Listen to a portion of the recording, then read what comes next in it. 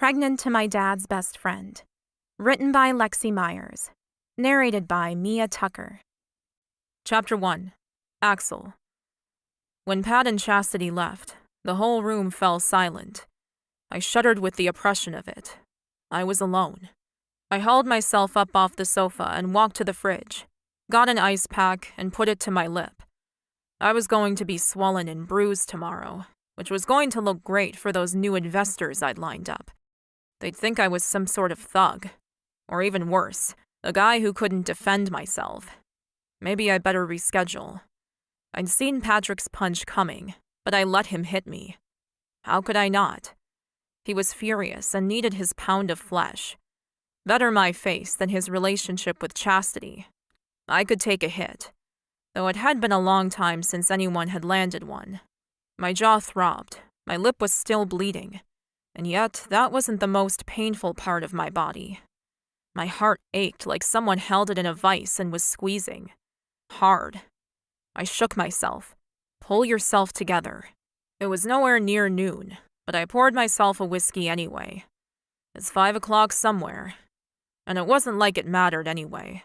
My best friend had just pointed out that I had no morals, so really, a drink at 10 in the morning should be the norm for me. I took a sip, wincing from the pain in my mouth, then held the cold glass to my lip and sighed. What a colossal screw-up. I ran a hand through my hair and groaned. Bloody hell. I shook my head and tipped back the glass, finishing my drink and pouring another.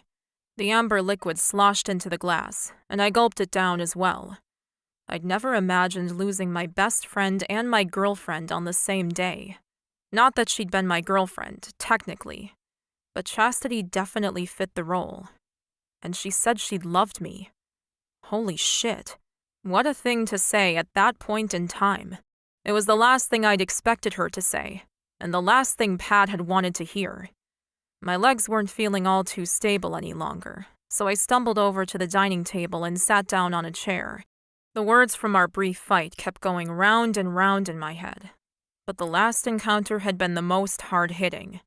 When Chastity had announced to her father that I'd slept with her every night, then left the room in a huff, Patrick had walked over to me and demanded an answer. Is she telling the truth, Axel? Yeah, I'd returned, then lifted my gaze to his bewildered expression. So what? So what? Patrick had repeated, his eyebrows flickering up. So that means... Oh my God. You love her too. Then he'd walked away, collected his daughter, and left my life forever. Now what was I supposed to do with that information? Go after them? Call Chastity? Fight to keep her for what? Another few days? There wasn't room in my life for her, and it was obvious she didn't have any space for me either. Not when she was going back to college, and certainly not once she headed off to chiropractic school in another state. I groaned and pushed myself to stand. I needed a shower, maybe a nap. Then it was time to get back to work. I'd neglected my business a lot this week in favor of time with Chastity. It was time to get my life back on track and my priorities straightened out. I headed to the shower in an attempt to clean myself up for work, but the plan backfired. I got a pounding headache and ended up in bed for most of the afternoon. It never developed into a migraine, which was lucky, because Chastity wasn't going to come over and massage away the pain. Not tonight, not ever again. Chapter 2. Chastity. There was a knock at my door that I'd been waiting for. I'd been home almost an hour, so I was kind of amazed Mom had left me alone this long. I hugged my pillow tight to my chest and squeezed my eyes shut. Come in. The door squeaked open. Then a moment later, Mom sat down on my bed behind me, the mattress dipping to accommodate her weight. Your dad told me what happened. I'm so sorry, Chastity. I rolled onto my back and looked up at her. You and Dad actually talked? She nodded, a small smile lifting the corners of her lips. Yeah, I even made him coffee and he sat at the kitchen table. I wiped at the tears still covering my cheeks and pulled myself up to sit against the headboard. No way. She chuckled. Yeah, well, what can I say? It's a Christmas miracle. My stomach churned as I recognized the truth. More like you two finally had a reason to talk about your troublesome delinquent daughter. I've never really given you a reason to get together before, have I?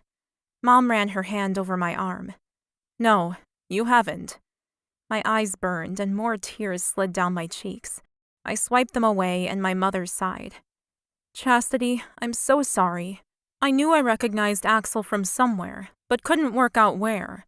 It must have been when I'd been around your father's place. Or on his Facebook profile, I teased Mom, sending her a sideways waggle of my eyebrows. Like most women, my mom occasionally stalked her ex's Facebook profile. Why, I didn't know, but she did. Mom shook her head and withdrew her hand. I'm still sorry I didn't realize sooner. I sighed, glancing down at the blankets with a heavy heart. We broke up when we found out about the connection to Dad, but we couldn't stay away from each other. We didn't want to. So it's my fault as much as Axel's. We knew what we were doing, but we just hoped you'd get away with it. Mom finished with a sigh. What was the plan? Just have a Christmas fling, then forget about him? My throat closed up as a wave of depressing emotions pushed over me. I nodded and swallowed hard.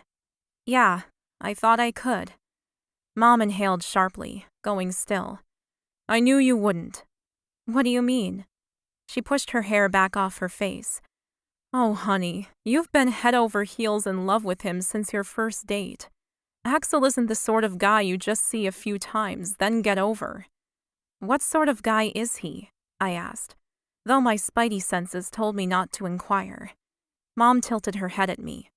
The sort that breaks your heart. Then you have to spend the next 10 years trying to get over him. I pressed my lips together, considering her words. Was that who Dad was for you? She stared at me, her eyes wide and searching. Then she nodded. Yeah, he was. And now? I asked. What is he? She shrugged.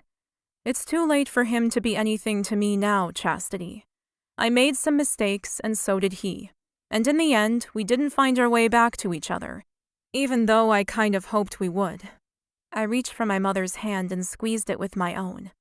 I'm sorry, Mom. And I'm sorry for you, sweetheart.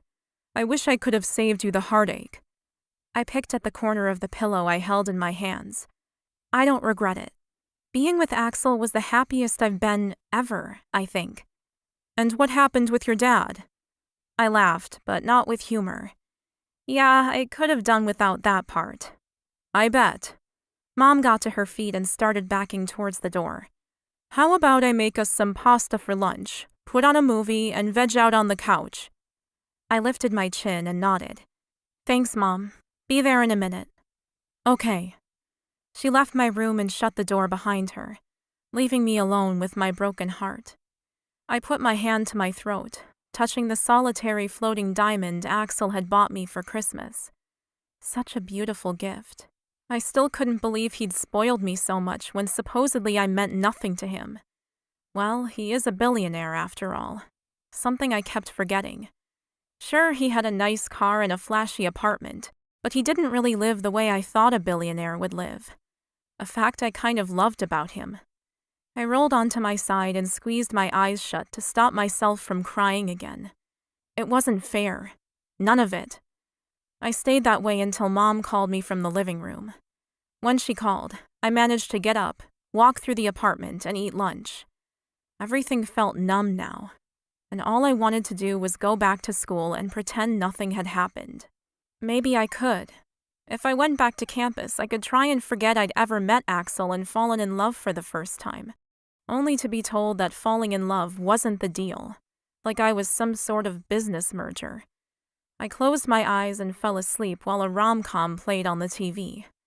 No room in my life for fake romance today. Real-life romance had already broken me, and there was nothing left to feel. Chapter 3. Axel. It was New Year's Eve, and I'd been invited to a dozen parties. And where was I on the most party-centric night of the year? Home. By myself. Drowning my sorrows in my second bottle of red wine. To be fair to my liver, the bottles cost over $1,000 each, so hopefully the hangover tomorrow wouldn't be as vicious as a cheap one. To me, I announced to the room, holding my glass up in the air. And a prosperous new year. I chuckled to myself as I took a gulp of wine. It had been a prosperous new year for 20 years now. Was I due for a bad year? I felt like I certainly deserved one. I'd broken Chastity's heart and ruined my oldest friendship. Yep, definitely got a kick in the ass from karma this year. I took another sip and sighed as I pushed my cell phone around on the counter. Neither Patrick nor Chastity had called me since the event. I hadn't even received an angry text. Nothing. I flicked open my phone and pulled up Pat's number. Would he answer if I called? Surely he had to be over our fight by now. A small part of my brain told me to stop, but the larger, drunk part of my brain forged forward, dialing his number with a single press of my finger. I put the phone to my ear, and within a few rings, he answered. "What do you want?" I laughed, though I didn't mean to. "You picked up. Didn't think you would. Are you drunk?" I nodded to myself, then realized he wouldn't be able to see me. "Yep. Are you?" "No, but I'm at a party, so I can't talk long. What do you want, Axel?" "I want some advice." "Advice?" Pat asked, scoffing. "From me?" "Yeah. You know me better than anyone else, apparently." I let the barb sit there, stuck in his gut. "Then make it quick." I wanted to ask him if Chastity was with him, but bit my tongue. "Okay, so, you know how you told me to go for that girl I was into? I didn't mean, you said, that if I was finally interested in someone for more than a quick fuck, then I should pursue her, didn't you?" Patrick huffed and puffed on the other end of the line, and I got off my bar stool and staggered around the living room, needing to move. "Yes," he begrudgingly admitted. "I did. But I didn't know. I know you didn't know it was your daughter, but the facts of the case haven't changed, so can I ask your advice again? Even though it didn't work out so well last time." There was an exaggerated groan on the other end of the line, and I took that for acquiescence. "Okay. Well, the girl, the one I've been seeing for the last couple of weeks. We broke up. Again. And I cannot stop thinking about her." I paused to see if Pat hadn't hung up on me, but when I checked the screen, the timer was still ticking away, so I knew he was still there. "She's so different, Patrick, from anyone else I've ever met." I eased myself down onto the sofa and threw my head back. "She's sweet, but so bloody strong. She doesn't let me get away with anything, and we talk about everything. She's smart, and funny, and—" I swallowed against the memory of her helping me the other night. "And what?" Pat bit out. I sighed, not really wanting to admit this to a friend, but if there was anything that was going to win Patrick over, it was the truth. And compassionate and honest. I had a migraine the other night and didn't cancel our date. And you know what she did? She just sat on my bed and did this head massage thing until I fell asleep.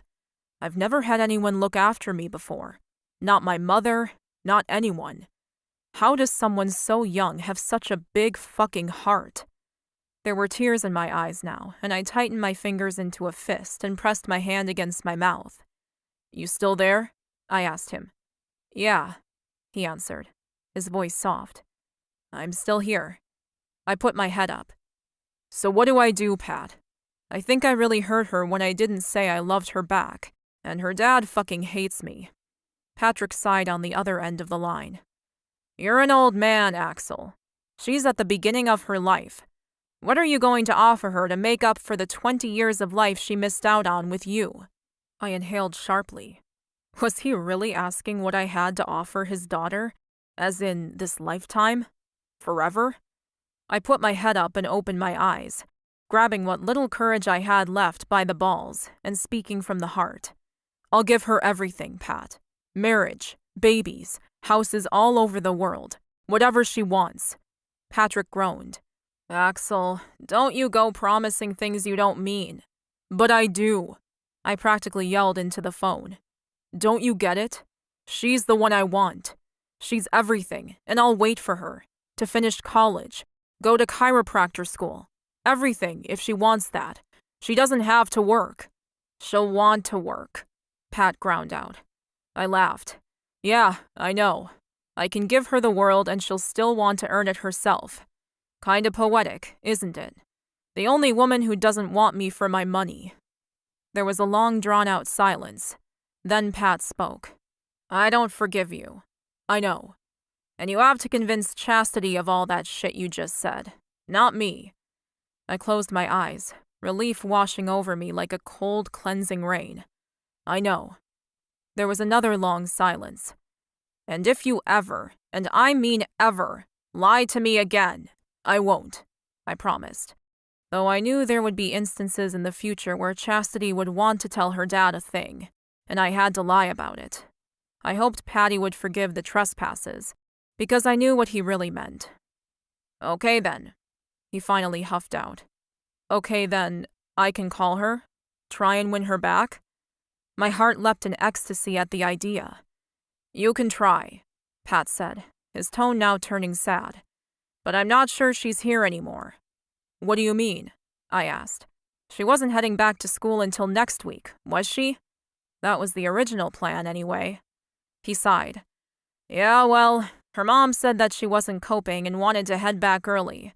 So I'm not sure if you want to brave an on-campus declaration of love, but you might have to if you want her back." "Her mom?" I asked, hearing the unusual tone he used. "Are you two seeing each other again?" My old friend sighed. "We had lunch the other day. I don't know, man. Maybe too much water has gone under that bridge to start again." "You're wrong," I managed to say, though my drunken brain was beginning to lose the fight to stay clear and conscious. "You two never really had your chance. The odds were stacked against you from the start." There was a pause. Then Pat said, "So you think I should, give it another go?" "Yeah, I do," I managed to say, though Catherine and I weren't exactly the best of friends. After all, any woman who brought up someone like Chastity can't be all bad, right? Pat groaned at me. "I've got to go. Let me know how the groveling goes down." I laughed as I navigated the island counter and headed towards my bedroom. "You'll probably see it on YouTube. It's gonna be epic." I hung up the phone to the sound of my best friend laughing his ass off and fell into the middle of my bed. The room was spinning, but it wasn't all bad. All the nasty emotions and feelings of the week were gone. They drowned in alcohol, and Pat's reassurances would make sure they wouldn't come back. I had to apologize to him again, properly, when I wasn't soaked in aged alcohol. And I would. I didn't regret what Chastity and I had shared, but I did regret lying to Patrick. We shouldn't have done it. Though would we have had the chance to get to know one another like we had if we'd been honest from the start? We'd never know. I crawled up to the pillows and closed my eyes. Below me, I could hear people cheering and music continued to pound. I forced my eyes open and stared at the clock on the other side of the room. Midnight. Happy New Year. I smiled as I closed my eyes again and pulled the blanket over me. This year was going to be different. I needed to scale back at work. I wanted more of a life, more vacations, more time off, more hours and days and nights with Chastity. I just had to win her back. But how? She wasn't a typical woman. She wouldn't be won over by flowers or chocolates or a standard apology. Pat was right. I'd need to go big. And I'd work it all out in the morning, when the alcohol was cleared from my system and I could think straight. But for now, I would celebrate getting Patrick back on my side, at least a little. And tomorrow, I'd start to build the road back to Chastity's side. Chapter 4. Chastity. The day after everything went to hell with Dad and Axel, I got my period. I was so devastated. I packed up to go back to school and talked my mom into driving me. Not that I'd wanted to get pregnant at almost 22, but in that moment, it felt like I'd lost all connection to Axel, and it had broken my heart all over again. It was stupid, I know, but that was how I'd felt. And in some ways, it had been a learning experience for me about my mom as well. I'd finally understood how she may have felt back when she'd become pregnant with me. Had she adored my dad the way I absolutely loved Axel? Was she totally terrified but so excited about the idea of having a piece of him inside her? Probably. Maybe. I wasn't sure because I'd been too scared to ask her. Instead, I'd gone back to school, had a sad, mediocre New Year's surrounded by drunken college freshmen, and studied. What else did I have in my life? My college friends weren't back yet, and I didn't have a life. That was obvious. "Hey, Chastity," Naomi said, the librarian who I was on a first-name basis with. "There's someone here to see you." I turned towards the front desk and couldn't see anyone. What was she talking about? What do you mean someone's here to see me? This wasn't a hotel. People didn't visit. "I mean," Naomi leaned forward and got closer to me, whispering the way all people did in libraries. "There is a very handsome older man asking for you. He went to the front office and your dorm. Then he came here and finally found you. Here." I glanced around again, but still couldn't see anyone I knew, though my stomach was tight and my heart was beginning to thud. It had to be Axel, though people had described my father in a similar way. I'd left without saying a proper goodbye to my dad, so it was possible he'd driven all this way to see me. Again. We did need to sort a few things out. "Where is he?" I asked, standing up and looking around. Naomi smiled at me. "I wouldn't let him in to come and find you, of course. So I told him you'd meet him outside if you wanted to." I gathered my books up and slid them into my new leather bag. My heart was really pounding in my chest now. "You wouldn't let him in?" Naomi grinned at me. "Well, he didn't have an ID badge. We don't allow strangers in campus buildings. You know that." I laughed at how protective she was being and shook my head. "Thanks, Naomi. You're awesome." If it was my dad, Naomi would feel silly for making a big deal out of this, I was sure. But from the look on her excited face, she didn't think it was my father. So, with shaking hands, I pulled the heavy bag over my shoulder and headed for the exit, which was also the entrance to the library. It's probably just Dad, I kept telling myself, because I desperately wanted it to be Axel. And if it wasn't the man I wished for, then I didn't want to be too disappointed when I saw my father out the front of the library. Just breathe. I walked up to the glass doors at the front of the large library and peered through. I didn't see anyone there that I knew. My stomach twisted. What was the bet Naomi had been mistaken? That's unlikely. I frowned and placed my hand on the glass door. Moment of truth. I pushed the door open and stepped out into the fresh air. "Hello?" I still couldn't see anyone. "Chastity?" I heard him call, and my heart leapt. That wasn't my dad. I crept forward to the edge of the steps. The library was massive and built on a huge foundation. There were at least 20 steps to the bottom. I stood at the top and stared down, every part of me aching to run down to him. Because there he was, all 6 feet 2 inches of muscled billionaire. My dad's best friend. My love. "Axel," I whispered, and he grinned, though I was sure he couldn't hear me from where I stood. He thrust his hand into his pockets and just stared up at me. He wore faded blue jeans and a black chest-hugging t-shirt that made him look about 30. A very hot 30. A girl with long curly hair walked past him, then stopped and turned, craning her neck to stare at him. I sighed and shook my head. "Did you have to wear that?" I muttered to myself as I began the slow decline towards him, grabbing hold of the handrail in case I fell in my haste. My legs didn't feel steady, and my heart was bursting with happiness. Axel wandered towards me and met me at the bottom of the steps. He didn't reach for me, so I clung to the rail and stayed where I was. "Hey," he said, smiling at me like we'd never been apart, with too much warmth and familiarity considering how we'd broken up, then hadn't spoken since. "So, what the—" "Hey yourself," I managed, trying not to smile back. "What are you doing here?" "I wanted to talk to you." My eyebrows flickered up. I felt them practically climb to the top of my forehead. "And you didn't think to use the phone?" I'd been clinging to my cell like a lifeline for the past week, hoping and praying that he would come to his senses and call. I dreamt about it, and despite how real this felt, part of me wanted to pinch my leg and make sure this was real. But I also didn't want to look like an idiot, so I just swayed on my unsteady legs and focused on standing. "I did think about it," he said with an even bigger grin. And I did, about an hour ago when I arrived. But you had your phone off. I frowned, then realized where I'd gone wrong. Oh yeah, I turn it off in the library when I'm studying. It's too distracting. Too many guys trying to contact you? Axel asked with a smile, though there was a strange pain hidden deep in his eyes. I snorted and flicked my hair back over my shoulder. What do you want, Axel? I want to apologize. I'm here to apologize. I gestured with my hand. Okay, then do it.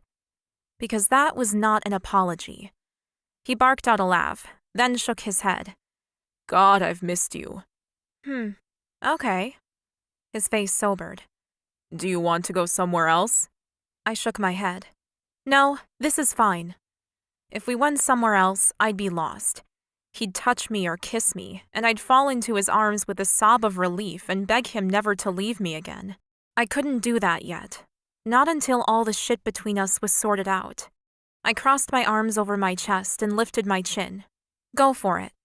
He nodded and straightened, standing tall. I'm so sorry about what I said in front of your father. It was wrong of me, and it was a lie. I grimaced at him. Really? Which part? The part where I told you that it wasn't part of the deal for you to fall in love with me. Oh yeah, that part. He rushed to continue. It was wrong and cowardly, and I'm so sorry I hurt you. Oh, wow. I dropped my gaze to the ground in front of his feet.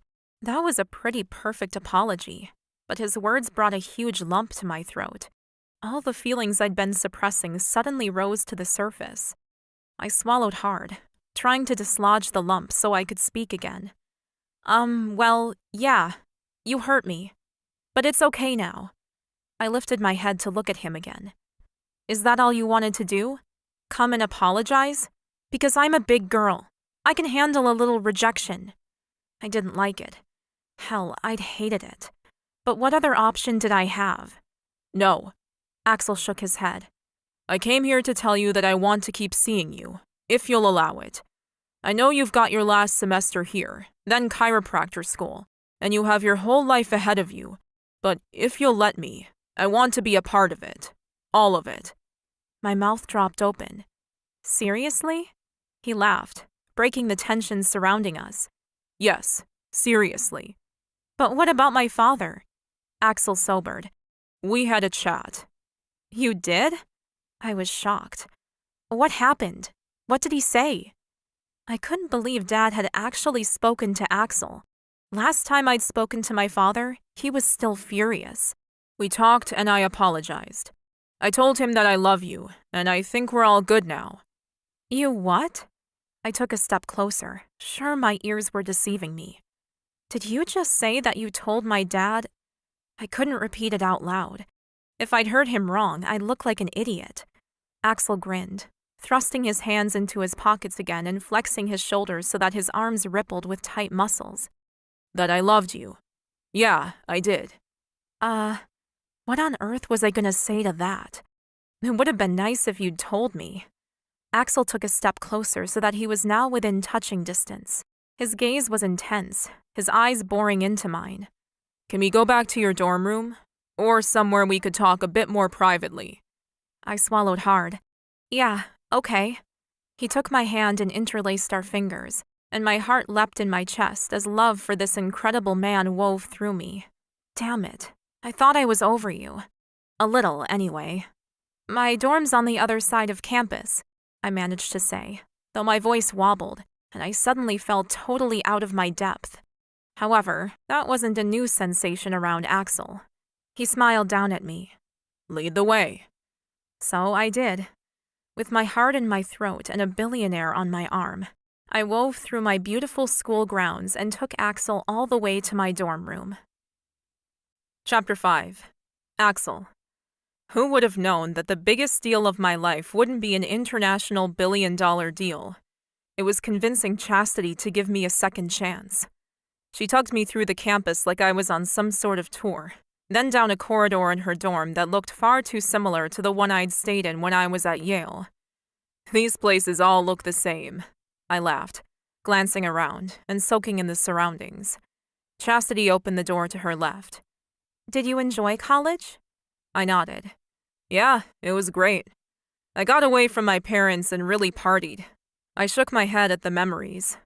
I definitely didn't study as much as I should have, but I think I've made up for it, with time.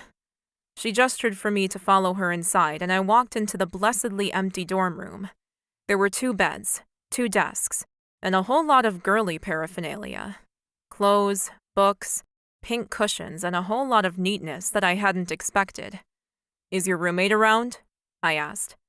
Hope? No, she'll be back next week. I couldn't stop the laugh that bubbled up on my lips. Hope and Chastity. Someone in admissions has a sense of humor. She nodded but didn't smile, then sat down on what I had to assume was her bed. I glanced around. Can I sit or… Yeah, you can sit on Hope's bed if you want. Or there's 2 desk chairs behind you. Whatever suits. I grabbed the black desk chair closest to me in the end because it seemed more likely to hold my weight. The 2 flimsy beds looked a little fragile for my liking. So, Chastity began. What were you saying out there? You want us to keep seeing each other? Even though I'm here and you're in the city? How would that work? I sat up straighter on the chair. I'd prepared for this, and I hoped I had all the answers. Chastity was smart, and she had a quick mind that put together patterns and information quickly.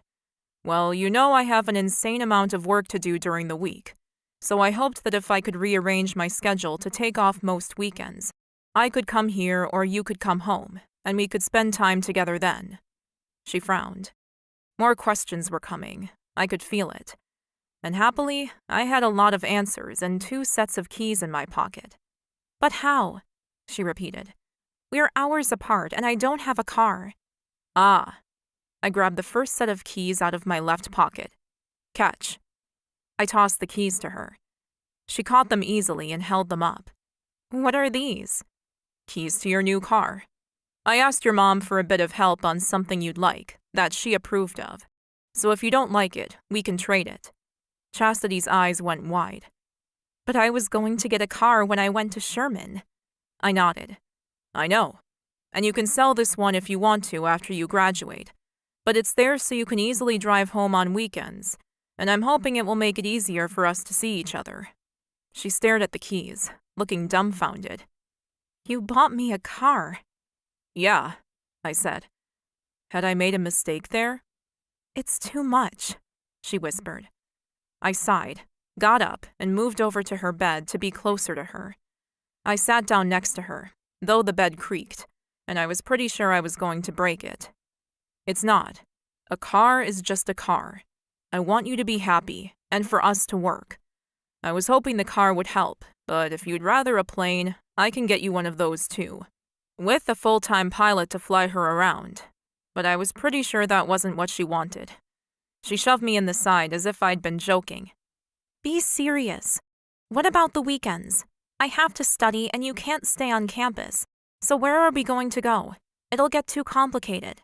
I pulled the second set of keys out of my pocket. That's why I bought an apartment about 10 minutes from here. I lifted the keys up and showed her the silver jingling in my palm. Chastity's gaze flicked from my hand to the keys, then back again.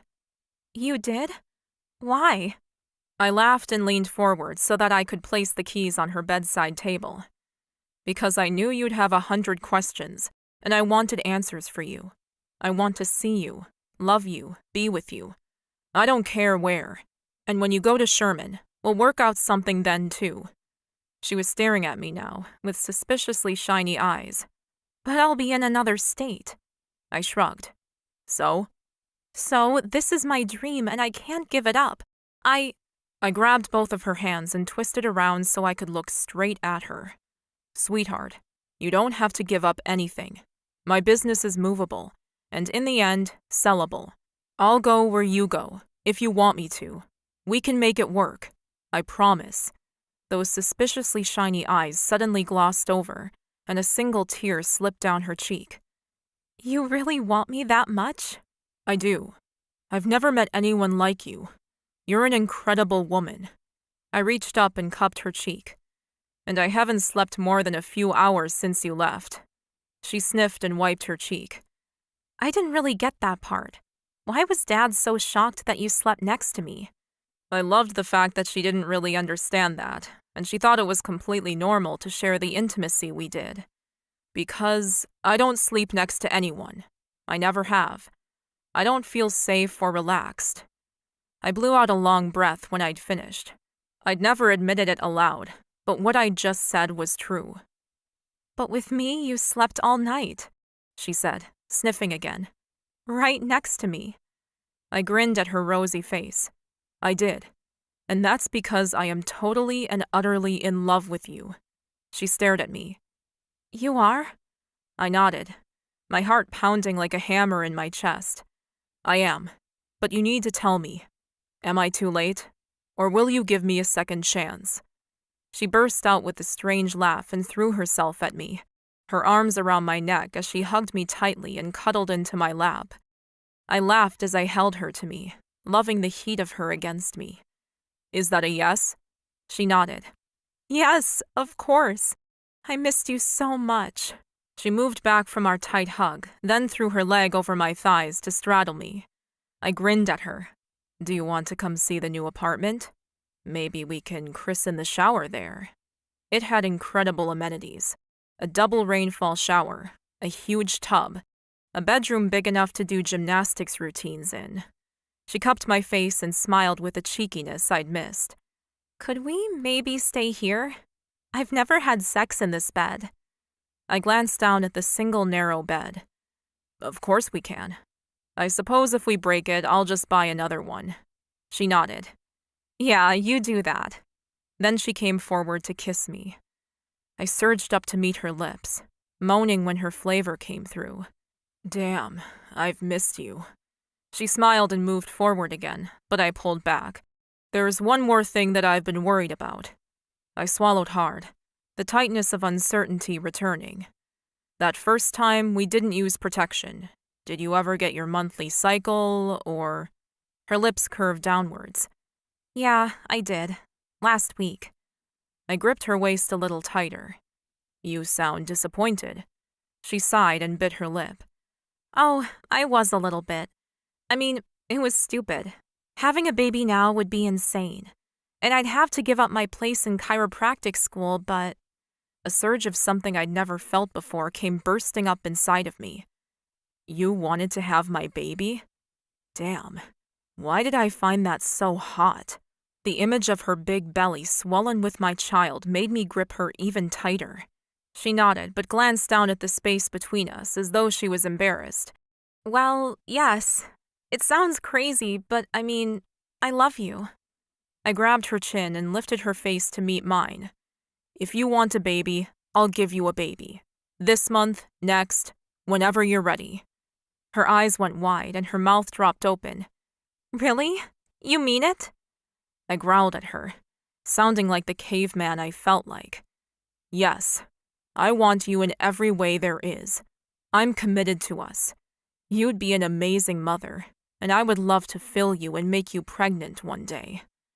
She moaned softly and kissed me again, her eyes sliding closed. There were no more words now. I tugged her clothes off, and she was soon jumping up so I could get out of mine. When she moved onto the bed, on her back, I stared down at her and sighed. I am one lucky bastard. She reached out for me, and I slid down on top of her. I whispered into her ear, God, I love you. And she gasped and clung to me like she'd never let me go. Chapter 6. Chastity. After a post-coital nap, Axel convinced me to abandon my studies and go and see the apartment he'd purchased in the area.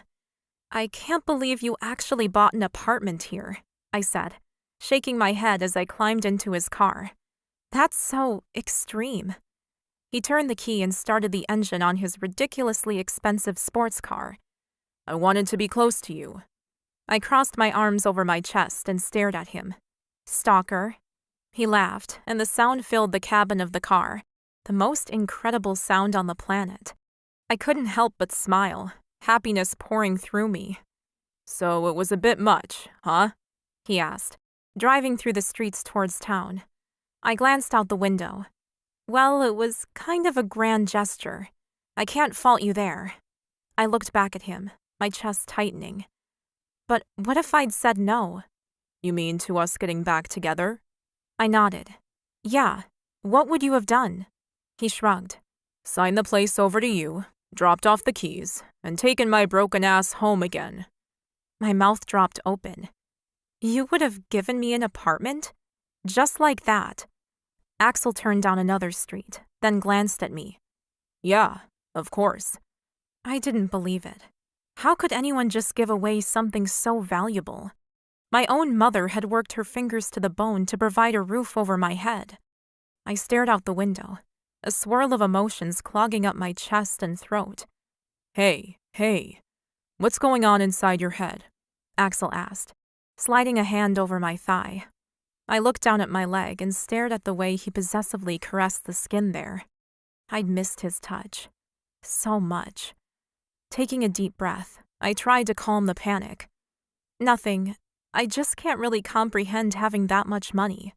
My parents, my mom in particular, struggled to pay the mortgage, the utilities, food, and you would just give me an apartment.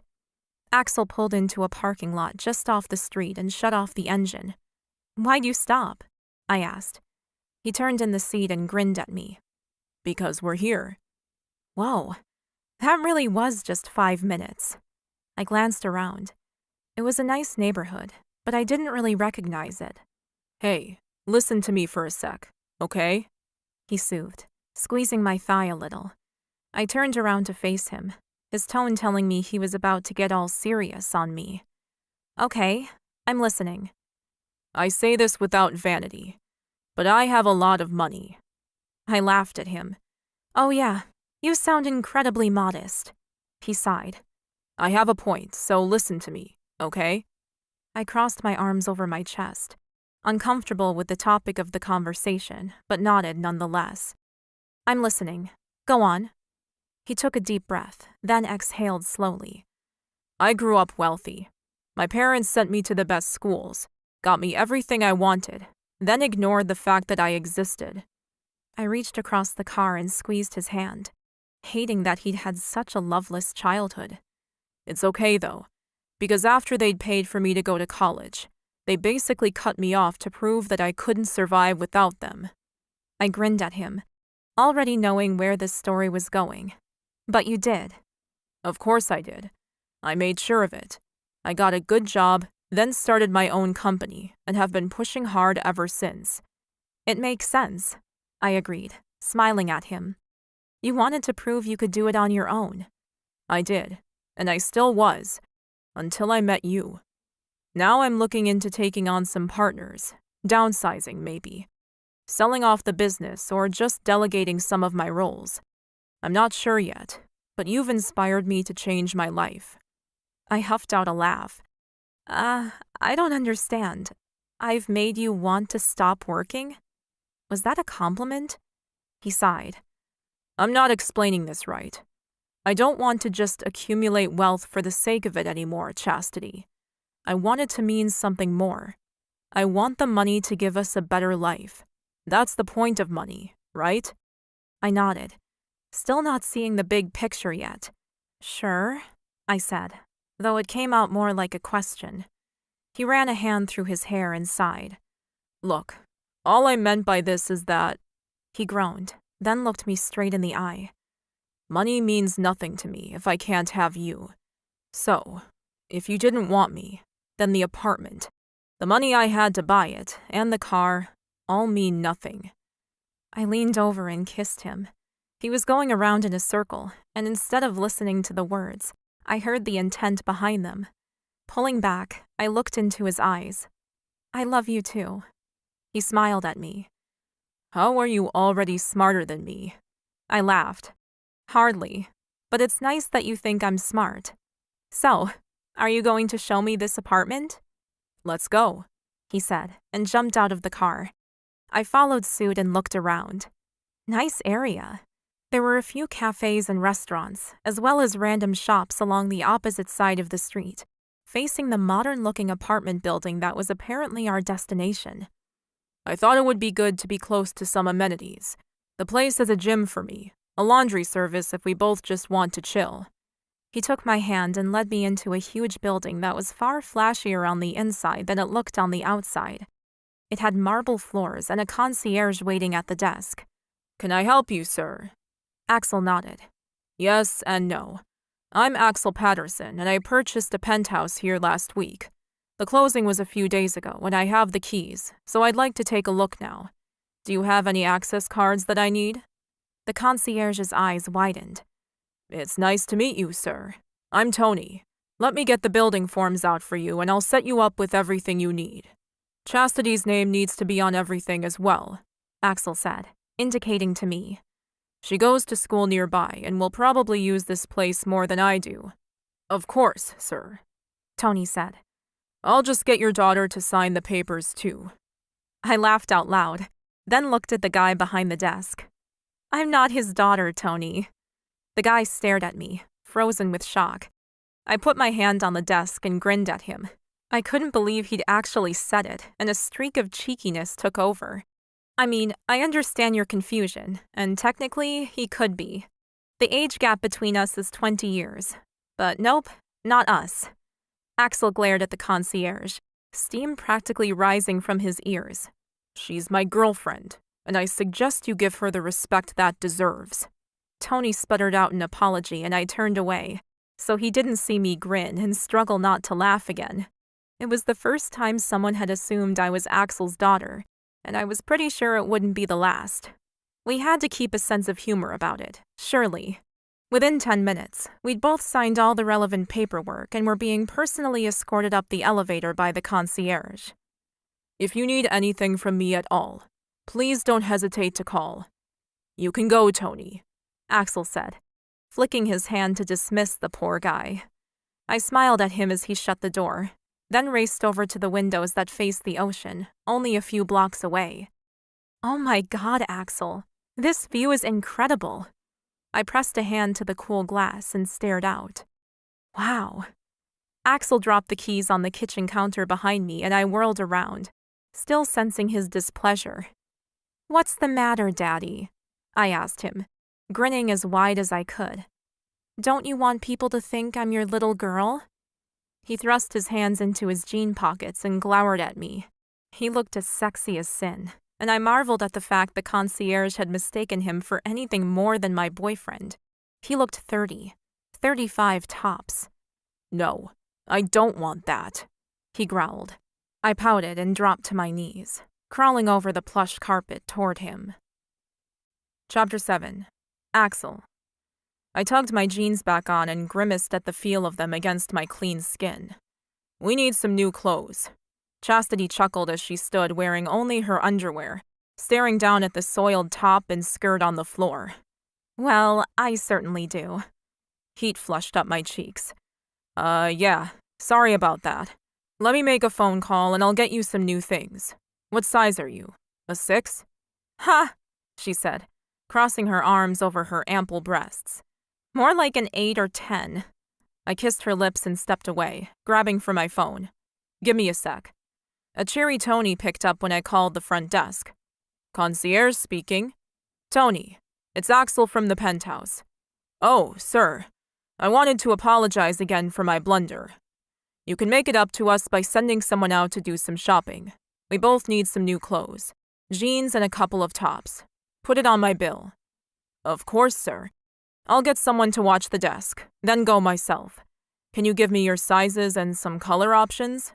I did, then hung up the phone. Chastity came up next to me, sliding her small hand into mine. Are you going to show me the apartment now? I looked down at her, loving the soft look of contentment in her eyes. Sure, but it'll be the first time for me too, so I'm not sure I can give you much of a tour. Her eyebrows climbed up her forehead. What do you mean? I shrugged. Exactly what I said. I bought this place sight unseen, so let's go see it together. I grabbed Chastity's hand and dragged her to the front door. Buying a penthouse apartment in a great area wasn't a financial risk as far as I was concerned. It was furnished and had been styled by an interior decorator. It would be an easy piece of real estate to sell once we were done with it. Let's start at the front door, I said, dragging her back to the front door, then turning her around to face the apartment. So, this is the apartment I bought. I waved my hand around and she giggled. She was standing in her underwear, looking utterly gorgeous.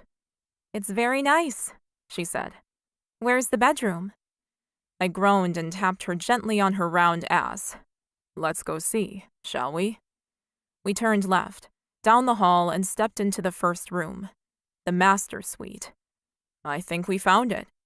Oh, I like it, she said, running her hand over the blue and black pattern comforter, then sticking her head in the ensuite bathroom. It has a bathtub and the biggest shower. Come see. I grinned as I walked after her, loving her enthusiasm. Next time, we'll look at apartments together and choose one we both like. She twisted around and wrapped her arms around my neck. I love this one. The view is amazing. The bedroom is huge and I'm going to love soaking in that tub. Tick, tick, tick. I do know her. I'm glad you like it, I said, kissing her soft lips and sliding my hands around her tiny waist. Once we get some clothes, how about we go out for some early dinner? Then come back and I give you that orgasm I owe you. Her eyes widened as her eyebrows shot up again. You don't owe me anything. Oh, but I do, I said, and I will love giving it to you. She bit her lip, her cheeks coloring a beautiful shade of rose. Dinner sounds great, but how long are you staying? Should I go back to school to pick up some stuff, or are you heading home soon? It was Saturday afternoon, and I had several important meetings on Monday. I'll stay until tomorrow afternoon, but then I'll really need to head back to the city. She kissed me again. Okay, perfect. So we can just chill together tonight and tomorrow. Then you'll drop me back? I nodded. Of course. I have to introduce you to your car, too. Ooh, she grinned. I held her hand as we walked around the rest of the apartment. There were 3 bedrooms, a huge kitchen and living area, and 2 bathrooms. Can I invite my parents to stay here one weekend?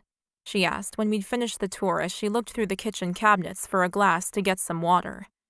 Yeah, of course, I responded, though I hadn't really thought about anyone using it except us. Or if you have any friends you want to come stay, that would be fine too. It's 3 bedrooms. We can still make a whole lot of racket at one end if they're sleeping down the other end of the apartment. Chastity slapped her hand over her mouth, her eyes bulging. I still can't believe Dad walked in on us. He hasn't really spoken to me since that day. I inhaled sharply. It would have been a bit of a shock, and one I really couldn't empathize with. I didn't have kids. Speaking of which, how do you feel about going on the pill? She drank a sip of water, then tilted her head. Is that what you normally do with your girlfriends? I laughed out loud at that one. No. I don't have girlfriends. And normally a woman's choices regarding her body are totally up to her. Chastity pressed her lips together and squinted at me. Normally? I'm really not understanding. I pressed my hands into the marble countertop and groaned. I can't control myself with you. In my past, those women were experienced. They carried protection, and so did I. The encounters were calculated. But with you, I can't stop myself. I want to feel your naked pussy wrapped around my cock. It's just... I growled, because I couldn't quite put into words how little control I had around her. She was so sweet, and yet as seductive as Helen of Troy. I didn't want latex between us. I didn't want anything between us. I wanted to be able to take her anywhere, anytime. She slapped her hands to her cheeks and closed her eyes. Oh my God, she whispered. I can't believe you talk like that. I stared at her, noticing the way her chest rose and fell as though she were excited. Unless you want to get pregnant, I asked her, because that would change everything. And I would not complain. A baby with the woman I loved? What better way to enjoy our new life? Chastity dropped her hands down and smiled at me. I love the fact you want that. It's amazing. But I have so many things I want to do first. I've never even left the state. I haven't traveled. Oh, then we need to do that, I said, ideas flooding my mind. Paris, Spain, London. She laughed at me. Disney World, Canada, Vegas. When's your birthday? I asked, realizing I didn't know, which was sad, considering I'd just offered her a baby. It's next week, actually. January the 10th. Perfect. Let's go to Vegas. Her eyes went wide and suspiciously shiny. Seriously? Just like that? Yes. Let's go and do Vegas properly. Lots of gambling, shows, and drinking. She walked over to me and slid her hands up my torso. Axel, that would be amazing. Thank you. I bent my head to kiss her, then heard the knock at the door. I groaned. Fucking interruptions. She giggled. That's probably Tony with our clothes. I glanced down at her cleavage pushed up by her white bra. I prefer you undressed. She raised an eyebrow. And the people in the restaurant at dinner? I pulled out of her arms. No, they don't get to see you like this. She waved her hand at me and flounced away. Then go grab the clothes and I'll meet you in the bedroom. I watched her luscious ass flex as she moved. Grr, I could take her right now. Another knock at the door sounded. Coming! I stomped towards the entry wearing only jeans and wrenched open the door. Oh, sir, I extended my arm to Tony, who was standing at the door laden with suit bags and retail bags. Come on in. Tony hurried forward. May I put these in the bedroom? No, Chastity is in there. Just set everything on the sofa. He'd bought a lot from what I could tell. He was carrying at least 8 shopping bags, and long suit bags obviously containing something for me. There you go, sir, he said, heading towards the door. Thanks, Tony. I waved him out. Just lock the door behind you. Thanks. As soon as the door had shut, Chastity walked out, all gorgeous suntanned flesh on display. When are you going to forgive him? I shrugged. No idea. Maybe next year. I lifted up a bright pink bag. I think some of these are for you. Ooh. Chastity dropped to her knees, and I watched her go through the bags with gasps of delight and squeals of glee. This is better than Christmas. I sat on the sofa and watched her as she unpacked everything and began to try the clothes on. This was how Christmas should have been.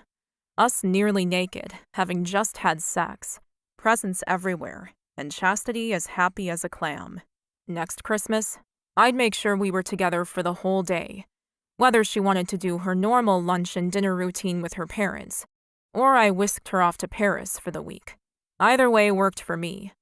Now that I had this delightful girl back in my life, I was never letting her go again. Chapter 8. Chastity. I grabbed Axel's face for one final kiss and hugged him tightly to me. We'd had an amazing night together. I'd worn my new black dress Tony the concierge purchased for me, and we'd had a lovely dinner. Afterwards, we'd gone for a walk, eaten ice cream, and loved all through the night. This morning, he'd taken me out for a late brunch, and we'd laughed and chatted like we'd been together forever. Axel hadn't stopped touching me or kissing me, and no one who was looking at us would ever have mistaken us for father and daughter. But the weekend was almost over, and Axel had a 2-hour drive ahead of him. I don't want you to go, I pouted, clinging tightly to his hands. He was dropping me off at the front gate, and I didn't want to go back to school without him. He chuckled, raised my hands up, and kissed my knuckles. Trust me, beautiful. If I could stay, I would. I sighed. Yeah, and I suppose I have to get back too. Classes, studying, stuff. Everything my life had been before I'd met him. He pulled back and grinned down at me. Don't forget to check out your car. I had it put in the dorm's parking lot, out the back. Keys are in your room. Which one is it? I asked. There's hundreds of cars out there. He winked. You'll know which one it is. Trust me. And if you can't work it out, just call me and I'll tell you what to look for. Ooh, a mystery. And a surprise. Axel, you spoil me too much. And I really didn't feel like I deserved it. Hardly, he said, walking back to his car. Wait until you've been with me for a year or two. By then, I should have spoiled you sufficiently. He opened the door to his car and turned back to grin at me. 2 years? I asked, staring at him in awe. What do you mean?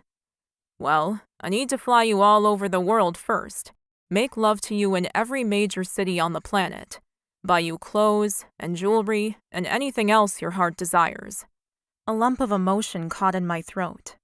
You've already bought me jewelry and clothes, and you are everything my heart desires. Axel ran back to me and swept me up in his arms, groaning as he hugged me tightly. That is why I love you. You really don't want me for my money, do you? I pulled back and glared up at him. Are you honestly asking me that? Of course not. Look, I love that you're successful and smart and work so hard. That makes me admire you. But I grew up with very little money, and I intend to make my own. So no, I'm not with you for your money. He kissed me hard and fast on the lips, then pulled away. Thank you. Now, I said, giving his broad chest a shove. Go make more millions, Daddy Warbucks. He mock-scowled at me. I laughed, wrapping my arms around my body. Bye. I watched him drive away, my heart beating to a dance tempo in my chest. When he'd driven away and I could no longer see him, I squealed, unable to keep it in any longer. We were back together, and my dad approved of us. I wasn't really sure how Axel had pulled that off, but he had. My cell phone rang, and I pulled it out of my pocket. A huge grin split my face as I answered. Miss me already? Axel chuckled. Oh yeah, definitely. But I wanted to ask you one more thing. Yeah? Can you call your dad? I think he wants to talk to you. I laughed. That is seriously freaky mind reading. I was just thinking about you and Dad, and wondering how you really convinced him we were okay. I just told him the truth, beautiful, about how much I love you, and he knows me well enough to know that's never been me before, which makes you special. I gulped. I wasn't sure I'd ever get sick of hearing him say things like that. Thank you for telling me that again. I kinda love hearing it. Good, because it's the truth. But I think Pat misses you. My breath hitched in my throat. Yeah, I didn't really say goodbye to him. And considering that Dad was one of the main factors of why I was looking forward to going home this holiday season, that said a lot about how much our relationship had deteriorated. Well, the apartment's there if your parents need a place to stay. And you have your car too, whenever you want to drive back to see us. I closed my eyes for a brief moment and sent a prayer of thanks up to the sky. Thank you, Axel. Really. That sort of freedom is mind-blowing to me. Go see your car, and send me a photo of you in it. I laughed, turning on the ball of my foot to walk in the direction of my dorm room. Going to get the keys now. Okay, beautiful. Chat soon. He hung up and I slid my cell phone into my pocket and ran all the way back to my room. The keys were still sitting where I'd left them, and I snatched them up. What sort of car are you? I asked the silver key, staring down at the fob attached to it. I froze. No way. I raced out of my room, down the hallway, and almost knocked over another girl in my haste. Sorry, I yelled as I kept running. Oh my God. I passed through the door that led into the parking lot and glanced around. Left, right. Oh my God. There it was. A bright blue VW Beetle. And from the looks of it, brand new. I slapped my hands over my mouth to stop the scream that rose in my throat. I crept closer, staring and gaping. There was a huge red bow stuck to the hood, and I had to gulp back the tears that threatened my composure. It's beautiful. My phone dinged and I lifted it up. Do you like it? I twisted around, set my phone to selfie mode, and took a pic of me grinning, tears in my eyes and the car in the background. I sent him the photo and added text. You made me cry. I'm so overwhelmed. Thank you. I lifted the keys and pressed the button, part of me expecting it to not work. There was no way this was my car. But the lights flashed, and when I walked over, the door was unlocked. I got a message straight back. One of many gifts you'll be getting. so prepare to be spoiled. I squealed, sounding juvenile when I did. Then I hopped in the driver's seat with nowhere to go. It was beautiful. So new, it smelled amazing, but strange at the same time. I ran my hand over the leather steering wheel and stared down at all the buttons on the dashboard. I had no idea how to work any of this, but I was sure I could figure it out. Picking up my phone, I took a few more photos, then flicked to my address book. Time to call Dad. He picked up on the second ring. Chastity. Hey, Dad. My gut was tight with tension, wondering what he would say next. I miss not having you here for New Year's. I smiled. I didn't usually spend New Year's Eve with my dad, but I got his meaning. Yeah, I wish I'd been there too. I hope you understood why I left. I did. Breaking up is hard. I nodded, though he couldn't see me. Yeah, it was. My first breakup, actually. Have you heard from Axel since then? He asked, the tone of his voice higher than normal, like he was anxious. Yeah, he came by school yesterday, actually. He came by, Dad repeated. How? I laughed. What do you mean, how? He drove, came into the college grounds and found me at the library. But the librarian refused to let him in, so he had to wait outside. My dad laughed. Axel was refused entry into a library? Oh, I would have liked to have been there to see that. I grinned. Yeah, it was sort of awesome. There was a long beat of silence. Then he asked, So, what happened? My chest squeezed tight, and my breath caught in my throat. Well, we got back together. Silence. Dad? I'm here. Did you two sort everything out? Yeah, we did, as much as we could. I was worried about you and how you felt about everything. But Axel said you gave him permission to come and apologize. I bit my lip, inhaling deeply through my nose. I hadn't realized talking to my father about this stuff would be so difficult. I did, and I'm glad he apologized for being a dick. Tell me, how does a billionaire say I'm sorry? I've never heard those words cross Axel's lips. Well, I smiled at the memory. He did say he was sorry multiple times. And he bought me some things to make dating each other easier. You know, with the whole long-distance thing. What kind of things did he buy you? Well, he got me a car. A car? What kind? A Beetle. I could almost hear my dad's teeth gnashing together. What else? Well, the second thing isn't for me, so to speak. Though he would have given it to me if we'd broken up. Something I still found to be an utterly ridiculous concept. But he bought an apartment about 5 minutes from here, so he can stay when he comes for weekends. And he said you or Mom can come stay too. It's 3 bedrooms. More silence, with a little bit of teeth cracking on the other end of the line. Dad? You okay? Just be careful, baby, okay? I love Axel, but his track record with dating is shit. He's not good boyfriend material, and I want only good things for you. My stomach dropped. I know, Dad. Thank you. And I'm really sorry about everything. You mean about dating my best friend behind my back and lying to me? Gulp. Fuck. Yeah, all of that, Dad. I'm so sorry. God, it took a lot for me to say it. I wasn't sorry for dating Axel, but I was extremely sorry for hurting my father.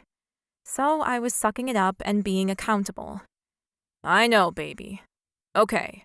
He took a big breath, then blew it out in a sigh. Thank you for telling me you two are back together. No problem. My stomach churned, and I put a hand on my belly to stop the feelings from rising too high. I better go, Chastity. We'll talk during the week, okay? Sure. Thanks, Dad. He hung up, and I closed my eyes as a wave of pain washed over me. I'd known this moment was coming. Debt collection for all the sneaking around I'd done. I opened my eyes, got out of my new car, and locked it. I'd send Mom a few pics and show her my new gift. Though, just like my dad, I was pretty sure she wouldn't be happy to hear about it. Chapter 9. Chastity. And guess what? I was right. My mother wasn't happy at all about the photos I sent her. She was actually pretty pissed off that I'd gotten a new car, while she still drove around in something nearly 20 years old. I tried to backtrack and apologize. For what? I wasn't sure. Having a rich boyfriend, maybe? Either way, I went into my final semester with a heavy heart and a mix of emotions. Schoolwork was difficult, and my life seemed lackluster without Axel's presence. But he messaged me all the time, and we chatted every night. When Friday finally rolled around, I couldn't wait to get out of the place. "Hey, I was thinking of coming back home this weekend," I said to him on Friday, around lunchtime. He'd called me on one of his rare breaks. "Are you going to be around?" Of course I'll be around, he said, sounding extremely enthusiastic. Then he hissed. Shit. I've got a ton of work to do on Sunday, and a business dinner Saturday night. I bit my lip, sadness swelling up inside of me. Can I come to the dinner? Or would I be totally out of place? I hated inviting myself. Talk about rude. But I wanted him to know that I'd fit into his life however I could. You'd like to do that? He asked quietly. Come with me to one of my boring work dinners? Yes, of course I would. But only if that would suit you. I don't want to sit there all alone because you're talking to some foreign guy I've never met. Axel laughed. No, actually, these business dinners are social events. My board of directors bring their wives. I've never had one to take. I inhaled sharply, those words twanging at my heartstrings. Well, we're not married, but I'd love to go if you're okay with that. I would love it, he said. Then it's a date, I grinned, feeling excited for the first time all week. I can drive home tonight, maybe catch up with Mom for a bit, then come over? I've got to work late tonight, he said. I could hear the regret in his voice. But how about I pick you up for lunch on Saturday and we spend the day together? Then do dinner, sleep together, then Sunday I'll need to get working again. Lunch, dinner, a night, and most of Saturday? I'd take it. Sounds perfect, and I'm sure my parents will want to see me. There was a beat of silence. Did you call Patrick? Yeah, I did. And his opinion of Axel still worried me. Good. So you're both okay? I bit my lip and mulled it over for a moment. Yeah, I think so. Although, if you need to work on Sunday, maybe I'll invite him for lunch or something. It might be good to see him. Clear the air. Great idea, beautiful. Now, I've got to go. But I'll see you tomorrow, yeah? Yes, I repeated, jumping up from my chair and grabbing my bag. I've got one more class, then I'll hit the road. My first trip in the new car. He chuckled. Enjoy. I'll see you soon. Bye. He hung up and I jumped a little. I was going home in my new car and I was going to see Axel again. There couldn't be a better way to spend a weekend. With my last class finished, I raced back to my room to pack. I had some clothes at my mom's house, but I still needed a few things. Where are you going? Hope, my roommate, asked as I hurried in. I thought you were sticking around this weekend. I grinned at her. She just wanted a study partner. Not anymore. My boyfriend wants me to go to a business dinner with him, and I thought I could take my new car for a spin. Hope glowed green with envy. Yeah, I get that. It's so nice in those first few months of a relationship, isn't it? The honeymoon phase is the best. I grabbed my suitcase and began packing clothes. Panties and bras, leggings and jeans. Which dress was I going to wear tomorrow night? The black one the concierge purchased, or was there a better choice? If this was going to become a regular thing, I was definitely going to need some new clothes. Some dressier ones. Honeymoon phase? I repeated, reaching for some textbooks I could read in any downtime. Yeah, Hope said, sitting on her bed and pulling her legs up so she could sit cross-legged. You know, the first 3 months are when everything's awesome.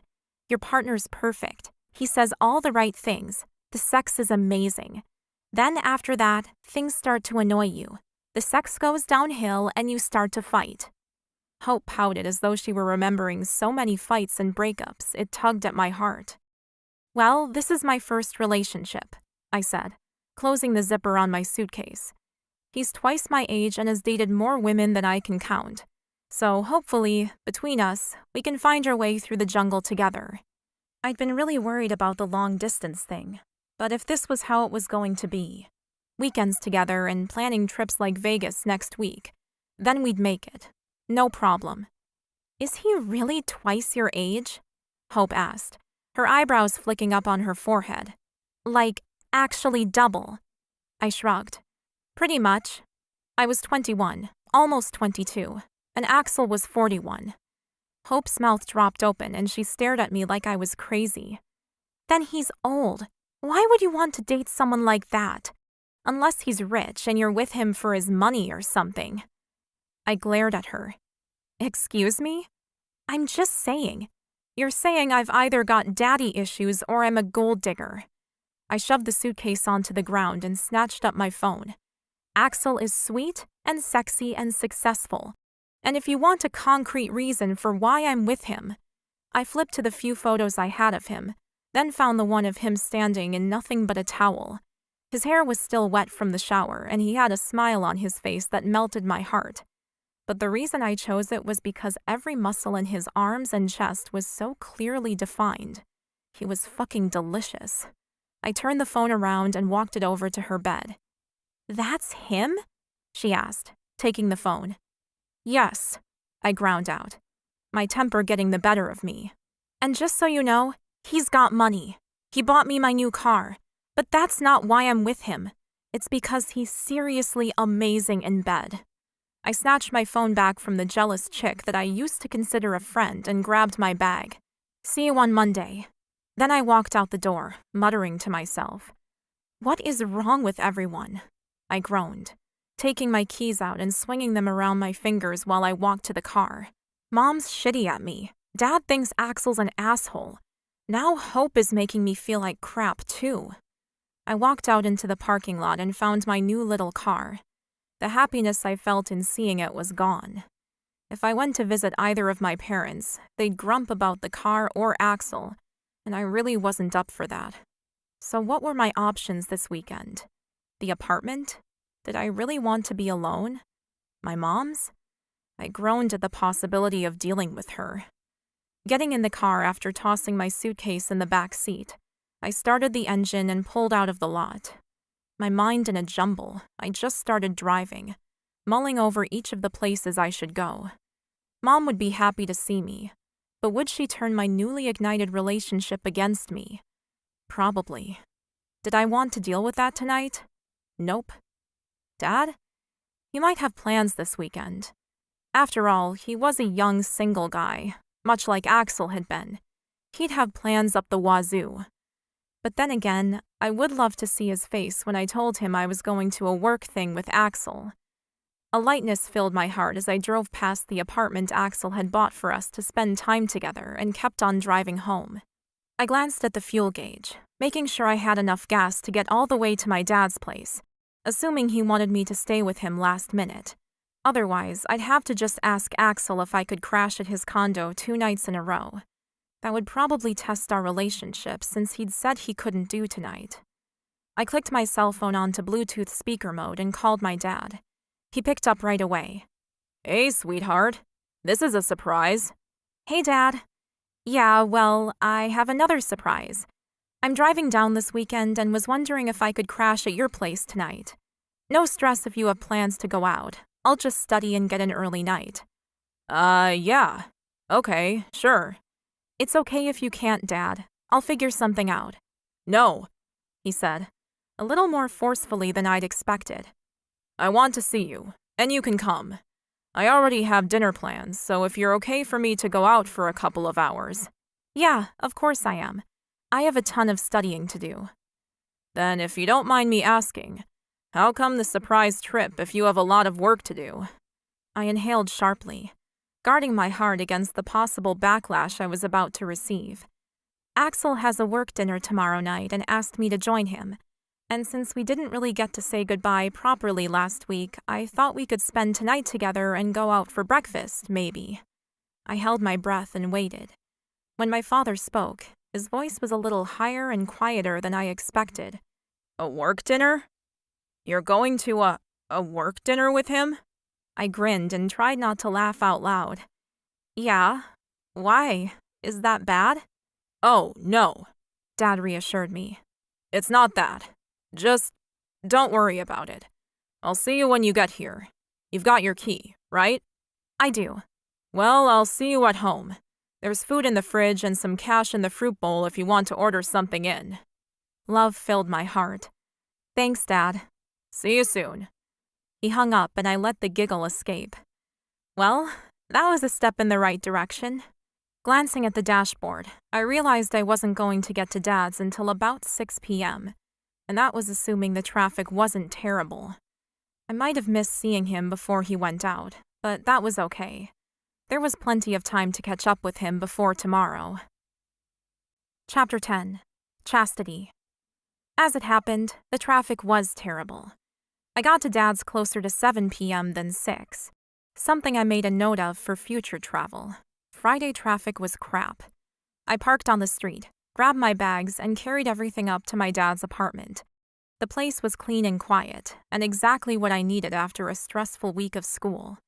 I heated up some leftover chicken I found in the fridge, made a salad, and sat down in front of the TV to watch some Netflix. When my phone went off, I picked it up with my mouth full. Hello? Hey, beautiful. Did you make it down okay? Axel's deep voice vibrated down the phone line, and happiness filled my heart. Hey, I said, putting my plate down and swallowing what was still in my mouth. Yeah, I did. But for future reference, Friday night traffic sucks. He chuckled. Yeah, it does. Probably not something you've had to deal with before. Especially not as the driver, I agreed. As a passenger, I rarely noticed traffic patterns, but that was about to change. Next time, unless we have something happening, I think I'll come down on Saturday morning. Sounds good, he said, and his voice was all soft and warm, like honey. You seem happy, I said, grinning down the phone line. Have a good day? Yeah, sort of. But I'm much more excited about tomorrow than what happened today. What's happening tomorrow? I asked. He laughed loudly. I get to see you, feel you, take you to bed. God, I've missed you. I leaned back in the couch cushions, enfolding myself in his warmth. You sure you don't want to see me tonight? He groaned. I'd love to, sweetheart. But I'm going to pull an all-nighter to get everything done so we can have most of the day together tomorrow. I'm sorry. I sighed. Sounds like a fair compromise. It is. Don't worry. My aim is to have a lot less work long-term. But while you're in college and I'm running off my feet, I may as well make hay while the sun shines, yeah? I nodded. Yeah, true. Though my education was still another 3 years. Did that mean it would be like this the whole time? With me begging for one night with him? You okay? He asked, concern coloring his tone. I brushed away the feelings of disappointment. I'd been the one to push to come up this weekend. He had plans, and yet he'd still accommodated me, so I shouldn't complain. Yeah, I'm fine, I said. Just tired. Whose house are you staying at tonight? He asked. Or I should really ask where I'm picking you up tomorrow. I'm at my dad's, I said, then suddenly realized the stupidity of that choice. Is that okay? I can meet you at the beach, or somewhere else. No, it's fine, he hurried to say. I'll come up and say hello to Pat. May as well get all the awkwardness out of the way. I giggled nervously. That would be fun. Not. Okay, what time? Noonish? Perfect, I said and got up off the couch. Nervous energy pulsed straight through me and I couldn't sit still. See you then, beautiful. Don't work too hard. Bye. We hung up, and I needed to do something constructive with my energy, so I went and took a shower and washed my hair. But my mind wouldn't stop throwing up scenarios about how tomorrow's meeting between my father and his best friend would go. How was my dad going to handle Axel coming here to pick me up for a date? I wasn't sure, but I was going to find out soon enough. I got out of the shower, into my pajamas, and was just sitting down on the couch with the book when Dad came home. The door opened and he sang out, Hey, sweetheart, I'm home. Hey, Dad. He walked down the hallway and into the living space, a bright smile on his face. How was your night? Quiet but good. How was yours?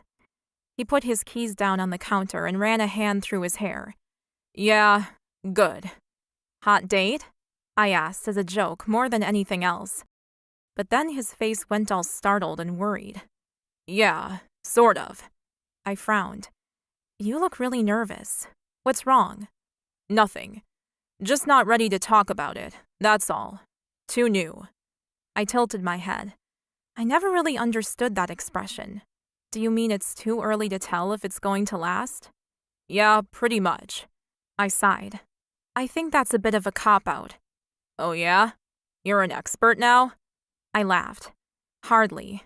But I always figured that you could tell within an hour or two with most people whether you're going to be friends or not. And the same with romantic relationships. So, do you like her? He nodded. Yeah, I do. So I suppose I'm just nervous. I get that. My father hadn't been in a serious relationship since my mother. Well, not serious enough for me to have met a girlfriend, anyway. Dad, did you ever want to get married? Have more kids? Huh? He bent his head and ran a hand through his hair again. What's with the 3rd degree, Chastity? Sorry, I rushed to reassure him, jumping up from the couch. I didn't mean to interrogate you. It's just that since being with Axel, it's made me think more about life and relationships. And you and Mom. What about us? He asked, crossing his arms over his chest in a defensive way. I slapped my hand into my forehead. Shit. This conversation isn't going well at all. Let's start again. Dad, how was your day? No, he said, dropping his arms down. It's okay. Continue the conversation. Why are you worried about your mom and me now? I shrugged. Because I've just realized that I'm almost 22 and neither of my parents ever remarried. And I suppose I'm just worried that it's my fault that you missed out on having more kids or getting married. I don't know. The sadness rose up inside me. Then I covered my face with my hands. I'm sorry. Dad came over and grabbed my arms, squeezing my biceps. Hey, look at me. I dropped my arms. What? I never regretted the choice we made to have you, sweetheart. Yes, perhaps I would have gotten married and had other children. Maybe. I'll never know.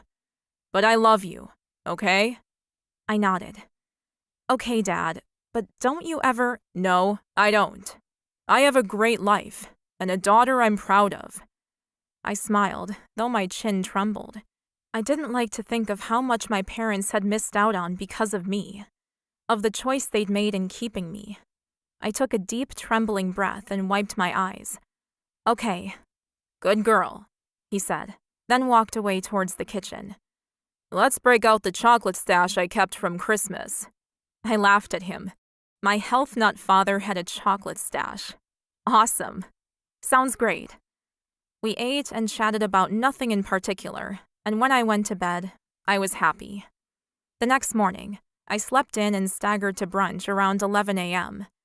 What are your plans for today? My father asked over Eggs Benedict at a local diner. Well, Axel's coming over soon to pick me up, I said, staring down into my iced hot chocolate, then flicking my gaze up to his frozen face. Oh yeah, that's right. He's taking you out for dinner. I nodded, sucking the milk through the straw. Yep. And what time's he coming to get you? Dad asked. About noon. He glanced at his phone. Shit, that's soon. Yeah. We kept eating, and the conversation stopped. We've still got an hour, I said. And I can tell him to come later if you want. No, it's fine. Where's he meeting you? Oh, crap. He's coming to the apartment to pick me up. He thought he should come say hello. My dad froze with his eggs halfway to his mouth. I watched as a golden drop of yolk gathered, then slid down onto the plate once more. Is that okay? I asked him. Dad put his fork down and straightened up. Okay, honey. You need to be straight with me. How serious are you guys? You really want to talk about it? I asked, because I wasn't sure my father wanted to know. His head jerked in a version of a nod. Yes, I think I have to know, or this isn't going to work. I put my hands down into my lap and stared at him. I was pretty sure I was going to break my dad if I told him the truth, so maybe I should just ease him into it slowly. We're serious. He narrowed his eyes at me. What sort of serious? You guys have only known each other for a couple of weeks. Well, how did I say this without telling him Axel had offered to make me pregnant and look after me financially for the rest of our lives together? He's taking me to Vegas for my birthday next weekend, and he bought me a car, and got an apartment around the corner from my school. Dad put his hand down on the table and began to drum his fingers along the tabletop, a classic nervous tic of his. Vegas is cool. You'll have a great time. But none of that is unusual for Axel. He throws his money around to impress girls all the time. Always has. Ouch. I glanced down to take a moment to remove the dagger he'd thrown at my heart. I looked up again. Dad, can you trust me when I say that we're serious? That we have no intention of breaking up? Has Axel told you as much? I nodded, inhaling deeply through my nose. I didn't want to tell my father all the things Axel had told me, partly because they were private, but also because if we broke up in 6 months because of a fight, or we just weren't working out, I didn't want my father to have anything to hold over me. He sighed. Okay, I'm gonna take your word for it, but I want to tell you one more time that I don't think he's the relationship type, sweetheart. He's just too old to learn new tricks. I pushed my half-eaten breakfast away, my appetite gone. So what? Why are you telling me that? Again? Because I don't want you to say in 6 months that I didn't warn you. He threw some cash down onto the check. I sighed. Consider me forewarned, Dad. Standing, he hoisted his jeans up from low on his hips. Then let's go. You need to introduce me to your boyfriend for the first time ever. A shot of happiness pierced the sadness, and I jumped to my feet, grateful that he seemed willing to give us a chance. Brilliant, Dad. Let's go. Chapter 11. Axel. I was running late, which I hated, but it couldn't be helped this morning. Fucking business meeting ran an hour overtime, so now I was racing to get ready. I had a quick shower and threw on some black jeans and a light pink t-shirt. Something young and fun for the day that was significantly different from corporate attire. I glanced at the clock. Noon.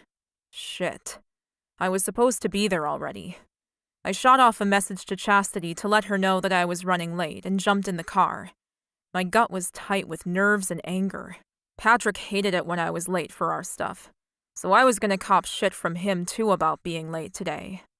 By the time I pulled up outside Pat's house, my gut was a twisted knot. I got out of the car and pocketed my keys and headed up to the apartment I'd been to 100 times. But this time, it would be for a totally different reason. I was going to my best friend's place to introduce myself as his daughter's boyfriend. I shook my head as I jogged up the steps, running a ragged hand through my hair. Fucking hell. This was such a dumb idea. I entered Patrick's level and walked over to his door, my heart pounding from the exercise and the stress. I lifted my hand to knock on the door and caught myself hesitating. I shook my head at myself, again, and knocked hard. We'd already been through the worst. Pat had seen me naked with Chastity already. He'd walked in on us, seconds away from being literally in the act. Today would be awkward, but nowhere near as horrifying as that day had been. For all of us.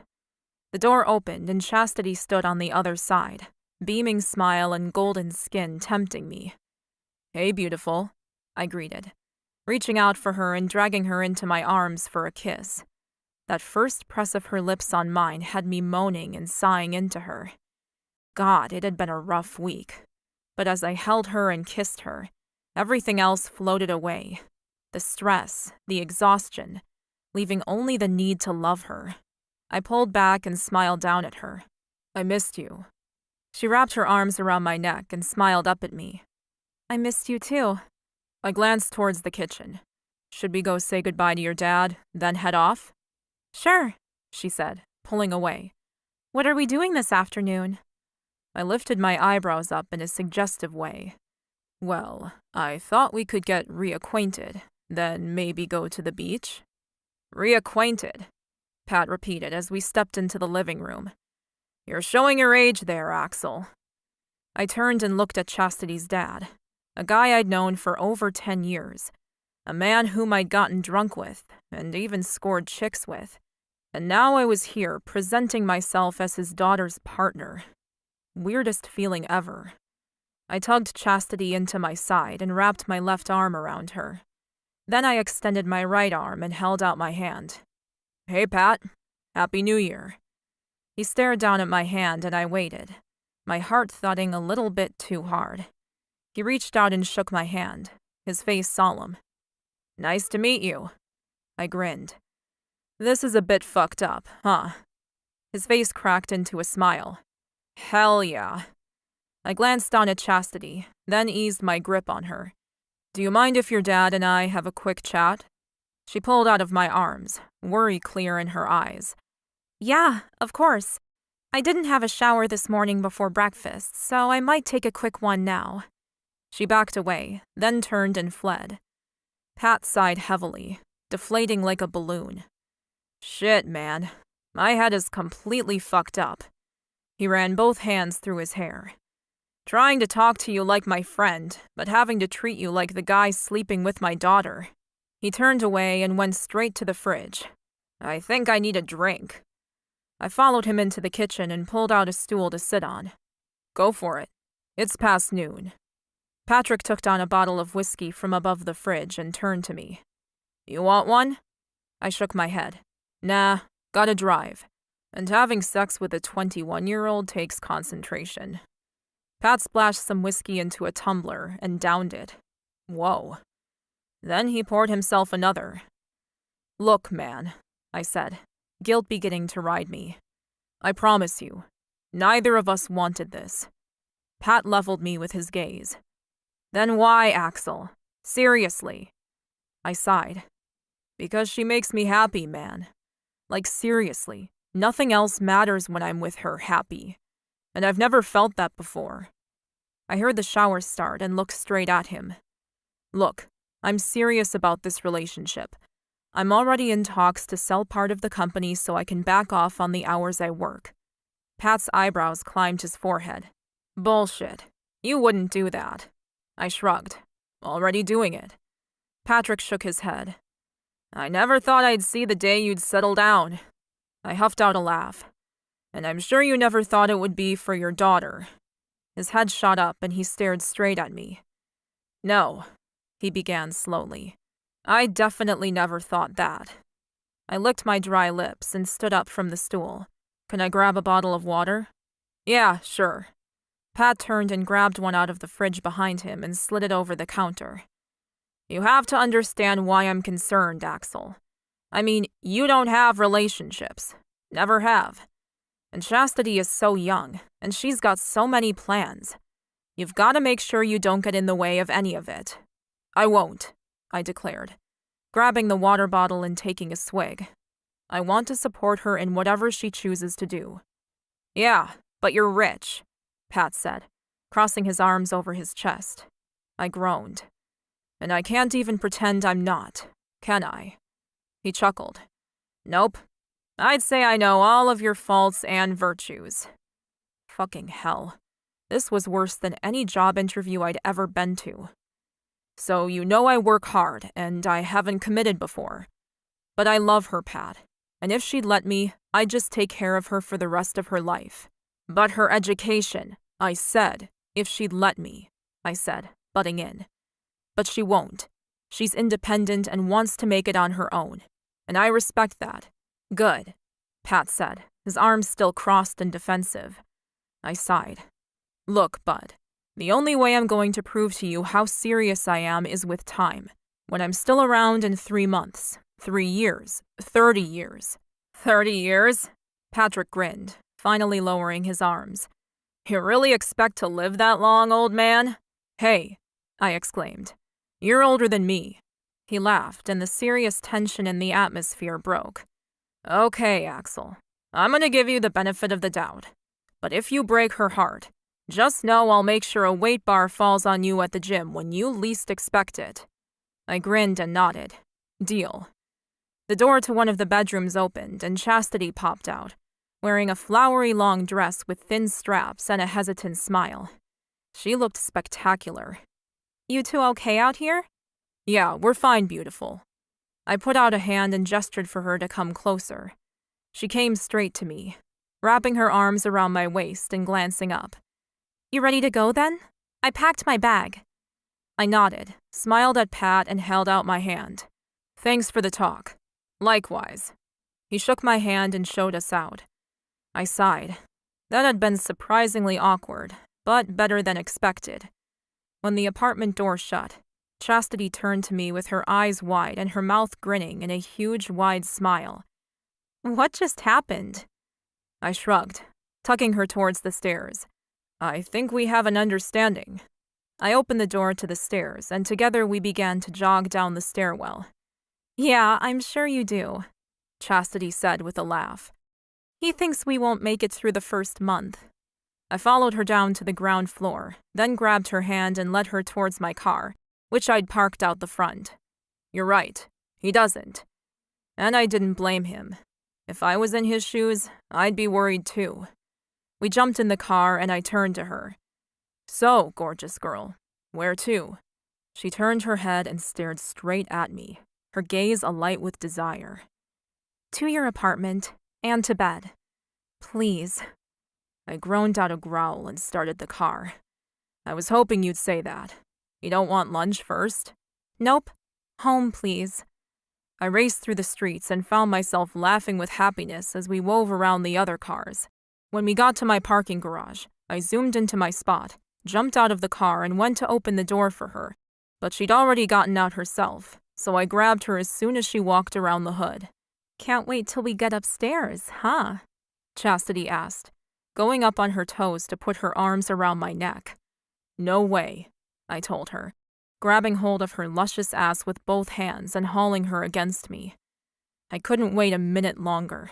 I dropped my head and kissed her, loving the moan she immediately made as she curled her fingers into my hair and held me tightly to her. I swept my tongue into her mouth, loving the way she wiggled against me. I pulled back and grabbed her hand, guiding her towards the elevator doors. Come on, I want to take you somewhere clean. We got into the lift and the doors closed. Then Chastity turned to me, her cheeks flushed with heat. There's just something totally hot about the idea of getting caught. I dragged her to my side, glancing up at the security camera in the corner of the elevator. This place's security is tighter than Fort Knox, so we'd definitely get caught. But if you're set on it, I could order the guys to turn off all the cameras in the parking garage on the day you choose.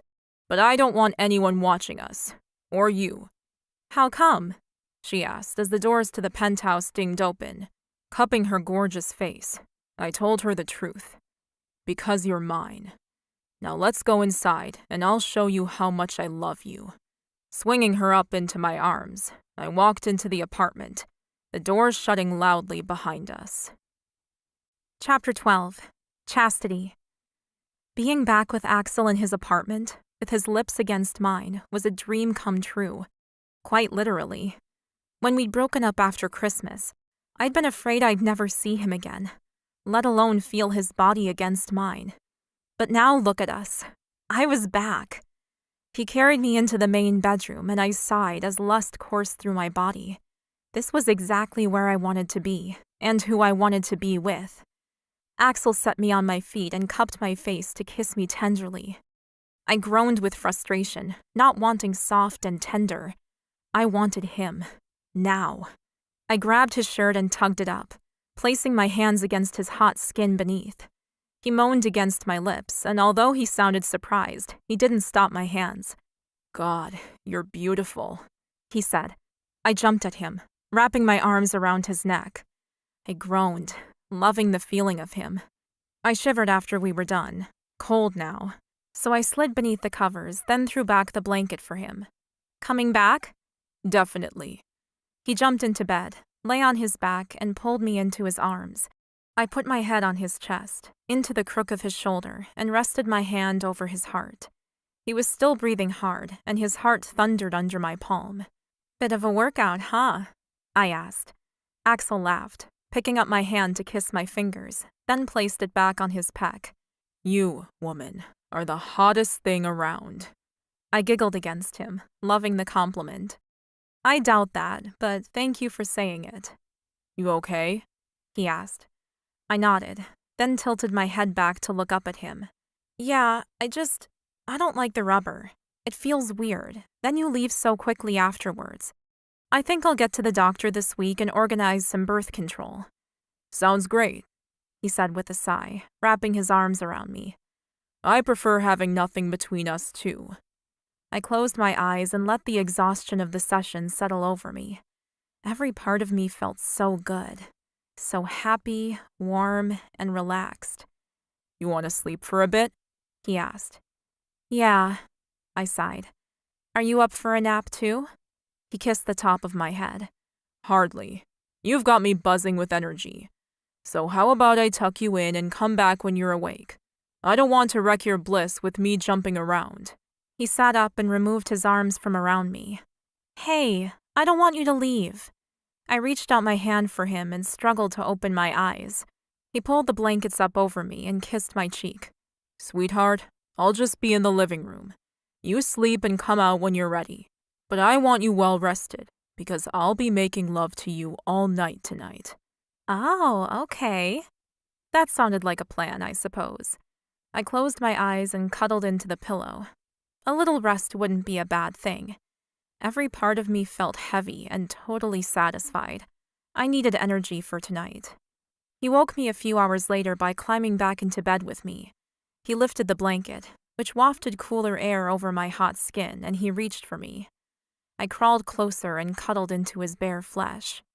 Have you come back to sleep too? He chuckled and kissed the top of my head. Well, we have to be at dinner in an hour and a half, and it'll take about 30 minutes to get there, so I figured you might want to wake up soon. My eyes popped open. Shit, I totally forgot about the dinner. He laughed. Yeah, I figured. And you know, I could always cancel. No, I said, sitting up in bed and yawning loudly. I brought my new dress that Tony picked for me, and, oh God, I need to wash my hair. I threw the covers back and ran for the bathroom. I could hear him laughing from the bedroom as I turned the shower knobs and got the water going. I thought you were a girl who could get ready in 10 minutes. I stuck my head out the doorway and playfully glared at him. I can. For anything except a fancy dinner. I've got to try a bit harder for tonight, and at least wash you off me. He just grinned at me and crossed his arms behind his head, lying on the bed and not moving. Freaking men. All they had to do was throw on a suit. No makeup or hair straightening for them. I glanced at the clock. 5:30. Shit. I'd slept half the afternoon away. I jumped into the shower, washed my hair and the stickiness from my body. Then the race was on. Dry hair, then straighten, makeup, clothes, shoes. I was rushing around and it built up a sweat that messed with my foundation, but I was almost ready before him. I was slipping my feet into my high heels just as he was pulling on his suit coat. You look amazing, he said, his appreciative gaze sweeping over my body. I grinned and flipped my hair over my shoulder.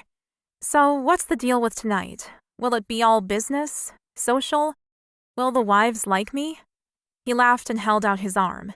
It's mostly business, but the women will be there to keep the conversation flowing.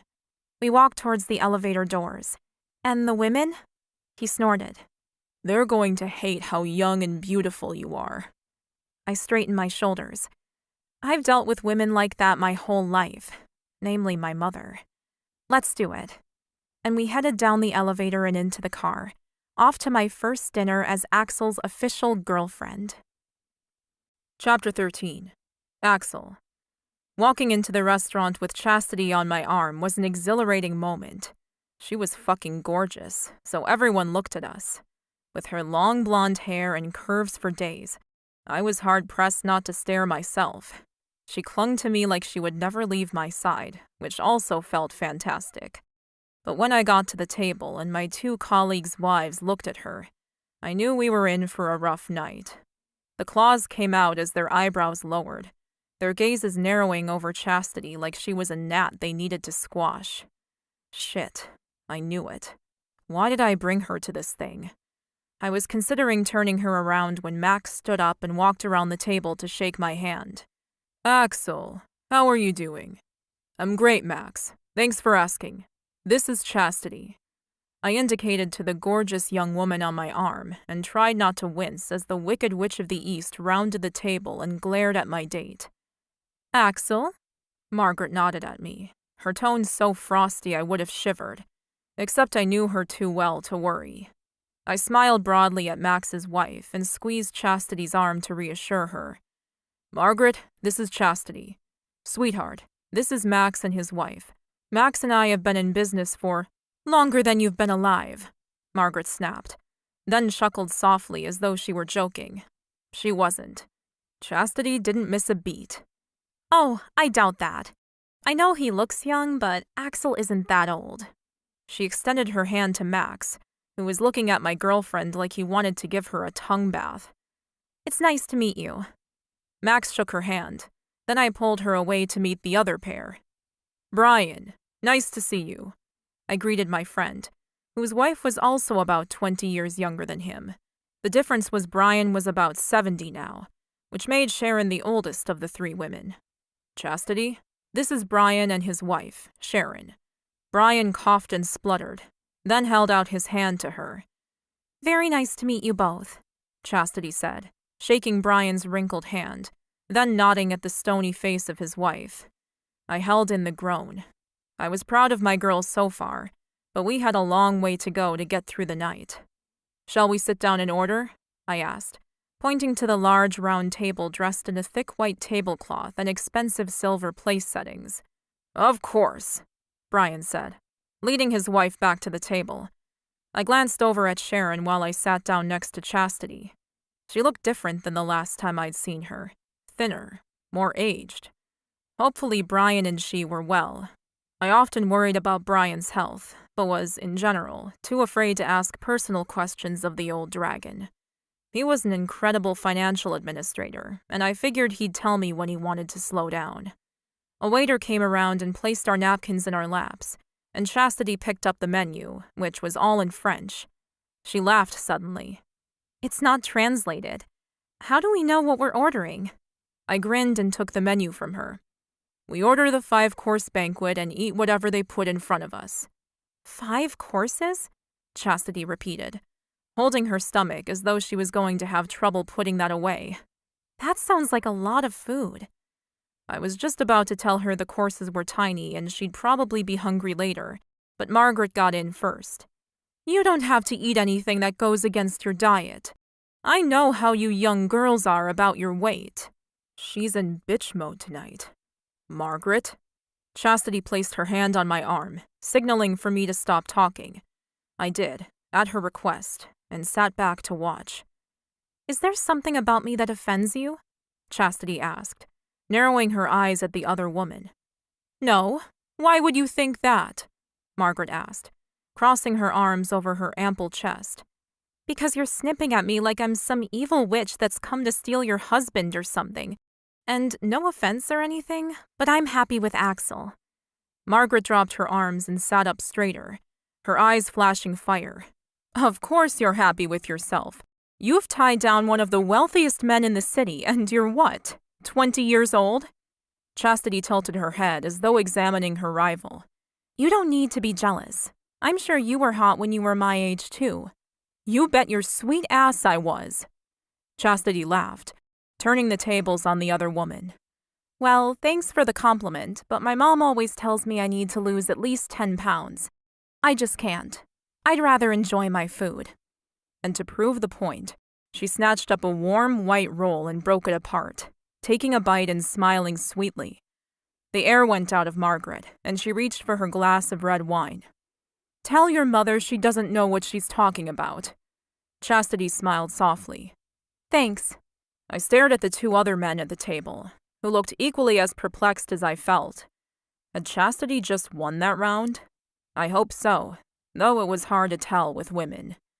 The waiter came around and we ordered our usual, as well as more drinks and bread.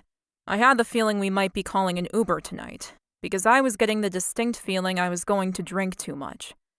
So, Chastity, are you working? Or are you still in school? Margaret asked. Chastity didn't flinch. Deadpan, she said. Oh, I don't do anything, really. Axel wants me to just stay home and have babies. Oh, and play with his money, of course. I groaned and tipped my wine down my throat. None of the others spoke, and I was the one to glare at her. Don't put it like that. I suppose, technically, I'd asked her to do something similar. But offering to look after her surely shouldn't sound so terrible. She's not serious, Margaret asked me, staring at me like I was the devil. Chastity picked up her glass of white wine and dipped her head to cover her smile, but she couldn't stop her laugh and pressed a hand to her mouth when it burst out between her fingers. The whole table seemed to relax at hearing proof that she was joking, which made me even more defensive. To be fair, I offered Chastity a life of luxury. She never has to work or worry about money, or anything, ever again. And any woman of my past would have jumped at the offer, but not my girl. She wanted to earn her own way in this world. Sharon turned to Chastity with a puzzled expression on her face. And what did you say to that? Chastity placed her glass of wine down and grinned at the other woman. I said thank you, but I've got college, then chiropractic school to finish before I can even contemplate babies. And the money, she shrugged. That's a whatever type of thing. Whatever, Brian repeated, his eye twitching like she'd hit a nerve. Square on, in fact. Chastity shrugged. Yeah, I mean, I can make my own money, right? Not like Axel's money, you can't, Brian reminded her, and I cringed. He didn't need to say that. It wasn't necessary. She shrugged again. True. I wanted to laugh at the beautiful way she just accepted their words, but I didn't like the way everyone was looking at her.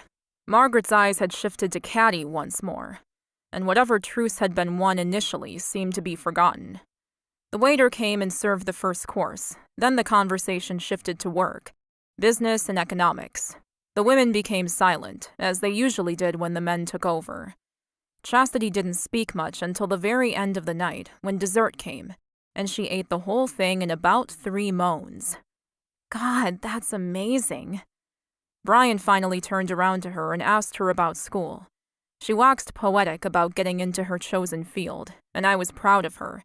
But when we were ready to leave, I could feel the sadness behind her smile. You okay? I whispered as we stood up from the table. She nodded but didn't respond, which I knew wasn't a good sign. I paid for the table's dinner, as I always did, and the 6 of us walked out of the restaurant together. I wish you the best of luck in the future, Brian said politely, though there was a stiffness to his posture that made him seem uncomfortable. Chastity smiled back at him. You too. Yes, good luck, dear, Margaret said, shrugging into her jacket and sticking her nose in the air. I assume we won't be seeing you again. Chastity's gaze narrowed, and my stomach tightened. Why's that? Well, a night like this can hardly be interesting for a woman like you. A woman like me? Margaret nodded. Yes, you seem sweet, but you have so much going on in your life that I'm sure a business dinner with us was boring for you. Chastity glared at Margaret. That's not the reason you don't think you'll see me again. It's because you assume Axel will dump me and he won't bring me to any of these stupidly expensive dinners again, right? Margaret didn't answer, but she stuck her nose in the air even higher, if that were possible. Chastity took a step closer to the women. Listen up, okay? I don't give a shit what you think of me. I don't care if Axel's my father's age. And I bet you don't care if I'm a good person or not, which, FYI, I am. I'm sure Axel has never brought a girlfriend to one of these dinners before, so I would have thought you'd give me a little more credit than that. But no, all you care about is making me feel like crap because you're insecure in your marriages and yourselves. She took a step back and flicked her gorgeous hair over her shoulder. You won't see me again, Margaret. Don't worry. And it's not because Axel and I will break up, but because I won't encourage Axel to work with your husbands, or see you, ever again. So go home and chew on that, you stuck-up bitch. She grabbed my hand and stared up at me. Can we go home to bed now? Please? I wished so badly that I had a camera right at that moment. Then I would be able to keep forever that picture of Margaret's face, just as she looked at that moment. But I didn't, so I etched it into my memory, nodded at my 2 business partners, and walked Chastity out of the restaurant. I'd take my beautiful girl home and make this up to her. I'd make love to her all night, and through the day tomorrow. If she wanted to come with me to these events, I'd have to work out a way that she was treated better. Otherwise, I'd be going to a lot of these nights alone, just like I always had. And that was fine by me. Chapter 14. Chastity. Saturday night had been truly enlightening to me. It became seriously obvious to me that I was going to be judged badly by Axel's work colleagues. They wouldn't look at me and see a girl who loved Axel, or someone who worked hard and had potential for her own life.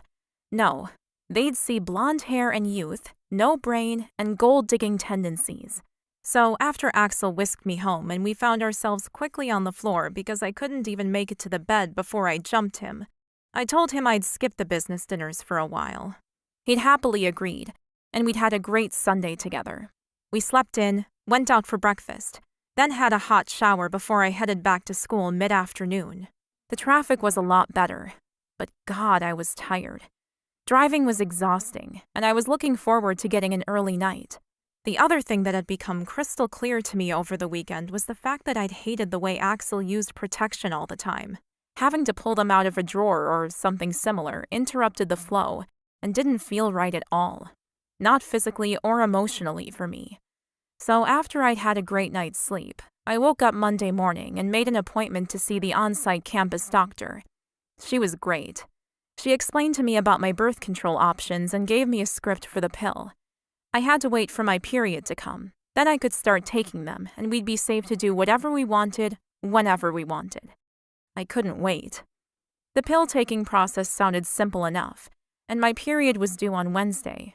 So although that meant that my weekend in Vegas with Axel might not be as physical as I'd first hoped, at least I'd have better control over my body in future months. Classes were hectic, but enjoyable, and I fell back into a normal routine with studies. Only a few more months and I'd be done, and although I couldn't wait for the rest of my life to begin, there was a certain bittersweetness to finishing. Wednesday came and went, and nothing. Thursday, Friday, and my period still hadn't arrived. I was beginning to worry. I couldn't be pregnant. Not after, what had it been? Once? Twice without protection this month. Last month we'd gotten away with it. By the time the black town car that Axel had organized for me arrived to take me to the airport, I was a bundle of nerves. Maybe I should have bought a test from the pharmacy along the way so that I knew for sure. Calm down. It'll be fine. It'll be fine. I sat with my hands clenched tightly in my lap almost the whole way. Axel had sent me a message during the day to say we were flying to Vegas for my birthday, just as he'd promised me. I'd hardly gotten any work done after that. I'd washed my hair and packed and spent extra time getting ready so I looked as pretty as possible for our trip.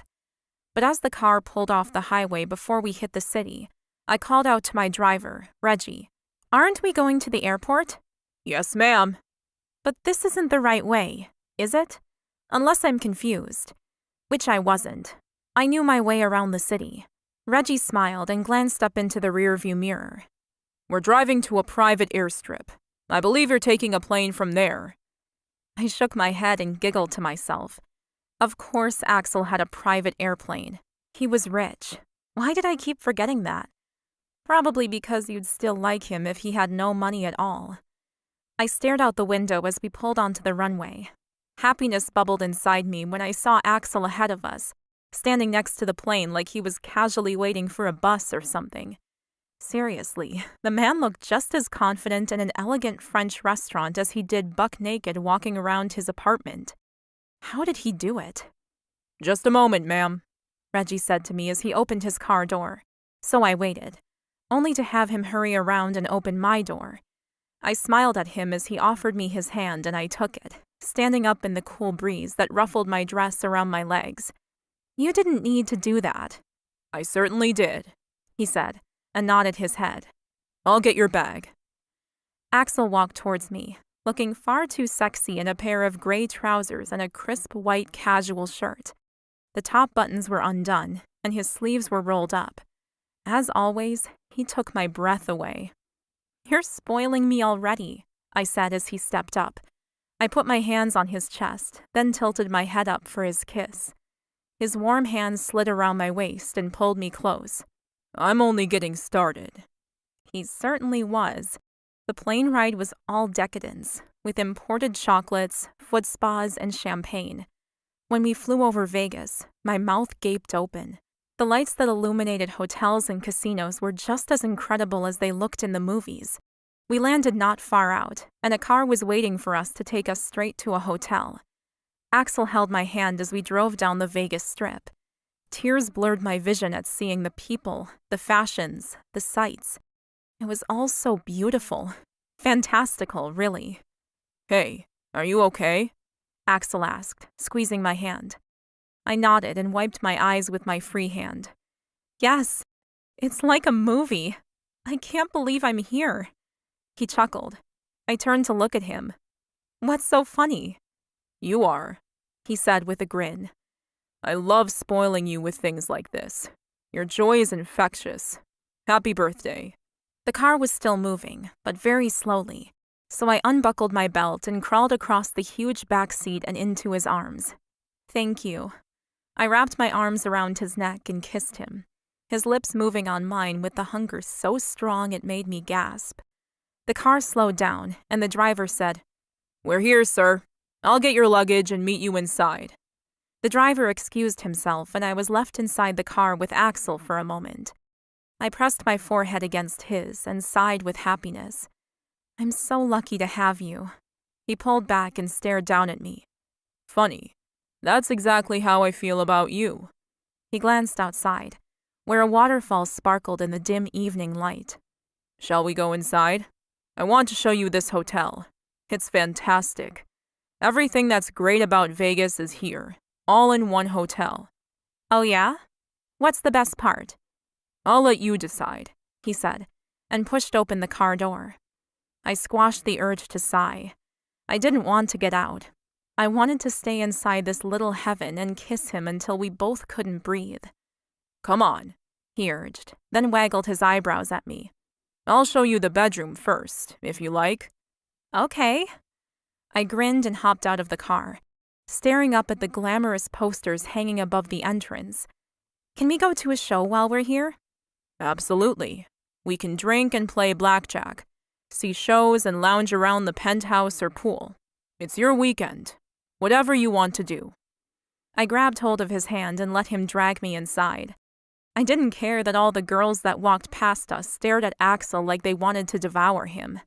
And I tried not to care about the fact that the women were all sexy and made me feel grossly inadequate, because Axel tugged me tightly into his side and barely glanced at them. He checked us in and whisked me up to the penthouse, where the space was ginormous and so plush it almost seemed surreal. I picked up a sparkly silver couch cushion and hugged it to my chest.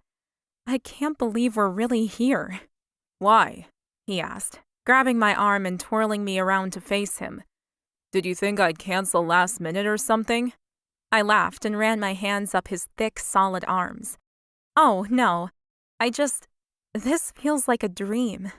I went up on my tiptoes and kissed him, then pulled back. "Though, how did you get away? I know you usually have meetings and things on the weekends." He shrugged. "I hired a new manager this week. I'm teaching him the ropes and gave him some of my responsibilities for this weekend. I'll see how he did when I get back on Monday." "Oh, I'm impressed. I wasn't sure you'd be able to delegate much of your role. I know you built your company from the ground up." He shrugged. "I have more important things in my life now. It's worth making some sacrifices." I grinned at him.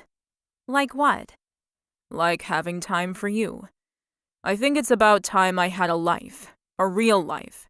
And that means cutting back on the 80-hour, and sometimes more, work weeks." I ran my hands down his shirt front, popping the buttons as I went. "That's a great idea. But since we're in Vegas and I am absolutely starving, how about we get dressed and go out for dinner?" I tugged the shirt tails out of his waistband and ran my hands over his hot skin. Can I touch you? Only if I can touch you too. That could get messy. Shower then? Screw my hair. I could dry it again later. Definitely. He turned me around and whacked me on the butt. The shower's that way. Go. I squealed as I raced into the main bedroom. This place is amazing. The master bedroom was bigger than my mom's house, with a king-size or bigger bed at one end, and a wall of glass windows showing off an incredible view at the other end of the room. I had a sudden twinge of conscience. Axel, should I tell him I was late? That there was a small yet distinct possibility that I could be pregnant? What, beautiful? He asked, kissing my neck. My eyes slid closed. Let's get to the shower before we make a mess out here. I grabbed his hand and pulled him to the shower, letting the heat and steam surround us before I kissed him. Chapter 15. Axel. After our hot shower, I grabbed Chastity and dragged her downstairs to show her the sights that can only be seen in Vegas. The buffet-style never-ending food, the flashing colored lights, and the bells and whistles coming from the casino. My beautiful girl clung to my arm and squealed happily with every new experience, and I loved every minute of my time by her side. There was no pretense with her, no false sophistication. Every other woman I'd ever been with had been deliberately disgruntled most of the time. I assumed it was their aim to make me try harder so they were happier, although it could have been because they were constantly hungry too. Instead, Chastity ate everything in front of her, and she was lit up from the inside with a happiness I'd rarely seen in my life. She had a huge smile firmly in place on her face at every moment. A hand caught my eye, and I glanced up to see Ralph, one of the pit bosses, gesturing at me with a grin. He was inviting me up to the next floor to play at my normal table. But I wasn't sure it would be Chastity's scene, so I held up my hand to him and nodded my head, indicating I'd be up soon. Maybe. Ralph went back to his patrons, and I turned to the woman standing beside me with a water bottle held tightly in her hand. "Do you want to play cards?" I asked, indicating towards the high roller tables. "We've just been invited up." She frowned as she stared at the elevated tables set in the darkness. "Not really. They look way too serious." I chuckled to myself more than to her. But when she quirked an eyebrow at me in question, I wondered if she knew what they were. "Do you know what those tables are?" Chastity shook her head. "No idea. But I can tell you that those ladies over there look like they're having a much better time." She pointed to a group of women in their 60s, with matching pink satin jackets and squeals of delight as they played the slot machines. I laughed, enjoying her sense of humor. "Yes, but those ladies are playing with dimes."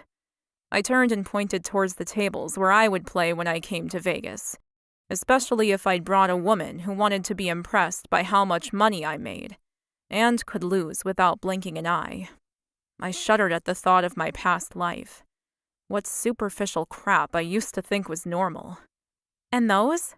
Chastity asked, pointing to the tables behind me. "What are they playing with?" I shrugged. "Millions." "Millions?"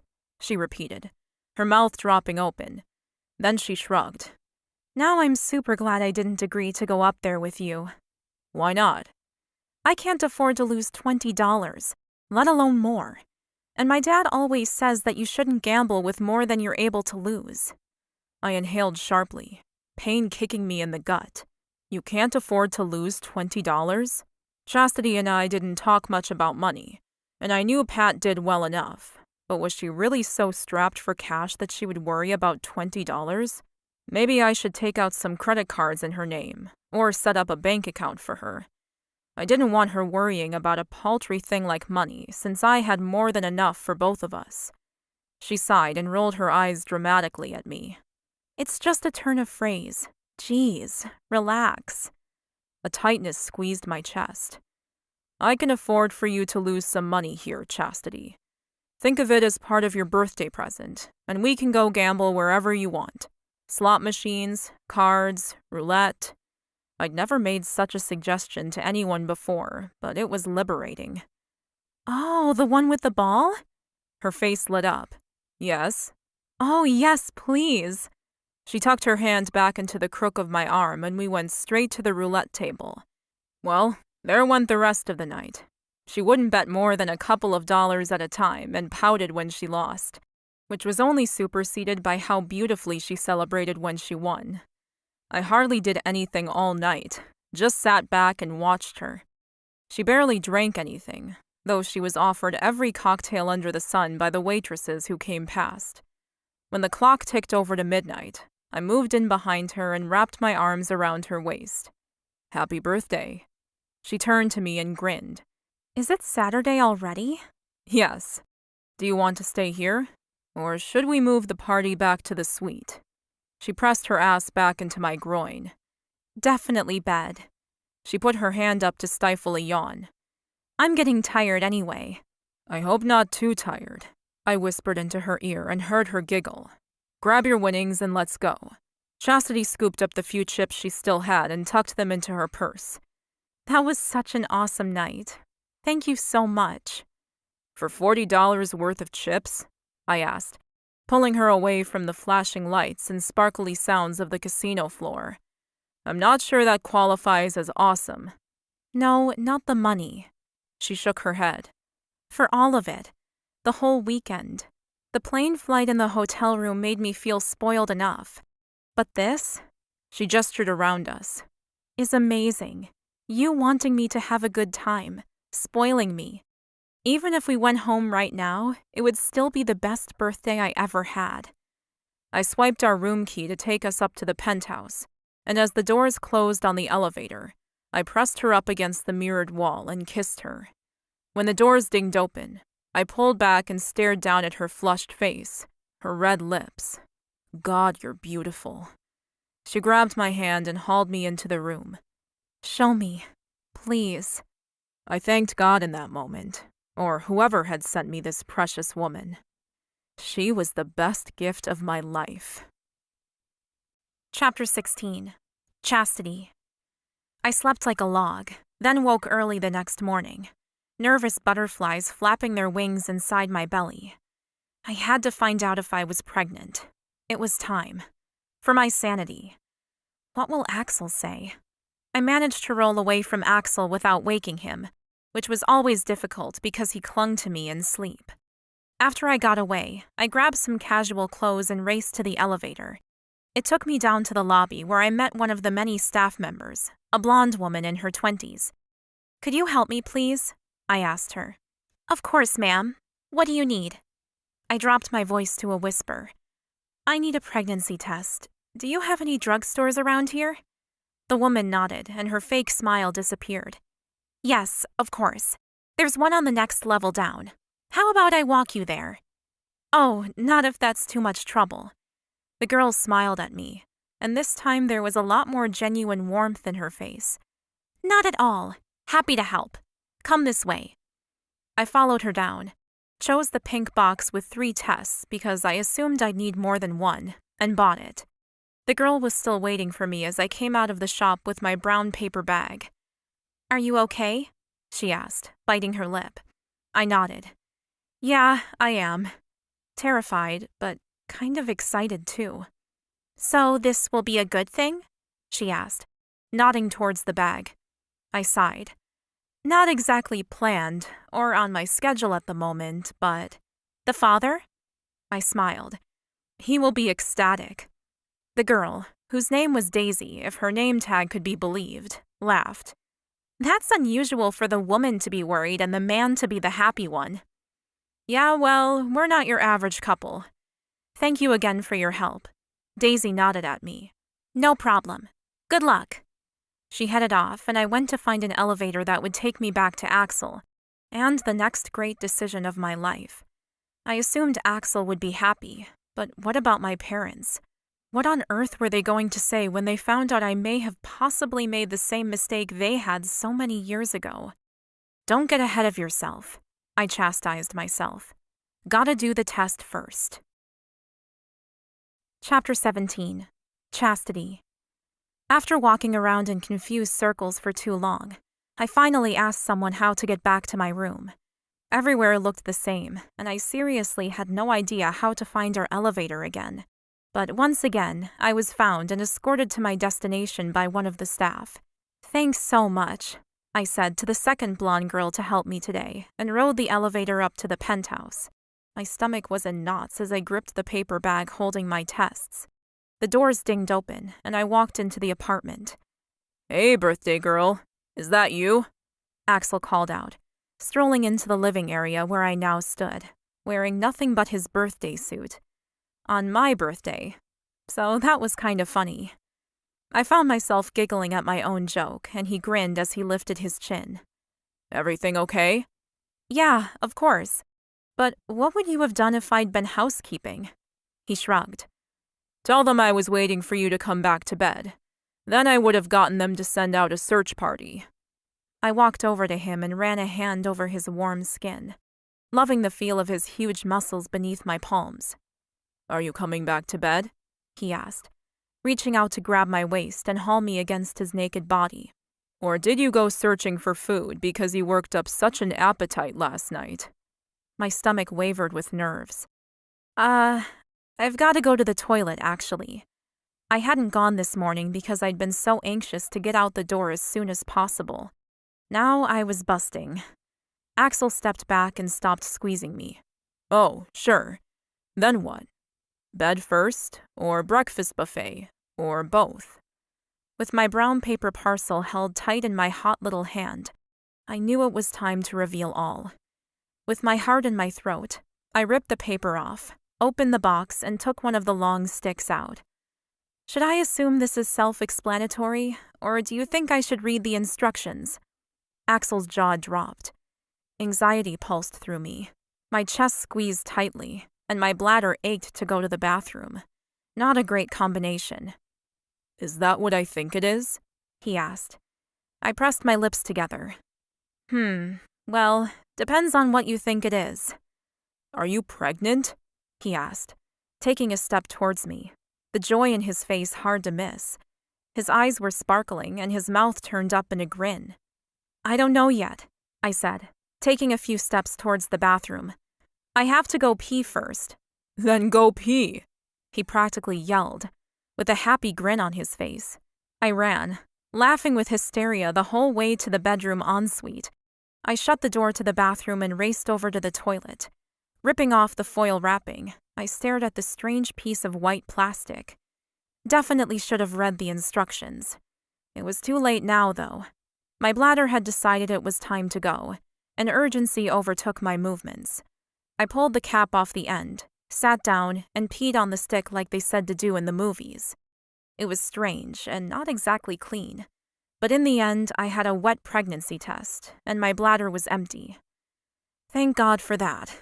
I put the plastic cap tip back on and set it down on the vanity to wash my hands at the sink. "Anything yet?" Axel called out from the other side of the door. I shook my head. He was too much. "You can come in, you know." The door swung open and Axel stood in the doorway, wearing his jeans this time. I raised an eyebrow at him. "Thought you should get at least partially dressed, did you?" "With news like this, I was debating making a cocktail." My heart fell and I glanced down, unable to meet his eyes. "That bad, huh?" Hey, I was joking." He crossed the huge bathroom to cup my face. "I love you.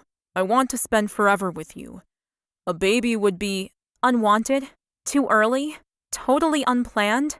I threw at him. Just the first few words my brain came up with. He stared straight into my eyes. "It would be amazing."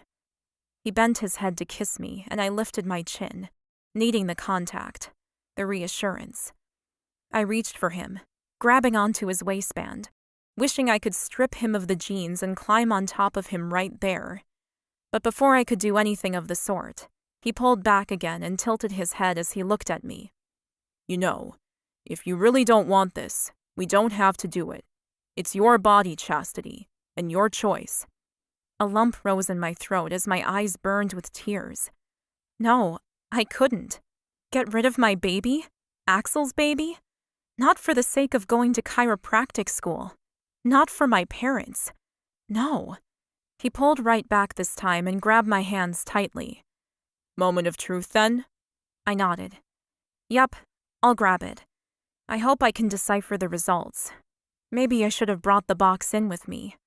I'll go get it, Axel said, and turned to leave the bathroom. I picked up the piece of plastic, a strangely excited feeling hitting my stomach as a hysterical laugh bubbled up. I don't think I need the box. It wasn't one line, or two, a cross or a plus sign. Nothing vague or hard to decipher with this one. Axel turned back. How come? I handed it to him. Because it spells it out for you. Axel lifted the pregnancy test and stared at it. I knew what he could see. The same thing I had. One word. Pregnant. His gaze flicked up to me, and he was unnaturally still as he asked, You're pregnant? My hand went unconsciously to my flat stomach and pressed hard. You're pregnant. Hot tears rose into my eyes, then fell down my cheeks, a wave of unexpected emotion crashing into me. I sobbed as he hugged me tightly, and I let more tears fall. It's okay. It's going to be okay, he said, cuddling me tightly and laughing softly. I hope this doesn't mean you're as devastated by this news as you sound. I pulled back and shook my head. No. I gulped and turned away to grab the tissues in the box by the sink. I don't know. It's a lot. Blowing my nose, I then took some deep breaths to calm myself. I'd been feeling overly emotional this week. Now I knew why. I splashed some water on my face and patted my cheeks dry with a nearby towel. Are you happy about the result? I had to ask him, even though I knew the answer. Suddenly there was intense need to surround myself in positivity. It felt like I was going to need him to get through this choice in one piece. Me? He repeated. I'm very happy. To have a baby with your heart and soul, your eyes. That's the dream, Chastity. But if this is the wrong timing for you, if you'd rather wait until you finished your degree, it's your choice. I won't be the one to push you to keep it if you don't want to. Oh, I do want to. I rushed to reassure him. He was extra sweet to offer me the out, but it wasn't an option for me. Not now. You do? The hope and love in his eyes were almost heartbreaking. I'd never thought anyone would love me this much. I nodded. Of course I want this baby. It's your baby. But all my plans, my parents. I shook my head sadly as the tears gathered again, making my heart ache. Come on, let's go sit down. He took my hand and walked me out of the bathroom and back towards the bed. We sat down facing each other, and there was a comfortable silence that stretched around us like a soft cloud. You know, I began, wanting to change the topic for a moment. I love being with you, even just like this, holding hands in the quiet. It's really nice. I've never been this comfortable or happy with anyone before. And there was so much more to it. I wanted only good things for him. Happiness, health, and I wanted to be there for him. And not for the parties and the fun and the glamour. I wanted to be there through all the dark moments. If this was love, then let me have it forever. I feel the same way as you, he said, suddenly serious. Honestly, Chastity, whatever you want, we'll do it. I swallowed the tightness in my throat. This isn't just about me. What do you want, Axel? What do I want? He repeated, like he was surprised I'd asked. I nodded. He sighed. I want to work a week on, a week off, so I can enjoy you and not miss out on so much. I want to travel. I want to buy you the perfect family home where we can let our kids run. Not some high-rise apartment without a tree in sight. Really? I asked, a lump in my throat making me swallow awkwardly. Really? There was a long silence. So, he began. Are we heading down to breakfast? Your birthday is only just beginning. I have lots of ways to spoil you today. I nodded, feeling the tightness in my chest ease for a moment, and my hand finding its way naturally back to the flatness of my belly.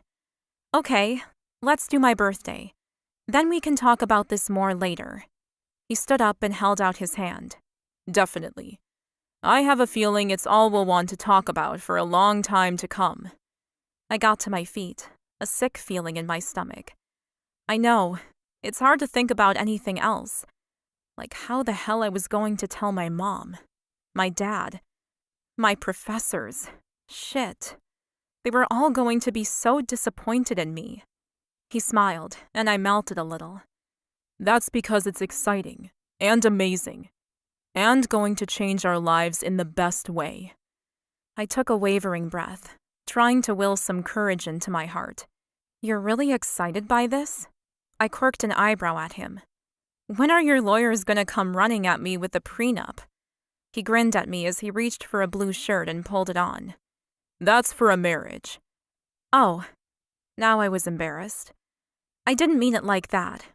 I just meant, aren't people going to worry that I did this to get your money or something? I didn't know what I was saying, but I did know I was going to get a lot of flack from everyone I knew. My family, my friends. There would be no way to go on to chiropractic school now. I don't give a flying fuck what anyone else thinks, he said, and there was a conviction in his tone I envied. All I care about is what you think, and what we choose together. But as we said, let's leave that conversation for later today. We've got breakfast to devour, then a show later tonight. Give me 1 sec. I quickly changed into a light summer dress and sighed.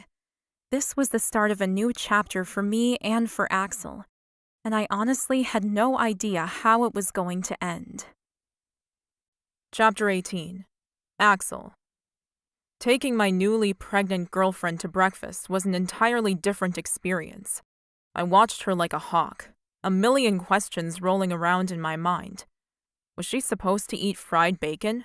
And wasn't there a rule about cheeses that she was to avoid now? I had no idea and felt stupid opening my mouth to ask her. She probably wouldn't know either. Surely she wasn't far enough along to worry about those things yet. We needed to get her into a specialist as soon as possible. I was sure one of my friends would know a good obstetrician. We sat down in one of the many restaurants the hotel boasted. I watched her take a sip of water, and a memory of last night's casino fun tugged at me. Hey, sweetheart, did you know you were pregnant last night? Is that why you barely drank anything? Chastity put her glass down and shrugged. Yes, kind of. I had my suspicions, but I didn't actually know yet. But that's why you weren't drinking, I asked to clarify. I loved the fact that she was protecting our baby already, even though to her last night it had only been an idea, a possibility. She nodded. Yeah, I know it's bad for the baby, and the last thing I wanted to do was take a risk. Even though you didn't know if you were going to keep it? She nodded, and a small smile quivered on her lips.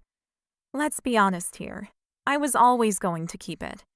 The idea of losing that connection to you when I love you so much is, well, I can't even fathom it. Then tell me what's still worrying you. Because it was obvious by her slightly somber mood that something was playing on her mind this morning. Her smiles weren't the usual wattage.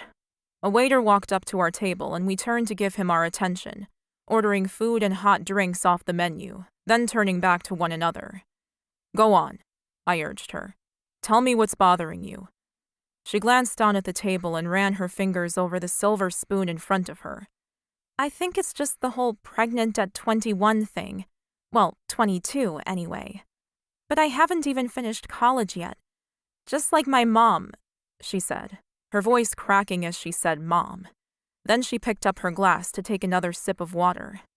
Her eyes were looking suspiciously shiny, and I wondered how much had been said to her over the years about her parents' mistake in getting pregnant so young. I had to tread carefully here, because this was it, the crux of the issue. I could see that Chastity had other hurdles to overcome, and her education was one of them. But this admission that she was going to be seen the same way her mother had been, young and stupid, was the real problem. I thanked the waiter as he delivered my coffee and Chastity's hot chocolate and picked my mug up. I think our situation is quite different, sweetheart. Chastity rolled her eyes, then took a sip of the hot chocolate, a milk mustache imprinting on her top lip for a moment before she licked it clean. My gut tightened with desire. The things that woman had done with her tongue had been utterly amazing, and I couldn't wait to get her back into bed so I could love her more. Yeah, we are different, but my parents had been together for almost 3 years before they had me. We've been together a month. I chuckled. So? What's the timeline got to do with it? Your parents obviously weren't meant to be together, or they still would be. A nagging voice at the back of my head said that I should say something to Chastity about Pat hinting he was getting back together with his ex. After 20 years apart, it seemed ridiculous that they would want to be together now. But what did I know? Chastity picked up her knife and fork and began cutting up the buttermilk pancakes and syrup that she'd ordered. Timing means a lot, actually. Everyone will know that we didn't plan this. They'll call you stupid and me slutty, and it'll be a whole ridiculous thing. She forked a piece of pancake and ate the bite, her moans of delight making me smile. Good? Oh, yeah. I sipped my coffee and watched her eat, loving the way she dug into the food. Sweetheart, look. Like with everything in my life, I'm not going to give anyone the time of day who disagrees with how I run my life. I stopped giving a shit about other people's opinions a long time ago. She raised an eyebrow and, in between bites, asked, So you're not going to care that your friends and probably your family are going to think that I'm trying to trap you? That I got pregnant on purpose? I grinned at her. God, no. I'm going to tell them all that I was the one who got you pregnant on purpose, and I had to hurry before you ruined my plans to trap you and went on the pill. Her hand froze midair, her mouth hanging open. Seriously? Yup. I'd much rather them think I wanted to trap you than the other way around. Which wasn't too far from the truth in regards to the fact that I wanted Chastity however I could get her. For the first time in my life, I felt lucky to have a woman. This woman. And I wasn't letting her go. She took a bite of pancake, chewing thoughtfully, then said, Is that true? That I planned to impregnate you? I laughed at the thought. Of course not. I've heard from various friends that have gone through years of IVF that it can actually be difficult to get pregnant. But we were unprotected multiple times, and I admit that I didn't mind the idea of having a baby with you right from the start. And now that we are, I'm elated. She picked up her glass of water and sighed. You know, I feel really sorry for those couples who have to spend tens of thousands of dollars to have one baby. Try hundreds of thousands, I corrected her, finally picking up my cutlery to eat. Her eyes bugged open. Are you serious? Very, I said, cutting into my eggs. I know at least 3 couples that have spent 6 figures to get one child. Chastity's hand slipped down to her belly. So we've already saved $100,000 by getting pregnant naturally? I laughed. That's one way to look at it, yes. And as far as the timing goes, sweetheart, I don't want to wait 5 years to be with you and hold our child just because society thinks you should date for years before committing to someone. I knew the moment I saw you that you were the woman I wanted in my bed. Then when you spoke with that quick wit and smiled at me, I shivered. I was done for. She laughed and pushed her plate away, sighing again. I really hope my parents aren't disappointed in me. I stifled the groan that rose. Sweetheart, there is absolutely nothing for them to be disappointed in. You found a man who loves you, can easily financially support you and our child, and who desperately wants this baby. What else is there? She wrapped her hands around her mug of hot chocolate once more and pressed her lips together. She wasn't convinced. I sat up straighter in the high-backed chair. Look, how long before you have to tell people? I'm sure we can wait a few months. Just until you are feeling secure and safe enough to share. Surely by then she'd want to tell everyone. Chastity met my gaze, and I could finally see a sparkle of happiness there. You're right. I have months to decide how to tell people. And I'm sure I can still finish my college degree while pregnant. I'm not due until... Hang on a second. She grabbed her cell phone and began tapping away. I waited, having no idea what she was actually doing. October 4th. Approximately. Oh yeah, that's a lot of time. October 4th sounded like a perfect day to me. She was looking happier now, and I wanted to take advantage of that and make sure she stayed that way. Perfect. Now, I have a lot planned for you today. I've booked you in for a facial and a massage with the hotel's spa, and we have tickets for tonight's show. Really? She asked. You've gone all out for my birthday. I grinned at her. That's only the beginning. I want to take you shopping for a real present, of course, and get you a ring to go with that necklace of yours. I waggled my eyebrows at her, then dropped my gaze to the single diamond nestled above her cleavage. You want to buy me a ring? I nodded. Yes, I do. I'd propose marriage right here and now if I thought she'd say yes. But she was reacting like a deer in the headlights during every new conversation, and I didn't want to scare her off. She already thought I was crazy because I wanted this baby so much. But just as a birthday present, maybe we can call it a promise ring? A promise ring? She repeated, her fingers going to clutch the floating diamond at her throat. I nodded. Yes, it was all the rage in my parents' era. A promise ring was the first sign of commitment. Then the engagement ring, wedding ring, and eternity ring, of course. I watched her throat work as she swallowed hard. And you are thinking about all of those steps? Of course I am, I said, reaching across the table and squeezing her hand with mine.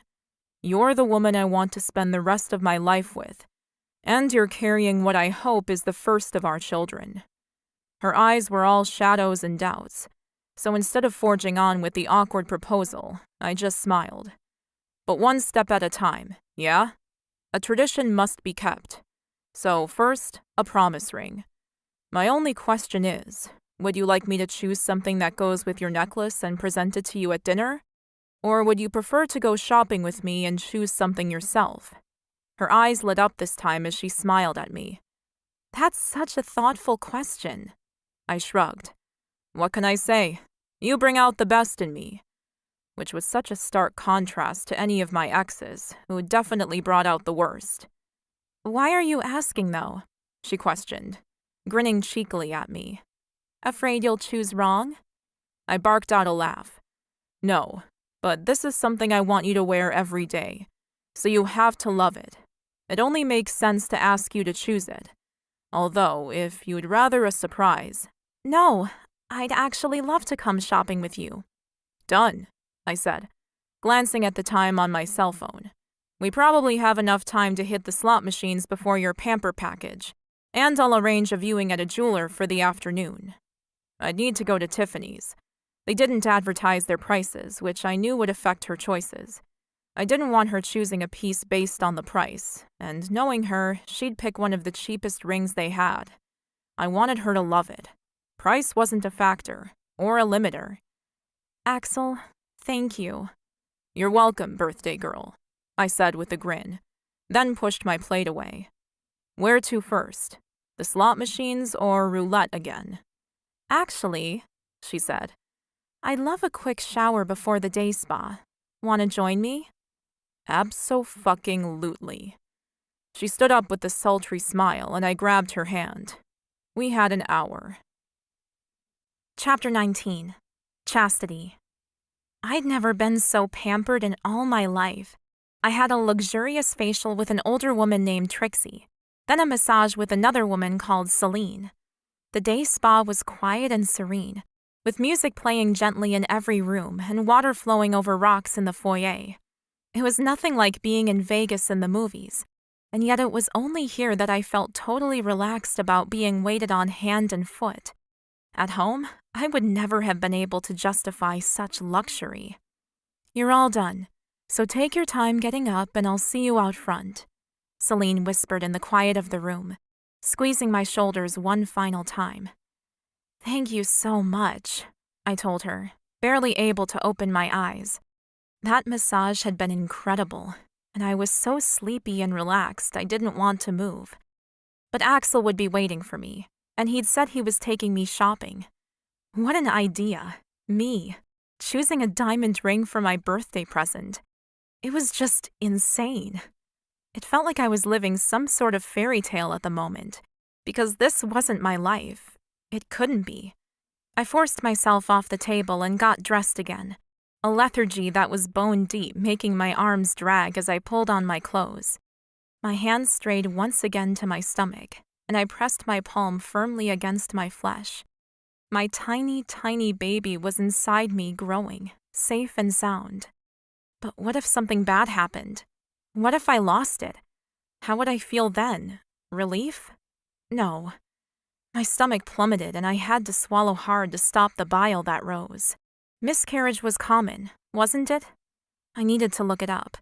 I didn't want to lose this baby. Even if the timing meant that school was going to need to be postponed and all my friends and family would think I was nuts. I wanted this, with Axel. We would be a family. And for me, there was nothing more important. I grabbed my cell phone and headed for the door of the massage room. I stepped out into the foyer and grinned as Axel walked towards me. His hair was damp and he'd changed clothes. "Hey, gorgeous. How was your massage?" he asked, reaching for me. Amazing. I loved the way he stepped up and slid his arm around me in that possessive habit he had. I reached for his face, which was clean-shaven and still slightly damp. Did you have a shower again? Yeah, I went to the gym for an hour and needed another. I smirked at him. Only you would feel the need to train on vacation. He leaned forward and whispered in my ear. Gotta keep fit for you. I slapped his chest playfully. Hardly. He pulled back and grinned. Shopping time? Or are you ready for lunch? I was a little hungry, but I could definitely wait. Shopping, please. He slid his hand around my waist and pressed his palm to the base of my spine. This way. He led me out of the day spa and into the brightness of the casino levels once more. We wove through the assortment of people, and I found myself grinning like a loon. There was a happiness bubbling up inside of me that made me feel a little ashamed. I loved my cheap clothes and costume jewelry, but there was something ridiculously exciting about being spoiled by the man I loved. And the intent behind where he was taking me, shopping to buy me a ring, was just the best. A promise ring, he'd called it. A universal sign of commitment. Something I could wear and rely on, which said to anyone who dared question us that he loved me and wanted us to be together for a very long time. In here, sweetheart, he said, as we reached one of the most well-known and expensive jewelers of all time. Oh no, I said, slamming on the brakes and stopping us in the middle of the walkway. They'll be way too expensive. He slid his fingers from my waist once more and gripped my hand instead. No, it's not. And how about we make a deal that until you're my wife, you let me worry about how much money I spend, and how. Your wife? I repeated, suddenly feeling more anxious than excited. My mother would kill me if I married someone after knowing him for 2 months. Was that why we were in Vegas? Oh, God. He laughed loudly, a sparkle twinkling in his eye. Don't worry. I won't ask until I'm sure the answer will be yes. So how about you just let me worry about my money, and I'll let you worry about yours. Okay. It probably wasn't fair to tell him how he could spend his money, but surely there were cheaper options. But if you won't come and pick which one you want, I'll just choose myself, he said with a sigh and what looked like a reluctant shrug. I narrowed my gaze at him. You're baiting me. He put a hand to his chest. Me? Why, I'd never. I glared at him this time. Smart ass. Fine, let's go. It was my turn this time to drag him into the shop, and I was blinded by the brilliance of the lighting. Whoa. I put my hand up to shield my eyes, part of me wishing I was back in the tranquil setting of the day spa. Can I help you, sir? A woman in front of us asked, and Axel slid up to the counter and spoke softly to her. I raced forward to try and catch the last of their conversation, but she was already moving around the shop and opening all the cabinetry. What did you say to her? I asked as I watched the woman look in and under every glass box. That we were looking for a birthday present. I waited, but he didn't say anything else, although I was pretty sure he'd said a hell of a lot more to the woman. But what hope did I have of finding out? And why was I fighting this anyway? Axel had more money than he knew what to do with. He'd already bought me a diamond necklace, a car, and an apartment. Surely a simple little ring could be added to the list of his gifts. I've taken out a selection of our newest, most modern rings. Were you interested in only white diamonds, or perhaps you wanted something with color? Color? I repeated, stepping closer to the display she was arranging before me. Wow. Yes, we have canary diamonds, pink diamonds, and, of course, this 3-stone ring that has 2 brilliant cut sapphires on each side. She picked up a ring and held it out to me. It was white gold or platinum and had 3 large stones across the top. 1 diamond, with a blue sapphire on each side. I reached out for it and held it in my fingertips. Do you want to try it on? Axel asked. I wasn't sure. I didn't like blue or classic rings like this as much as the intricately designed ornate pieces. I would prefer something less classic. I set the ring down and peered at the display of massive stones in front of me. These are beautiful, really, but they all look like engagement rings, and I was hoping for something simpler. Axel and the saleswoman exchanged a look. Then she flurried off once more. I turned to him. What was that about? Nothing. It wasn't nothing. What did you tell her? He sighed heavily, obviously not wanting to tell me the truth. I told her that you deserve the best and that money was no object. He looked crestfallen, and guilt hit me hard in the chest. There was nothing worse than someone throwing your gift in your face. I slid towards him, wrapping my arms around his waist and staring up at him with all the adoration I was feeling for him hopefully clear in my eyes. I love you for this. How about I make you a deal this time? I won't think about the money if you don't either. I'll choose something I love. We go with that one, no matter what. If it has 100 diamonds on it or none at all. Deal. But you've got to try on at least 10 different rings. That's my only rule. Done. The saleswoman hurried back with a grin on her face. I have scoured the store for our most unusual rings, and I hope you don't mind, sir, but I also found a few pieces in our antique collection. I almost groaned. Of course she did, and they were probably the most expensive rings in the store. I threw my hands up, noticing straight away that absolutely nothing had a price tag attached to it. Like my mom always said, if you have to ask how much it costs, you can't afford it. I sighed. I'm very adverse to him spending this sort of money, I explained to the saleswoman. But I have been overruled, so let's do this. I tried on more than 10 rings, probably closer to 30. Rings with flat bands and intricate designs, rings with massive stones, and ones with pink, yellow, and white diamonds. In the end, I chose a ring I wouldn't have thought would be the one. It was rose gold with 2 vines of leaves on either side. It had white diamonds and pink sapphires and sat so beautifully on my finger that I didn't want to take it off. I think this is the one, I said, through a throat clogged with emotion. I kept extending my arm out to stare at it and felt a strange type of intense emotion sweeping through me every time I looked at it. Do you want to put it in the box? The woman asked, offering me a classic Tiffany blue square-shaped ring box. I pulled my hand back and curled my fingers into a tight ball to stop her from taking it away from me. No, I'll wear it. Axel chuckled and picked up my hand, pressing a kiss to my fingers. It's perfect. Happy birthday. Tears filled my eyes as I went up on my toes to kiss his lips. Thank you. Axel went with the woman to pay for my gift, and I wandered to the other end of the store because I didn't want to know how much it cost. I wanted to focus on the intent behind the gift and the love I had for my family that was growing by the day.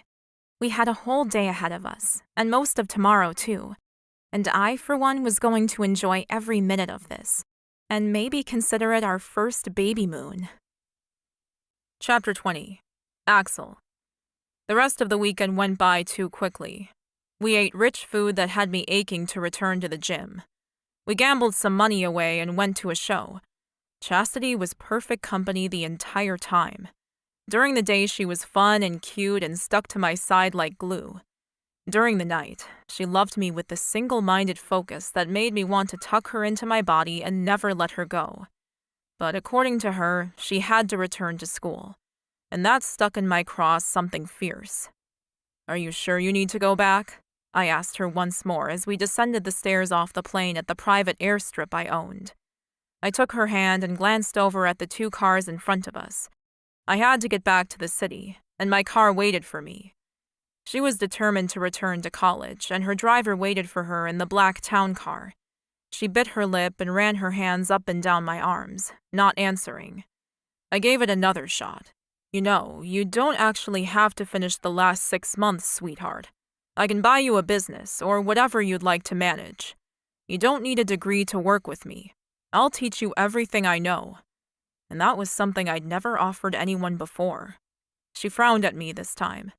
And what? Tell our baby that I'm officially a college dropout and that I never finished because I got pregnant? I don't think so. I inhaled sharply at her tone. I wasn't going to win that argument. It was obvious she wasn't really talking about us, but from her own personal experience growing up. I understand, but I'll miss you, I said, touching my forehead to hers and drinking in the last of her warmth. It's only 5 months, she reassured me. Not even, really. Then I'll be finished and we can focus on us and our family. I smiled as she stepped away and went to pick up her bag. You'll have a nice bump by then, I hope, I said, letting my gaze linger around her still tiny waist. Her hand came up and pressed against her belly button. You're right. Thank goodness those graduation gowns are roomy, yeah? I nodded, a lump coming to my throat. She would look so beautiful heavily pregnant with her large belly and swollen breasts. I couldn't wait until I had her next to me in bed with all her womanly curves on display once more. I love you, I told her, unable to stop myself. She grinned and launched herself at me once more. She kissed me hard, and I gave back twice as much, pressing her lips apart and tasting her tongue, wanting to get as close to her as I possibly could. But too soon she was pulling away. I love you too, she whispered. And hopefully I'll see you next weekend. Maybe down at the apartment near school, if you can drag yourself away from work. I'd love to, I said, though I had a sinking suspicion I'd have a lot of work to do this week to make up for the weekend I'd just taken off. Drive safely, I called out, then looked away. Damn, I was turning soft. She got in the car and the driver drove away, and I stomped over to my sports car and jumped in. She'd turned me into some mushy halfwit, and it needed to stop. Now. Sure, I'd miss her this week, but she had studying to do, and I had a company to run. Surely that would keep me busy enough not to worry about her too much. I turned on the ignition and got on the phone to make some calls. I'd hired a new manager this week, and I was hoping he'd done at least half the work I'd assigned him. If he had, I'd at least be able to sleep tonight. If he hadn't, well, I wouldn't. As my shit luck would have it, he'd done a lot less than half the work I'd assigned. In fact, he'd royally fucked up 2 deals, and had knocked off at noon on Saturday and taken the rest of the weekend off because, to quote the pompous dickhead, I deserved days off to rest. Not when I trusted him with my company, he didn't. So I fired him on the spot, then went home and got to work. I worked all night, making multiple international calls and video chats trying to right the wrongs my ex-manager had accomplished in my absence. I got about 20 minutes sleep around 6 a.m., then kept going through the rest of the day. It was disheartening, to say the least. Not the fact that things had gone so wrong. That happened all the time in business. I'd learned to roll with the punches and take the hits when necessary. After all, the long game was the only game worth playing. No, the true problem lay in the fact that I now knew for certain that I couldn't trust anyone to do my job. I simply couldn't step away from my business the way I wanted to. It was too risky, unless I took the time to groom someone to be me. But that would take months, years even, if it were even at all possible. Without a stake in the business, there was no driving force that would compel anyone else to work the way that I did. But it wasn't just me anymore. I couldn't just run my life from dawn to dusk and back again, around my business. I had Chastity and the baby now. How was I going to be a company CEO, a partner, and a father? And all of them well. I didn't think Chastity would appreciate the little amount of time I would have for her once she was through college and lived with me full-time, which I assumed was the plan, though we hadn't talked about it yet. But that was a puzzle for another day. because I had no answers tonight. Monday night came, and although my eyes felt like they were being held up by matchsticks, I reached for my cell phone and called my woman. Hey, I was just thinking about you. I instantly smiled, and for a moment, my exhaustion seemed further away. All good things, I hope. Oh yeah, definitely, she said, a smile evident in her voice. How was your day? Good overall. You sound tired, she said, just as I was closing my eyes and running a hand through my hair. I laughed. Yeah, I am. You should sleep. I'm sure you stayed up all night working. Can you get an early night? The question hung in the air. Could I? I've got a lot of work to do. But you could probably do it tomorrow, she urged, interpreting my tone and words correctly. I shook my head. How do you read me so well? She laughed. I don't know. Maybe because I care about you. Just care? I asked, teasing her for her word choice. I hoped she did a hell of a lot more than just care about me. I was besotted with her and was hoping the feelings were mutual. I stood up and stretched my back, then walked over to the kitchen to make a quick protein shake. Once I got some food into me, I could probably go to bed. She was right. She sighed softly. I don't mean I don't love you, because I do. But I mean I actually care if you're well and healthy, if you're happy or working yourself into the ground. To me, caring about your welfare is more important. I smiled as I shook the protein shaker and headed to my bedroom to strip off. I don't think anyone, and I'm counting my parents in this as well, has actually cared about me before. Seriously? She asked. Well, then I'm not looking forward to meeting them. What horrible people. I grinned. Yeah, well, they'll want to meet their grandchild for a minute. Then they'll be off traveling the world again, so don't worry. You won't have to put up with them for long. I'm not sure if I should be happy about that or sad. I shrugged. It is what it is. I'd come to terms with how shit my parents were years ago. I kicked off my shoes and sat on the bed. Are you getting ready to go to sleep? She asked. Yeah, I'm just getting ready now. I tugged off my shirt, then lay down on the bed. How are you feeling today, sweetheart? Oh, I'm good. No nausea or anything yet, but I made another appointment with the doctor to tell her why I can't go on the pill anymore. I grinned. Yep, that ship has sailed. And for me, happily so. Hey, I began, closing my eyes because they were too heavy to hold open any longer. After graduation, will you move in here with me? Or we can buy something else if you want. A house with a backyard, maybe? We'd need to move further out of the city and away from my building. But what was an extra 10-minute drive? Are you asking me to move in with you? She questioned, her voice breathy and light.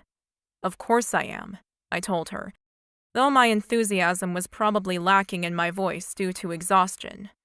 I'd have you move in this week if you could, but I know you need to graduate first. I'd love to move in with you in May, she said. And I adore your apartment, but I'd much prefer a house if we could get one.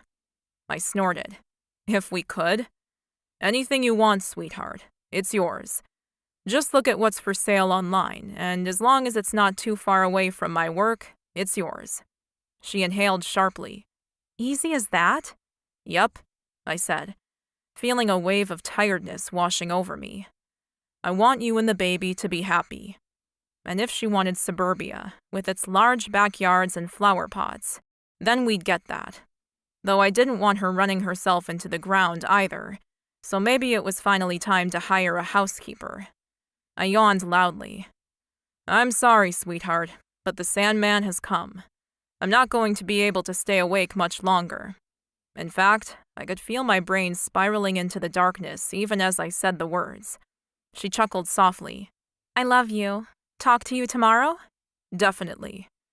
I didn't remember hanging up the phone, but I must have at some point, because the next time I woke up, it was almost 10 hours later, and Chastity's sweet voice was still ringing in my mind. Chapter 21. Chastity. I stared at the doctor in disbelief. Did you just offer me a chemical abortion? The woman before me blinked at my tone. It is my obligation as your doctor to give you all the options available to you.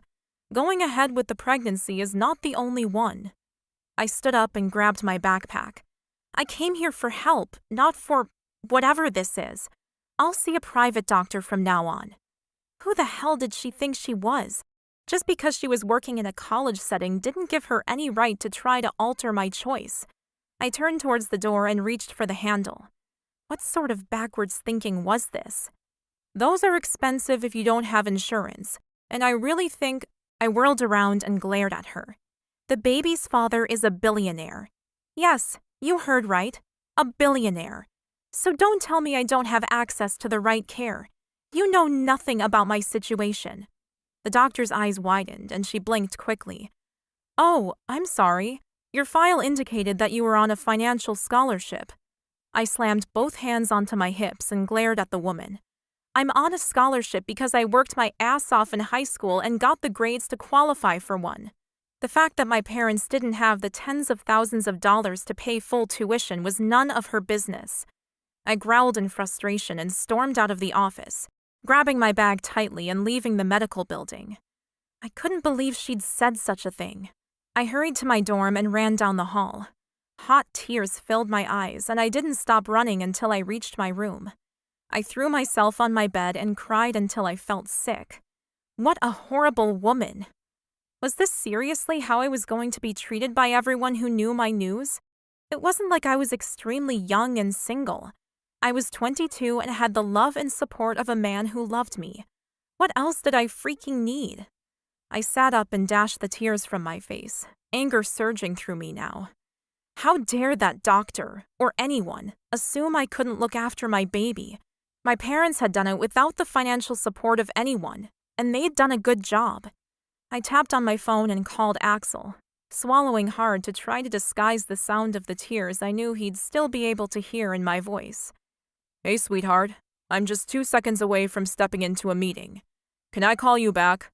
I inhaled sharply, tears still blurring my vision. Yes, but I need you to answer one question first. What's happened? What's wrong? You want this baby, right? I managed to ask, wiping away the tears on my cheeks. Yes, absolutely. And you'll help me get a good doctor and buy a crib and diapers? Hang on. I'm just telling the guys I need a minute. He put the phone on mute because I heard nothing for a minute, then came straight back to me. Sweetheart, what happened? I shook my head.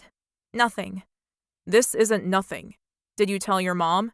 Oh, God, no. I shuddered. That was going to be a conversation and a half. I just spoke to the doctor here and she gave me my options. There was a heavy beat of silence. I'm not sure I'm following. I wanted to roll my eyes, but I was also impressed that he'd admitted he didn't know what I was talking about. The doctor told me how to have a chemical abortion and was of the opinion that was the best course of action. They fucking what? His anger paralleled mine, and I instantly felt bad for the doctor. She was gonna get it. So I just wanted to make sure you've got my back with the doctors and the hospital and all that stuff. Sweetheart, He coughed and took a breath. I'm sorry. Give me a second. I waited, because it was reassuring to hear that he was as mad as me. Okay, I think I can speak now. I grinned on the other end of the line. The weight immediately lifted from my shoulders. This was why it was a good idea to be with Axel. Not for his money, but for his heart, his sense of humor, and the sex. Who could forget how good the sex was? Chastity, your health is everything to me. So, number 1, I will call my insurance guy today and purchase you the top level of coverage. Number 2, I will transfer one of my properties into your name, today. You can choose whichever one you want. That will be financial surety for you, no matter what happens. And number 3, I will have that doctor gone from campus by the end of the day. Oh, my stomach dropped. You don't have to. I do, and it will be done. Give me a couple of hours, and I'll get my assistant to send you a list of properties you can choose from. Axel, my love, calm down. I don't need property. I just needed your support, and you've given that. Thank you. I feel better. And that was the truth. I could breathe now. Oh, I haven't even begun to show my support, sweetheart. I need to go, but you'll receive a message soon from Cheryl, okay? You met her the other day when you came to the office. The dragon at the front desk? I asked. He chuckled. Yeah, that's her. Great, I liked her. He laughed. You would. Okay, talk later. Love you. He hung up and I sat on the bed in shock. Now that was a man. When presented with the problem, not only did he solve it, but he also tied everything up in a pretty bow and gave a bonus set of steak knives, too. I got off the bed and reached for the box of tissues to blow my nose. If this was how emotional and unstable I felt this early in my pregnancy, I could only imagine how bad I'd be later on. My phone rang and I picked it up, not recognizing the number, but it was a local area code. Hello? Chastity speaking. Chastity, it's Cheryl here, Axel's office manager. Oh, hi Cheryl. Axel said you would call, but I wasn't expecting you right away. Are you busy? Should I call back later? I dropped back on the bed with a sigh. No, not busy at all. Go for it. Mr. Patterson asked me to call you with the list of his properties without mortgages attached. Unfortunately, that list is the shortest one, but there are still a few to choose from. I sighed heavily and ached to talk to someone with a maternal view on things. I really don't want one of his properties, Cheryl. He's being overprotective. It's not any of my business. I rubbed my fingers into my forehead, hoping to relieve some of the tension from my head.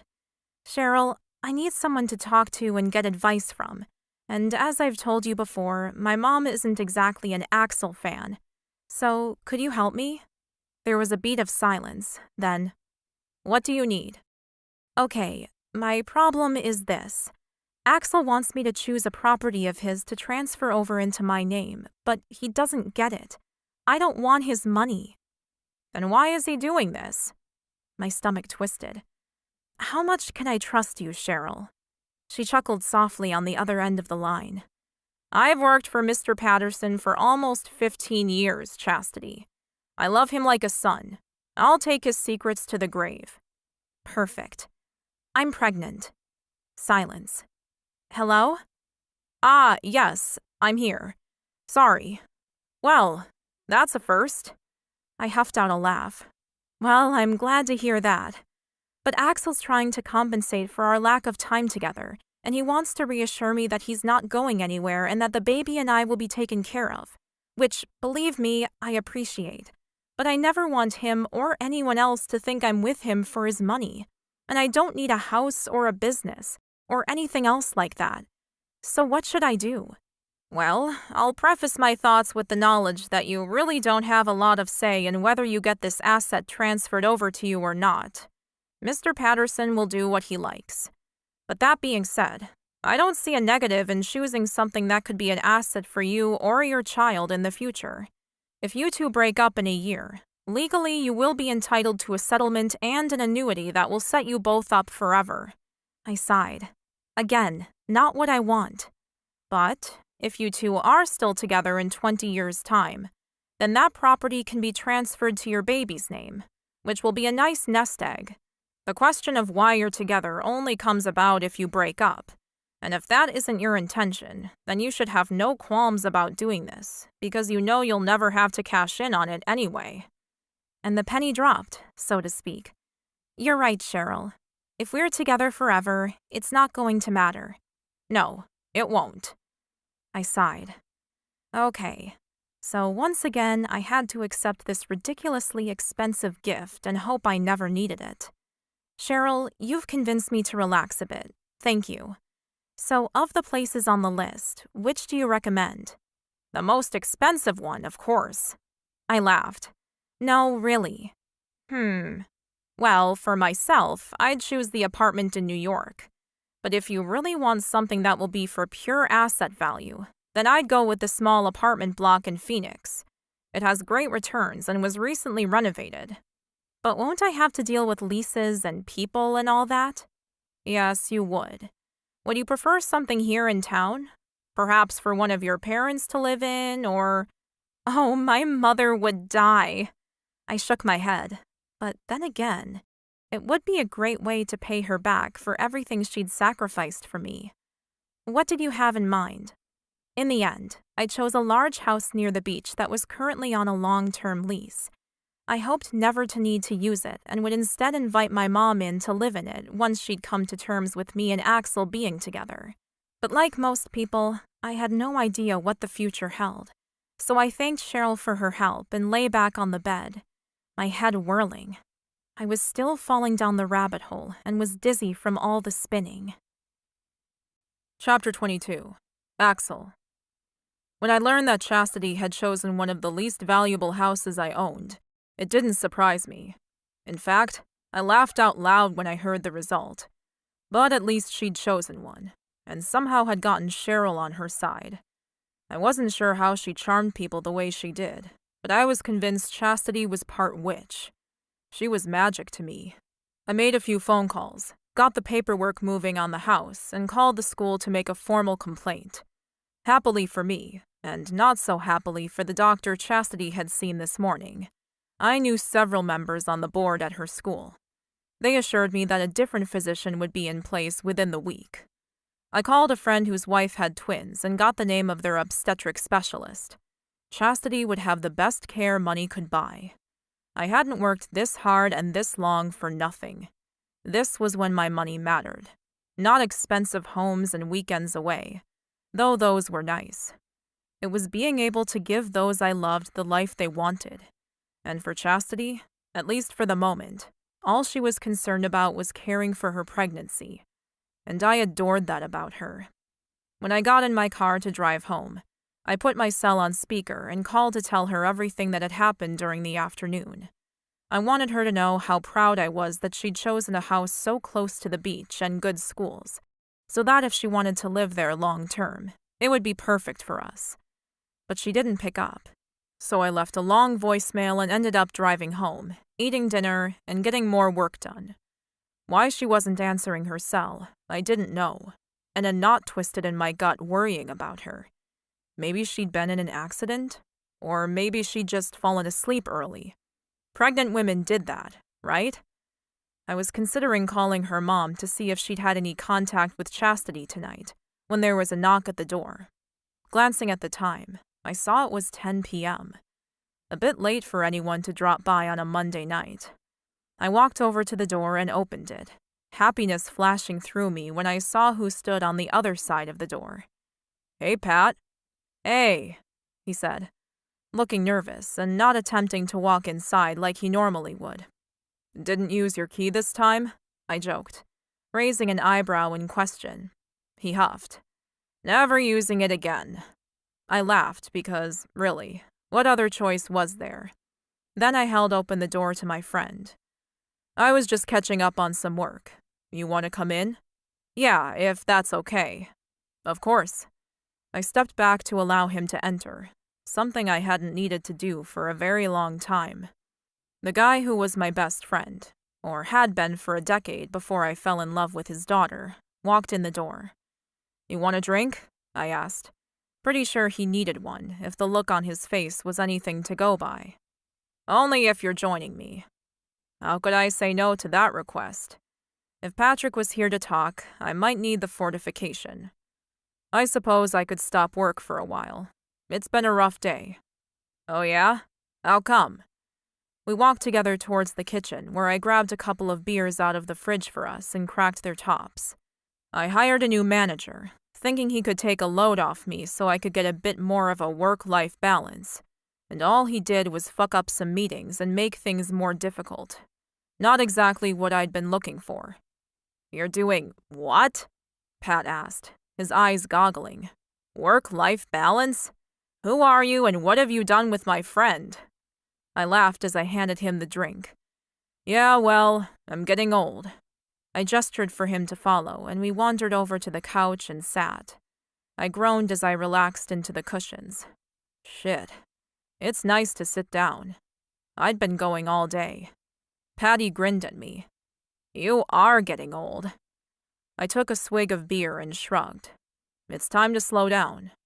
I don't want to keep working at the pace I have been. It'll kill me eventually.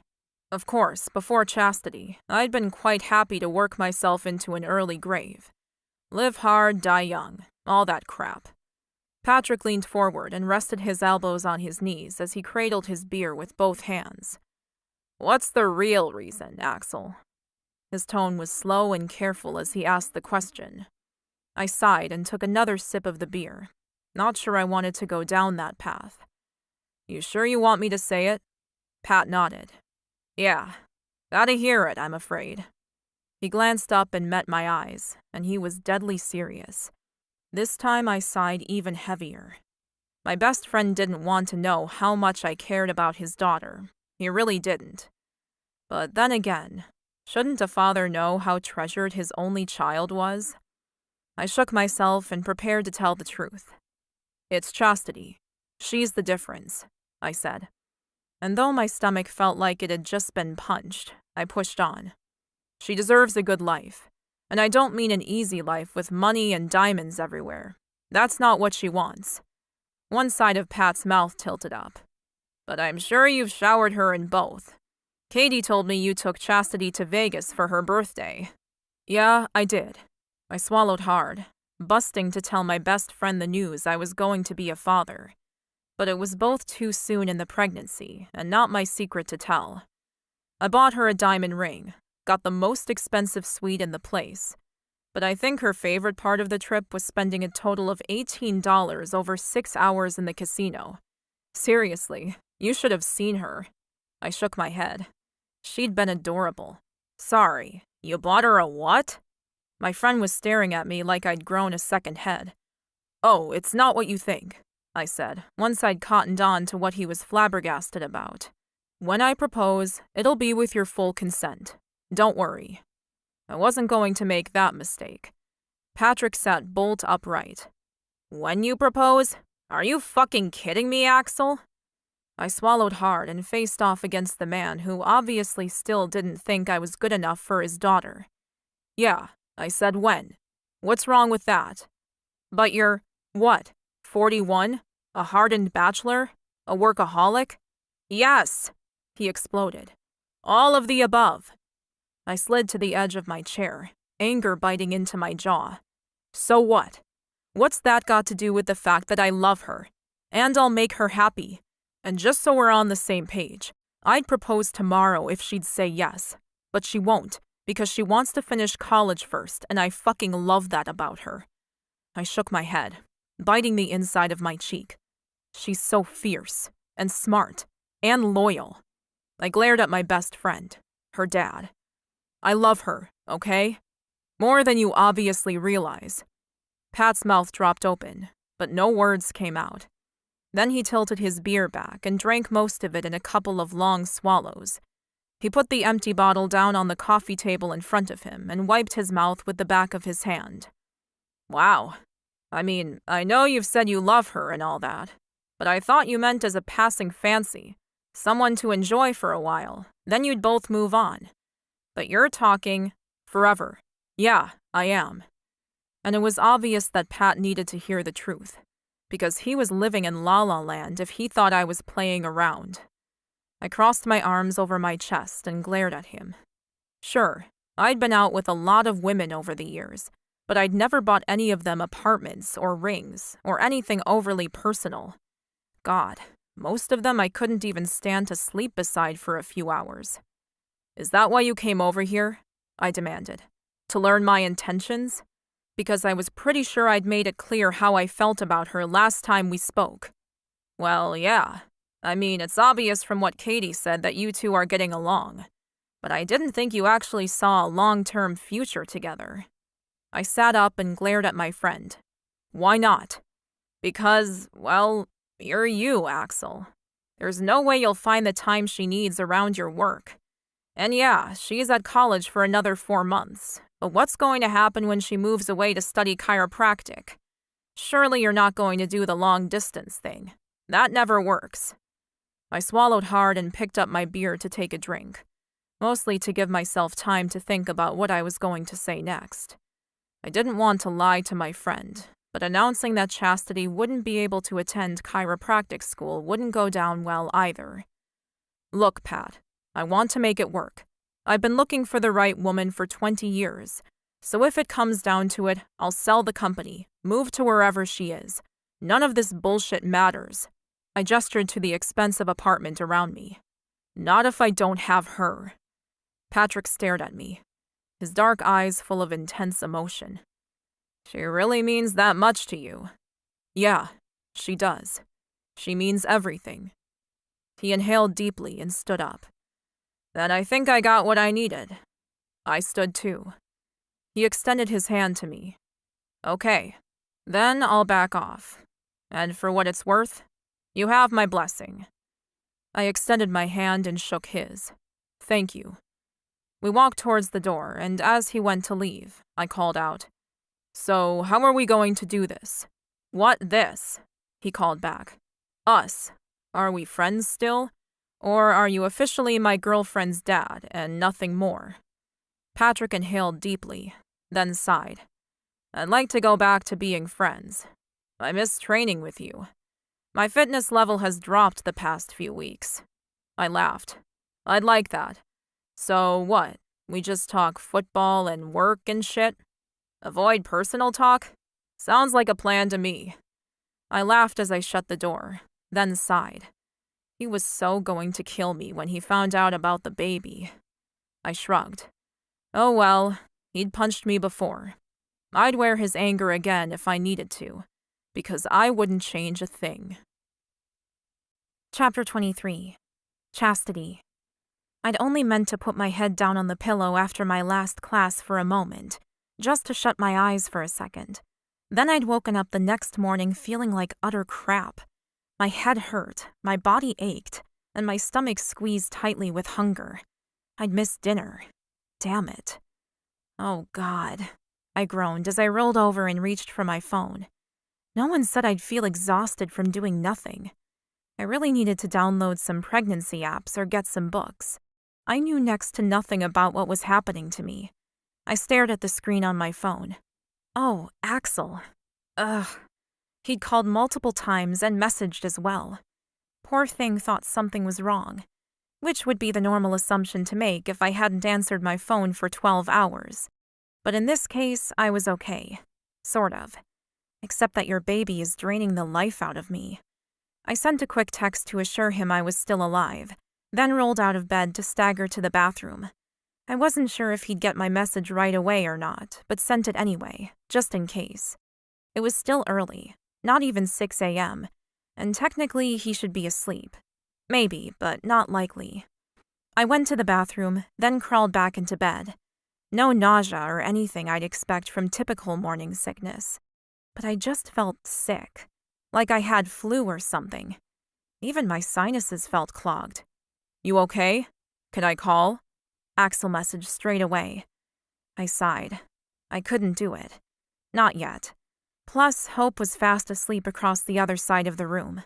She wouldn't appreciate being woken up while I tried to talk to my boyfriend. I managed to text him. Can I call later? Feeling like crap and needing a little more sleep. Love you. XOX. Then I passed out again. I woke up much later and had to bolt to get to my classes. I hated being tardy and having the lecturer glare at me as I tried to sneak in. But I got through the morning's lessons sipping on water and anxious to get something to eat. I went straight to the cafeteria to grab sandwiches and some fruit. Then I called Axel. Hey, sorry about stressing you out last night, I told him, biting into a crunchy apple. I meant to just have a nap before dinner, then call you after. I didn't think I'd end up sleeping straight through. He chuckled. It's fine, as long as you're okay. I'm okay, I reassured him, though I'm not sure what to expect next. Maybe I need to see that doctor sooner rather than later. I got the name of a great specialist, and my insurance broker has found you an individual plan. You just need to contact him and give him some information, and it's done. If I send you the numbers, can you make an appointment with the doctor and deal with my insurance guy? Shouldn't take too long. Of course, I said, grinning from ear to ear. He really was looking after me. Send it over. Great. I have to go, but we'll chat tonight, yeah? I nodded, even though he couldn't see me. Thanks, Axel. Anytime, sweetheart. Love you. I love you too. Thank you. Bye. I called the specialist immediately and answered the questions the best I could.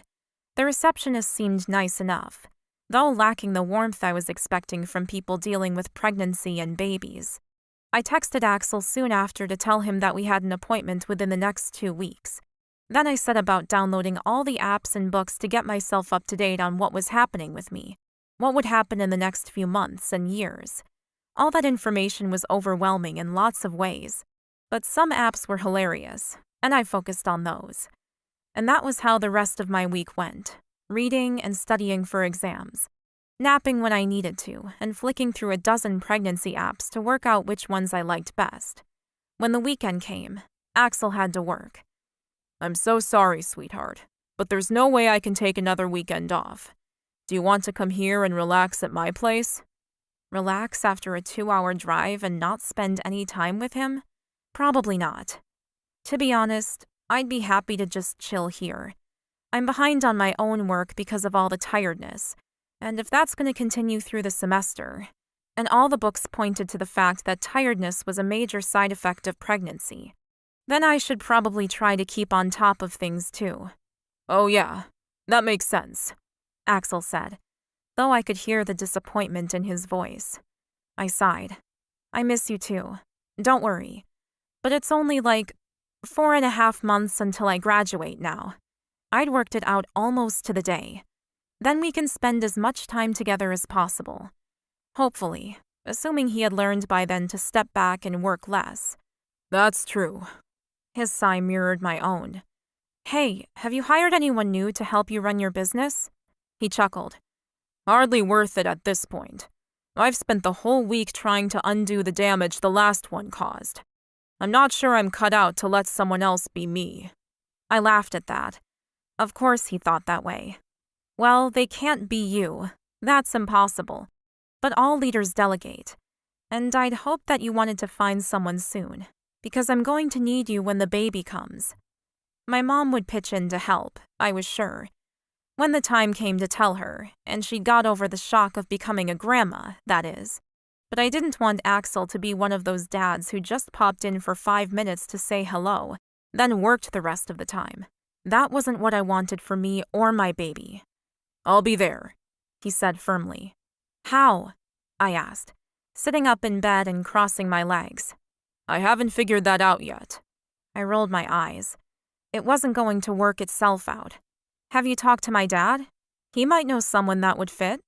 Axel sighed. He popped by last night, actually. I told him I wanted to scale back, and he laughed in my face. I giggled. Yeah, I could imagine that. He thinks you're married to your work. Well, I have been for a long time. But things are different now. Horror struck me, and I squeaked. You didn't tell him, did you? No. I thought that you'd want to do it together, or by yourself. Either way, it's your call. Relief swamped me. Thank you for that. I'm reading all this stuff on the baby and the pregnancy, and it's scary. So many women miscarry, especially their first. I think I want to wait until we're sure everything's okay before we tell anyone. From what I'd read, some people waited until 12 weeks, some longer. Even your mom? Axel asked.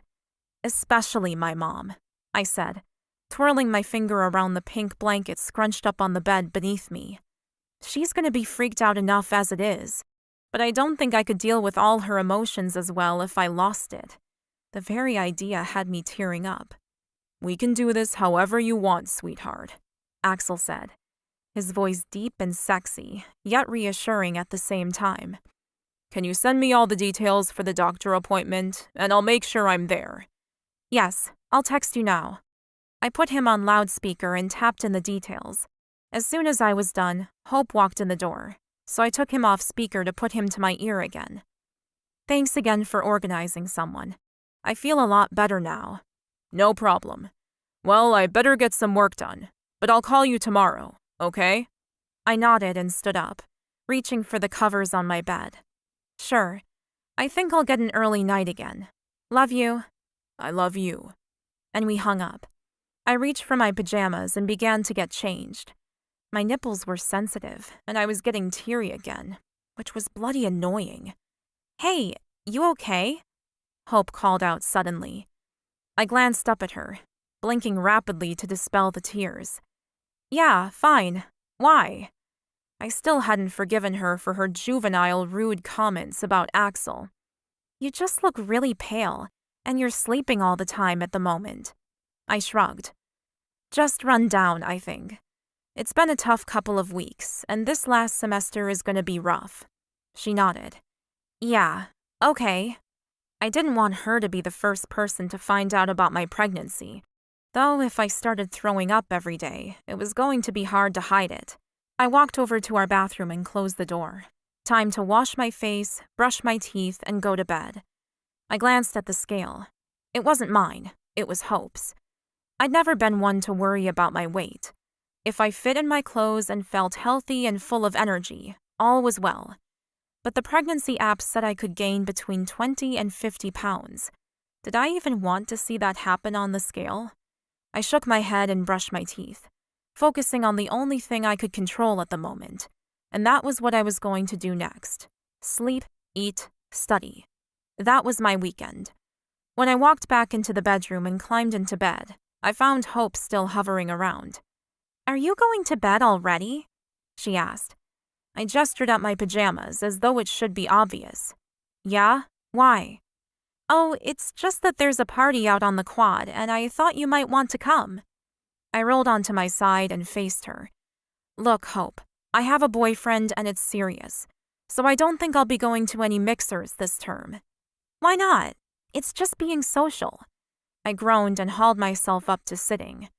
I just want to get through this last semester, okay? Balancing study and Axel is going to be hard enough, not to mention the physical demands of a pregnancy. I just don't need any other pressures, okay? Okay. Hope scurried to the door, then glanced back. I know you're kind of pissed at me still, so I'm sorry for what I said. I didn't realize you guys were serious. I sighed as I resettled into bed, my body aching with exhaustion. I don't think that's much of an excuse, but okay. Thanks for the apology. Hope opened the door, but still hung around. Can we go back to how things were? I don't want to fight. And neither did I. I didn't have the strength. Okay.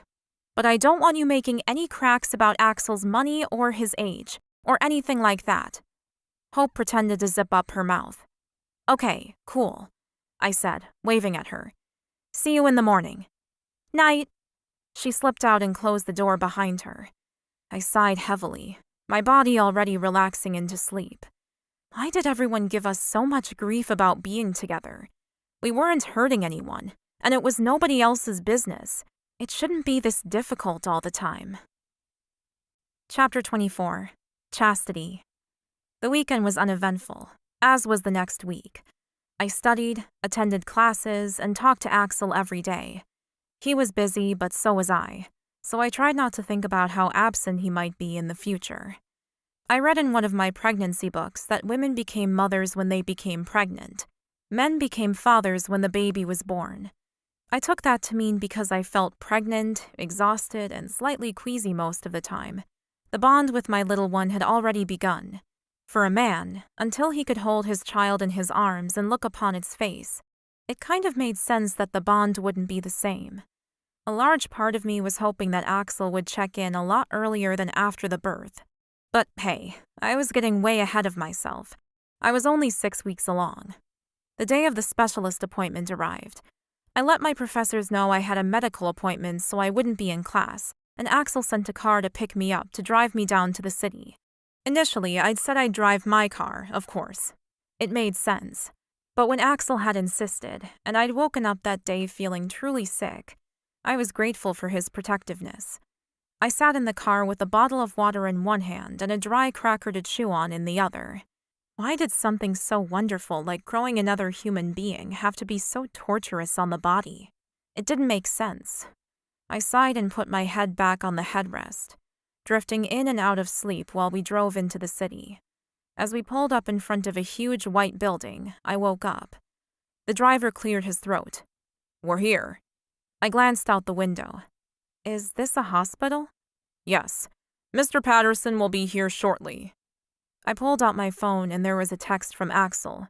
Running 5 minutes behind, but we'll meet you in the office.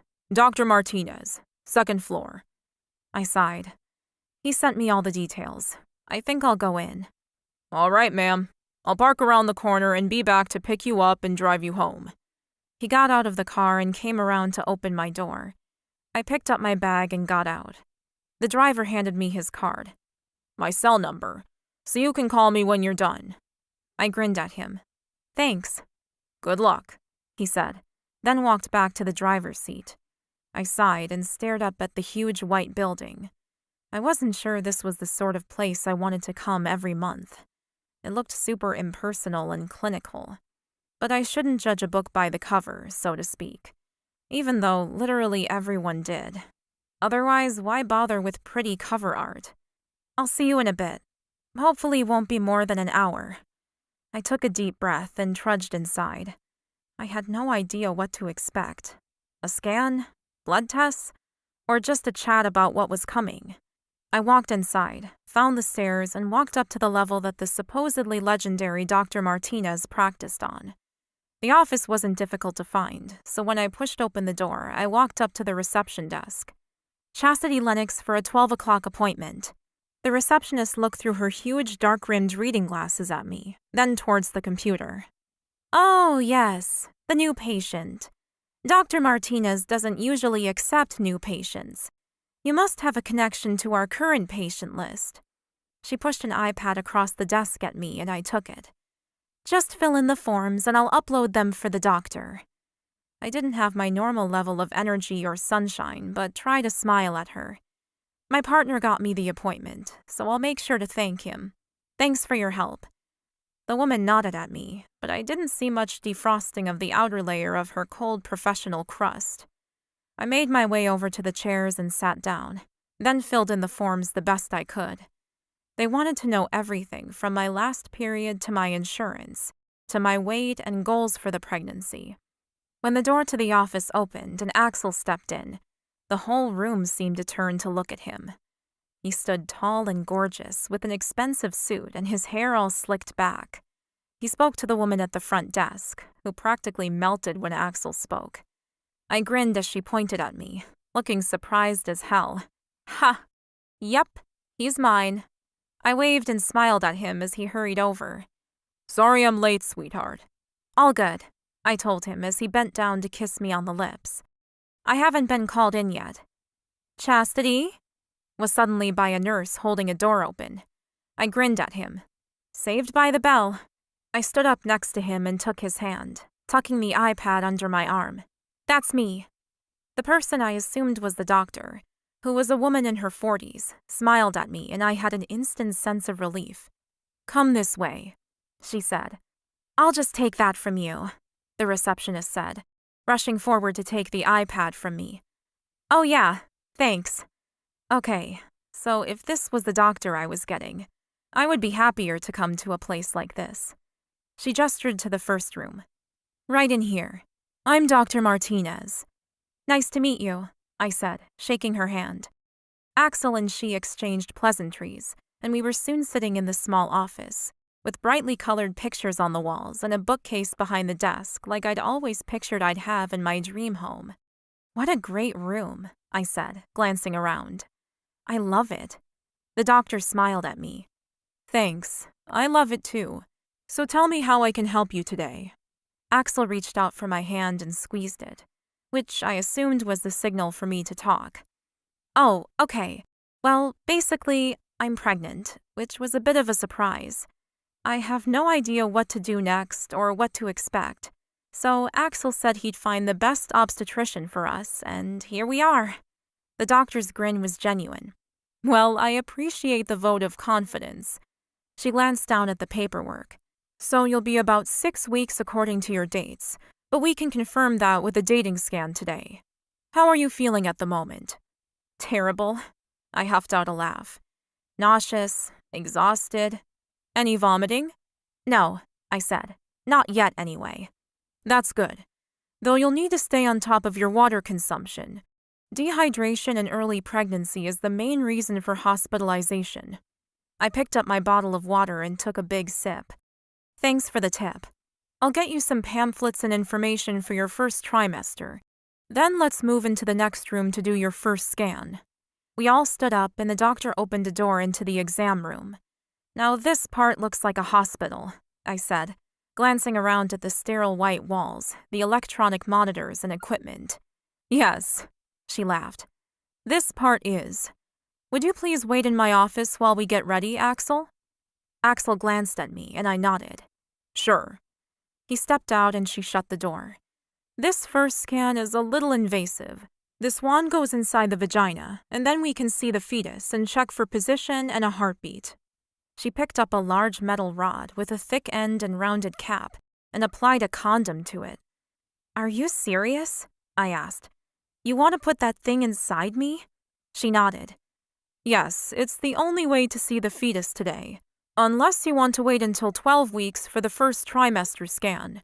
We'll order blood tests today to check your iron, vitamin D, pregnancy hormones, etc."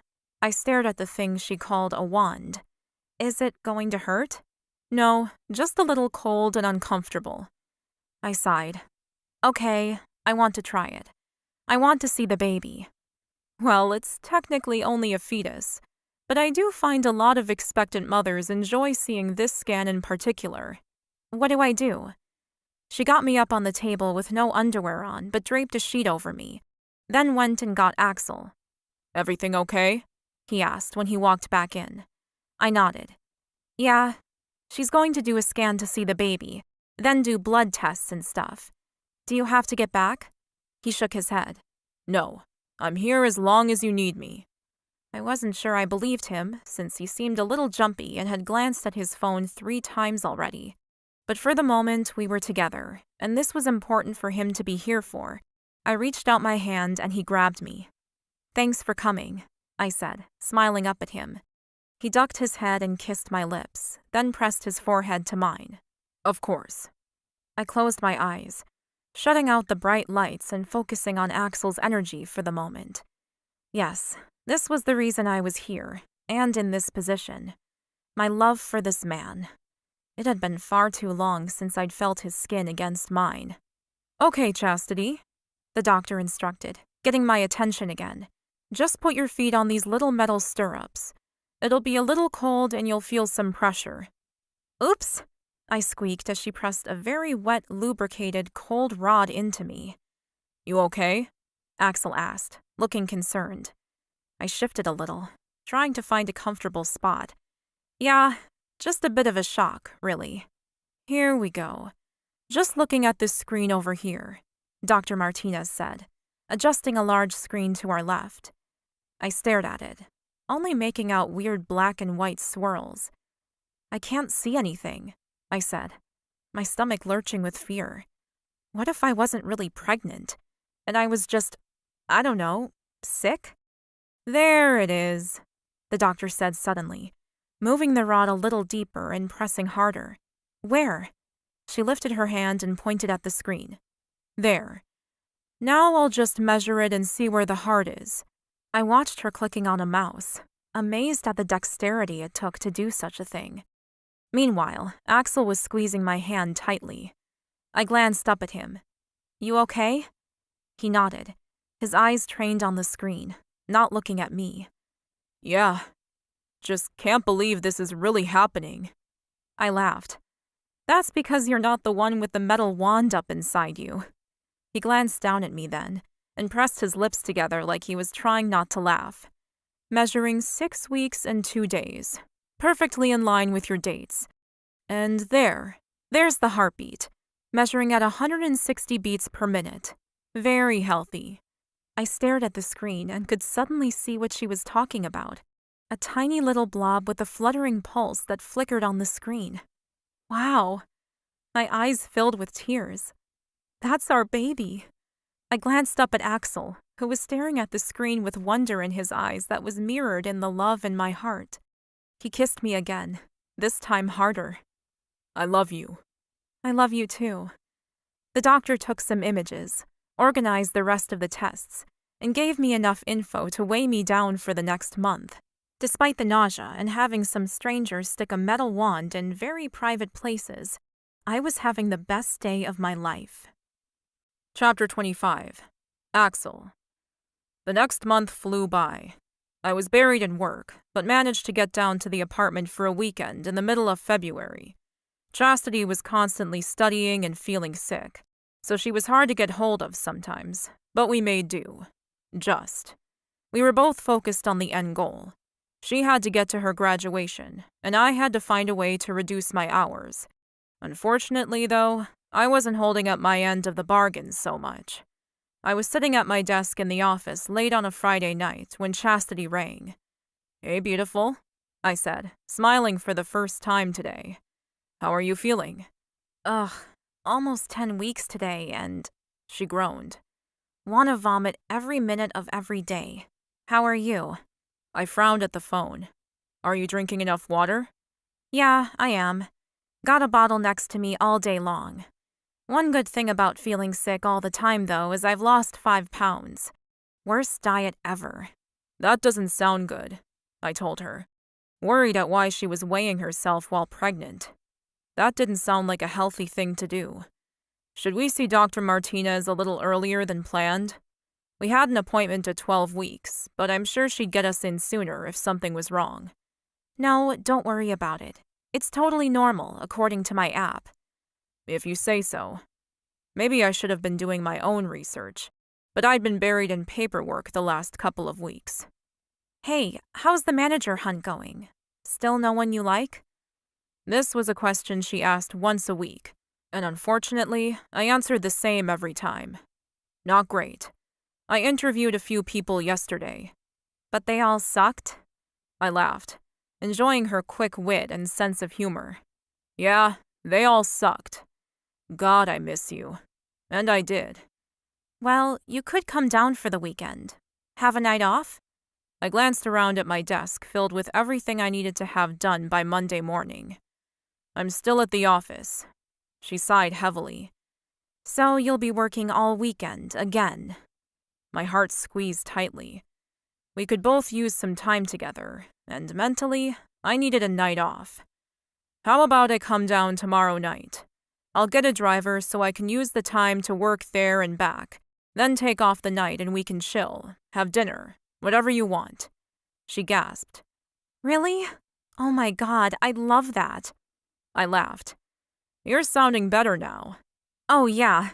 The nausea's even gone for the moment. I'm so excited. Thank you. What time? We discussed the details and said goodnight. When I hung up, despite the extra burden I'd just laid on myself, I felt much happier. I'd never really understood those new age hippie sayings about refilling the well and looking after yourself so you could look after others. I'd always trained hard, eaten well, and run off my desire to succeed. But it wasn't enough anymore. I had another reason to work now, to breathe. And that was Chastity and the baby coming. Without seeing her, all the stress and demands of work were becoming overwhelming. I texted her a quick message as I smiled to myself. Can't wait to see you and our secret little bump. Been too long. I love you. Then I got back to work with renewed enthusiasm. I worked all night, got 4 hours sleep, then went to the gym in the morning. When the driver came to pick me up, I was ready, packed, and with laptop in hand, prepared to work during the drive down. I hadn't thought about it before, as I liked driving my car and felt like a rich dickhead if I had a driver everywhere I went. But this way, I didn't lose 2 hours of work time and could easily justify taking the night off. In fact, it meant that taking every Saturday night off was now possible. I could go down to the apartment, spend 1 night a week with my girl, and keep running my company. The plan was in place. Now just to make sure it all went smoothly. When the driver pulled up, Chastity's car was already parked out front, but she was nowhere in sight. Thanks, Harry, I told the driver. See you tomorrow around noon. See you then, Mr. Patterson. I zipped up my briefcase, grabbed my bag, and headed up to the apartment. My heart was light, and excitement buzzed through me. When I opened the door, I called out, "Honey, I'm home." I sounded like some stupid sitcom character, but it still made me happy. Chastity called back, "Hi, are you alone?" I shut the door behind me and dropped my bags. Of course. Why? Chastity walked out of the bedroom without a stitch of clothing on. Just because, she said, shrugging like this was any other day. I couldn't help it. I ran for her, picking her up and spinning her around, which she responded to by squealing and laughing. When I set her down, I didn't let her go, instead wrapping my arms around her warmth and tugging her close. This is a nice surprise. I'd never felt anything like it. I was awash in love, in hope, in more feelings than I'd ever had to cope with before. I never wanted to leave this woman, which for me was the scariest feeling of all. Chapter 26. Chastity. I must have fallen asleep, because the next thing I knew, Axel was walking into the room fully dressed and I had my head on the pillow. I blinked, wiping at the drool falling out the side of my mouth. I tried to speak, still exhausted and struggling to think. Shit, I felt terrible, sick, weak. I swallowed hard and forced myself to focus on talking. Did I fall asleep? I managed to ask, sitting up slowly, still naked, my stomach lurching. Yup, sound asleep, he grinned. Been an hour or so now, and I thought you might want some dinner. My head was a little weird, but I attempted a smile. Yeah, sure. What's wrong? Oh, I'm just a little dizzy. Probably hungry. Though the idea of food was making my stomach dip. Actually, I might lie down again. I put my head back on the pillow and pulled the sheet up. He sat down on the bed next to me and rested a hand on my hip. How about I order in? Or I can go down the street and pick us up something. I smiled at Axel, so grateful that he was just so... him. That sounds great. Hey, is it normal for billionaires to be so, well, amazing? And kind of normal at the same time? He cackled this time, then sobered quickly. Not really. Most of the men in my circle of business have yachts and helicopters, full-time drivers and chefs. Sounded like the perfect life, for some. Not you, though, I said, reaching for his leg and holding on to him. I really loved that part about him. Not yet, he said with a wink, then stood up and walked towards the door. I'm starving, so I'll go now and give you time to shower or rest or whatever you need to do. You're looking a bit pale. I swallowed hard. Yeah, I get a few hours off in the afternoon where I feel okay, but the evenings can be rough. I'd been so glad when Axel had recommended catching up around 4 p.m. It was the only time of day I felt any good. I felt like a terrible girlfriend. I'll hurry. Back soon, beautiful. Then he disappeared. I groaned, nausea rolling through me. The sickness had hit a real peak lately, and I was hoping it wouldn't get much worse. I could barely think half the time, and I'd almost failed a quiz recently. People at school were beginning to notice I wasn't myself, and I wasn't sure how much longer I could keep my pregnancy a secret. Shower time. I hauled myself to my feet and pressed a hand to my still flat stomach. A couple more weeks and I get to see you on the screen again. Everything I read told me that the sickness correlated with high pregnancy hormones and a healthy fetus, as a general rule. If that was true, then I had to hope and assume our little one was doing well. He or she had certainly taken a lot out of me recently. I staggered to the bathroom, still feeling dizzy, and managed to have a quick shower before crawling back into bed. Nope, I wasn't going to be able to stay up much more tonight. When Axel came back with food, I groaned a bit and he laughed, which didn't make me feel great, but lightened the mood considerably.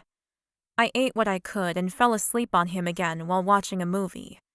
The next morning at breakfast, I managed to get up and go down to a cafe at street level, but I ordered a peppermint tea and nothing else. Are you sure you don't want anything to eat? You are looking a bit skinny, Axel said. I would have laughed at the skinny comment if I wasn't feeling so sick. I inhaled sharply, my nose practically twitching at the stench of cooked eggs and bacon around me. Oh no, I'm fine. The smell of the meat, it's just... I shook my head and swallowed the bile that rose. I took a calming sip of my tea, then tried talking again. The morning sickness is pretty bad at the moment, but it'll pass. When? Do you know? He asked. I sighed. The books all say different things. Some women feel the sick all 9 months, and if that happens, please shoot me. Axel grinned, but didn't say anything. And I was only joking. Sort of. Anyway, the general consensus seems to be that after 12 or 13 weeks, it should get better. He nodded and ate his eggs Benedict, which seemed to be his breakfast of choice. How are you coping with classes, feeling so ill? I'm not coping well, I told him, a little ashamed. I'm trying my best, but I know people are noticing. My roommate in particular. Does she know? I shook my head. I haven't told her, but she's remarked on how pale I am, how much I sleep. Once we get the 12-week scan done and I can tell everyone, I think I'll have to. It was only a matter of time until my professors said something, but I'm hoping I feel better by the end of the semester. I need to be okay for my final exams. He reached over the table and squeezed my hand. I'm sorry about the timing for you. Are you? I asked, raising an eyebrow at him. He grinned his gorgeous, flashy smile at me. I'm not sorry you're pregnant. That's amazing, and I can't wait to tell everyone I know that I'm going to be a father, finally. I squeezed his fingers, the excitement in his voice warming me all over. I hadn't really thought about that. Have you always wanted kids, but just didn't get around to it? He smiled and took his hand back so he could use both to eat. Yes and no. I always said I wouldn't mind having kids with the right person. But to be honest, I wasn't sure that was ever going to happen. Which part? The kids part or the right person part?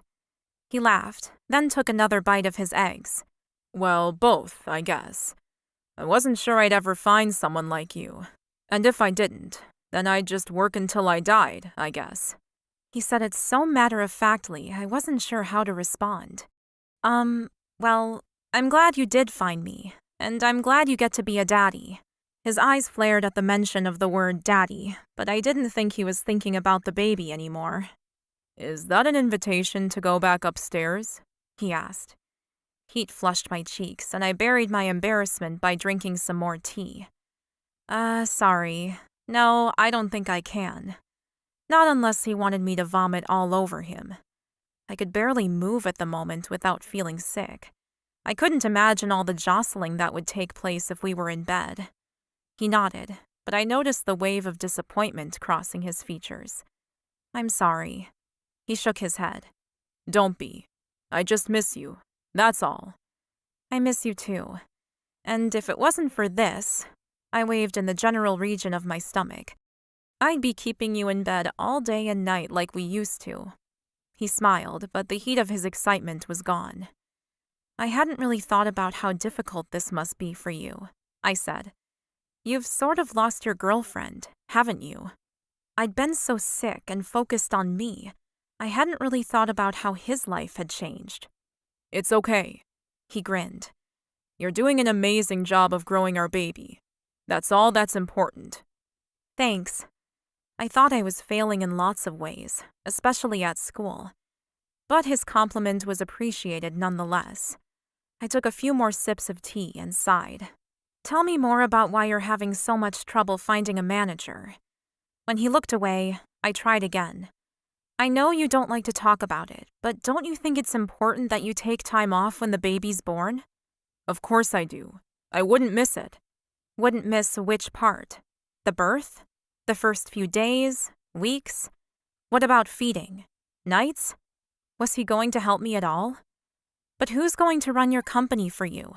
I asked, feeling a bit like a pushy wife. But this was important.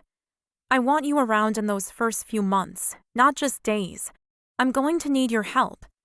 And surely he'd want to be there for me. I'll find someone, Chastity, he said, his tone changing so that he was a little cold now. And we can always hire a night nurse or a nanny. You'll have as much help as you want. I don't want a nanny, I said, though a voice in the back of my head said there might be a night I wanted the help. I want you. A muscle tightened in his jaw as he straightened up. We have over 6 months until I need to take time off, so please, stop harassing me about it. I'll find someone. I gaped at him. Harassing you? Excuse me? I'm just asking a question that you don't have an answer for. He tugged on his shirt and frowned at me. Leave it. My business has nothing to do with you. I said I'd sort it out, and I will. Oh my God. Seriously? Fine.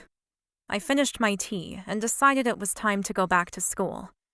We said a frosty goodbye and Axel stayed in the apartment to do more work, waiting for his driver to arrive. I drove the whole 15 minutes home, seething the whole time. Wouldn't want to miss a minute's work. After all, that is the most important thing in the world, isn't it? Maybe my dad had been right, and Axel was a workaholic who would never change. There were worse things, of course. He wasn't into drugs or alcohol. He could provide for me and the baby, and if I never wanted to work, I didn't have to. But I wasn't an ice queen. I didn't want money, and no love or time. It was probably unfair to want everything, but I did. I'd rather have to work and have a husband that was present than be one of those women who never saw her man. I loved Axel too much to endure in silence, and I was going to fight for more. Chapter 27. Axel. I'd thought after our little spat at breakfast, Chastity would withdraw from me, like so many other women had before her. The cold shoulder was a common game they liked to play. But she surprised me. She called more often, messaged every day. It was almost like we were living together already. Almost. She'd ask about my day at work, then FaceTime me every night. She was completely in my life, and it was great. It was like having a full-time girlfriend, but because she was still in college and I didn't need to carve out time for dates, I didn't stop. Instead, I worked non-stop. 2 weeks flew by, and what felt like only days later, we were back at the hospital. I'd arrived early and met her there, and now we waited in a huge white room for the 12-week scan. Chastity's hand was on my thigh, and I sighed as I glanced at my watch. How much longer? I'd had to cancel 2 meetings and a lunch appointment for this time slot. The sonographer is running an hour or so behind, but she'll be as fast as she can, the receptionist told us. An hour? I repeated. They had to be kidding me. The receptionist nodded, giving me an apologetic smile and dashing away to the desk again. Shit. I ran a hand through my hair, frazzled. I better get on the phone to Cheryl and rearrange some more meetings. Do you want to go? Chastity asked me from the chair to my left. I twisted around. Go? And miss it? After she'd asked me to come and reminded me of the scheduled time 3 times. She nodded. Yeah, I know you have a ton to do. And an hour for you is, what, another $1 million? She winked comically to show she was joking, but she wasn't far off the mark with that one. I'd never worked out a monetary value to my time, as every hour we made money. I also paid hundreds of employees per hour, so it was possible some days I'd be in the red. But she wasn't wrong in her calculations. No, it's okay. I'll sit here with you and chat, I said, though my cell phone vibrated in my pocket, drawing my attention away from her. Chastity sighed. I have to get some blood work done too. How about I ask if I can do that now? You can take your phone calls outside and we can meet back here in an hour? Gratitude for my beautiful woman swept over me. You're amazing. Thank you for understanding. I'll just be at the entrance to the hospital, so if you need me, just call, okay? She nodded and stood up. Okay, and we're doing lunch after this? Definitely. I couldn't lose too much more of the day, but we both needed to eat. How's your stomach? Are you okay?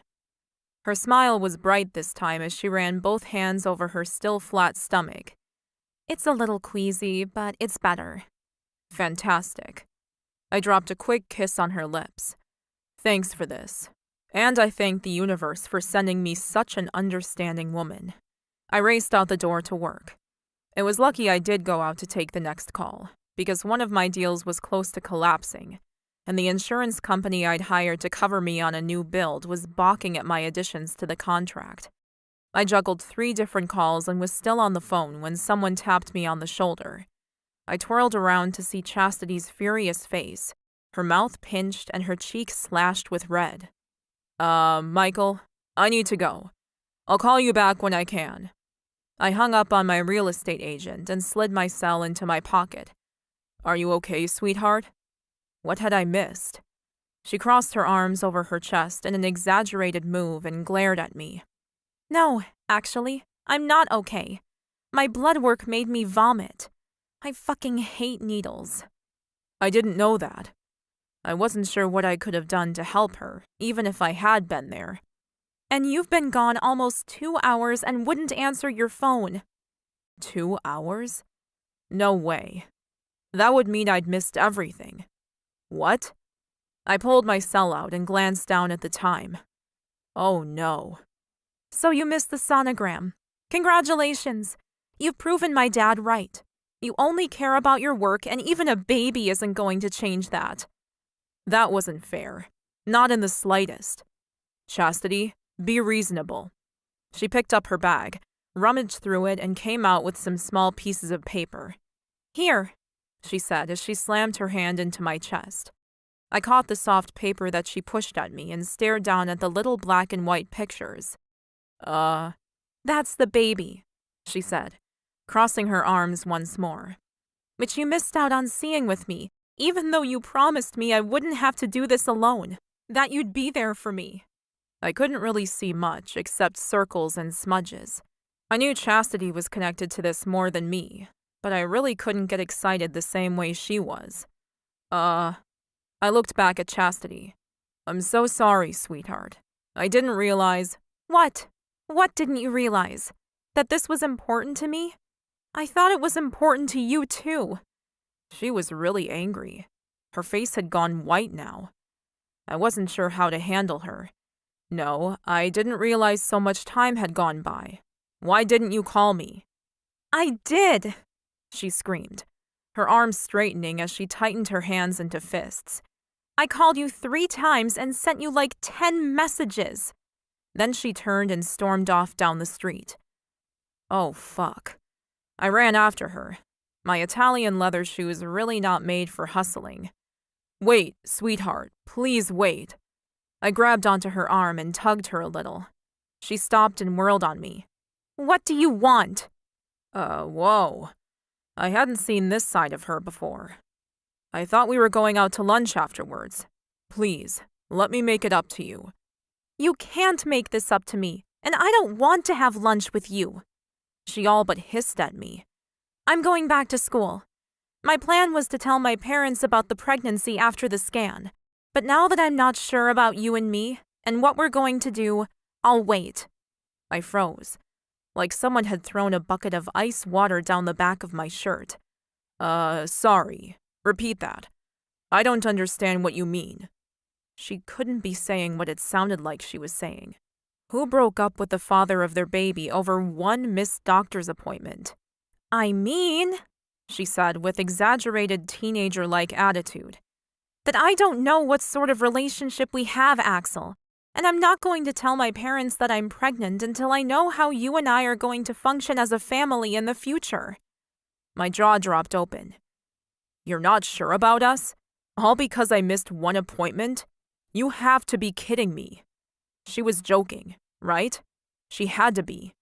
"I'm not kidding, Axel. I've tried to ignore your workaholic tendencies and the fact that you don't have room in your life for me. I convinced myself that you'd make space for me, and for us, in your life when the time came. But I'm not sure I can wait 6 months to see what sort of partner and father you'll be." I stared at her, shocked. "Chastity, that is not fair. I give you every spare moment I have, every day." "Exactly!" she exploded again. "You have 2 minutes here and 5 minutes there. That's not a life, Axel." "But Have you hired a new manager yet?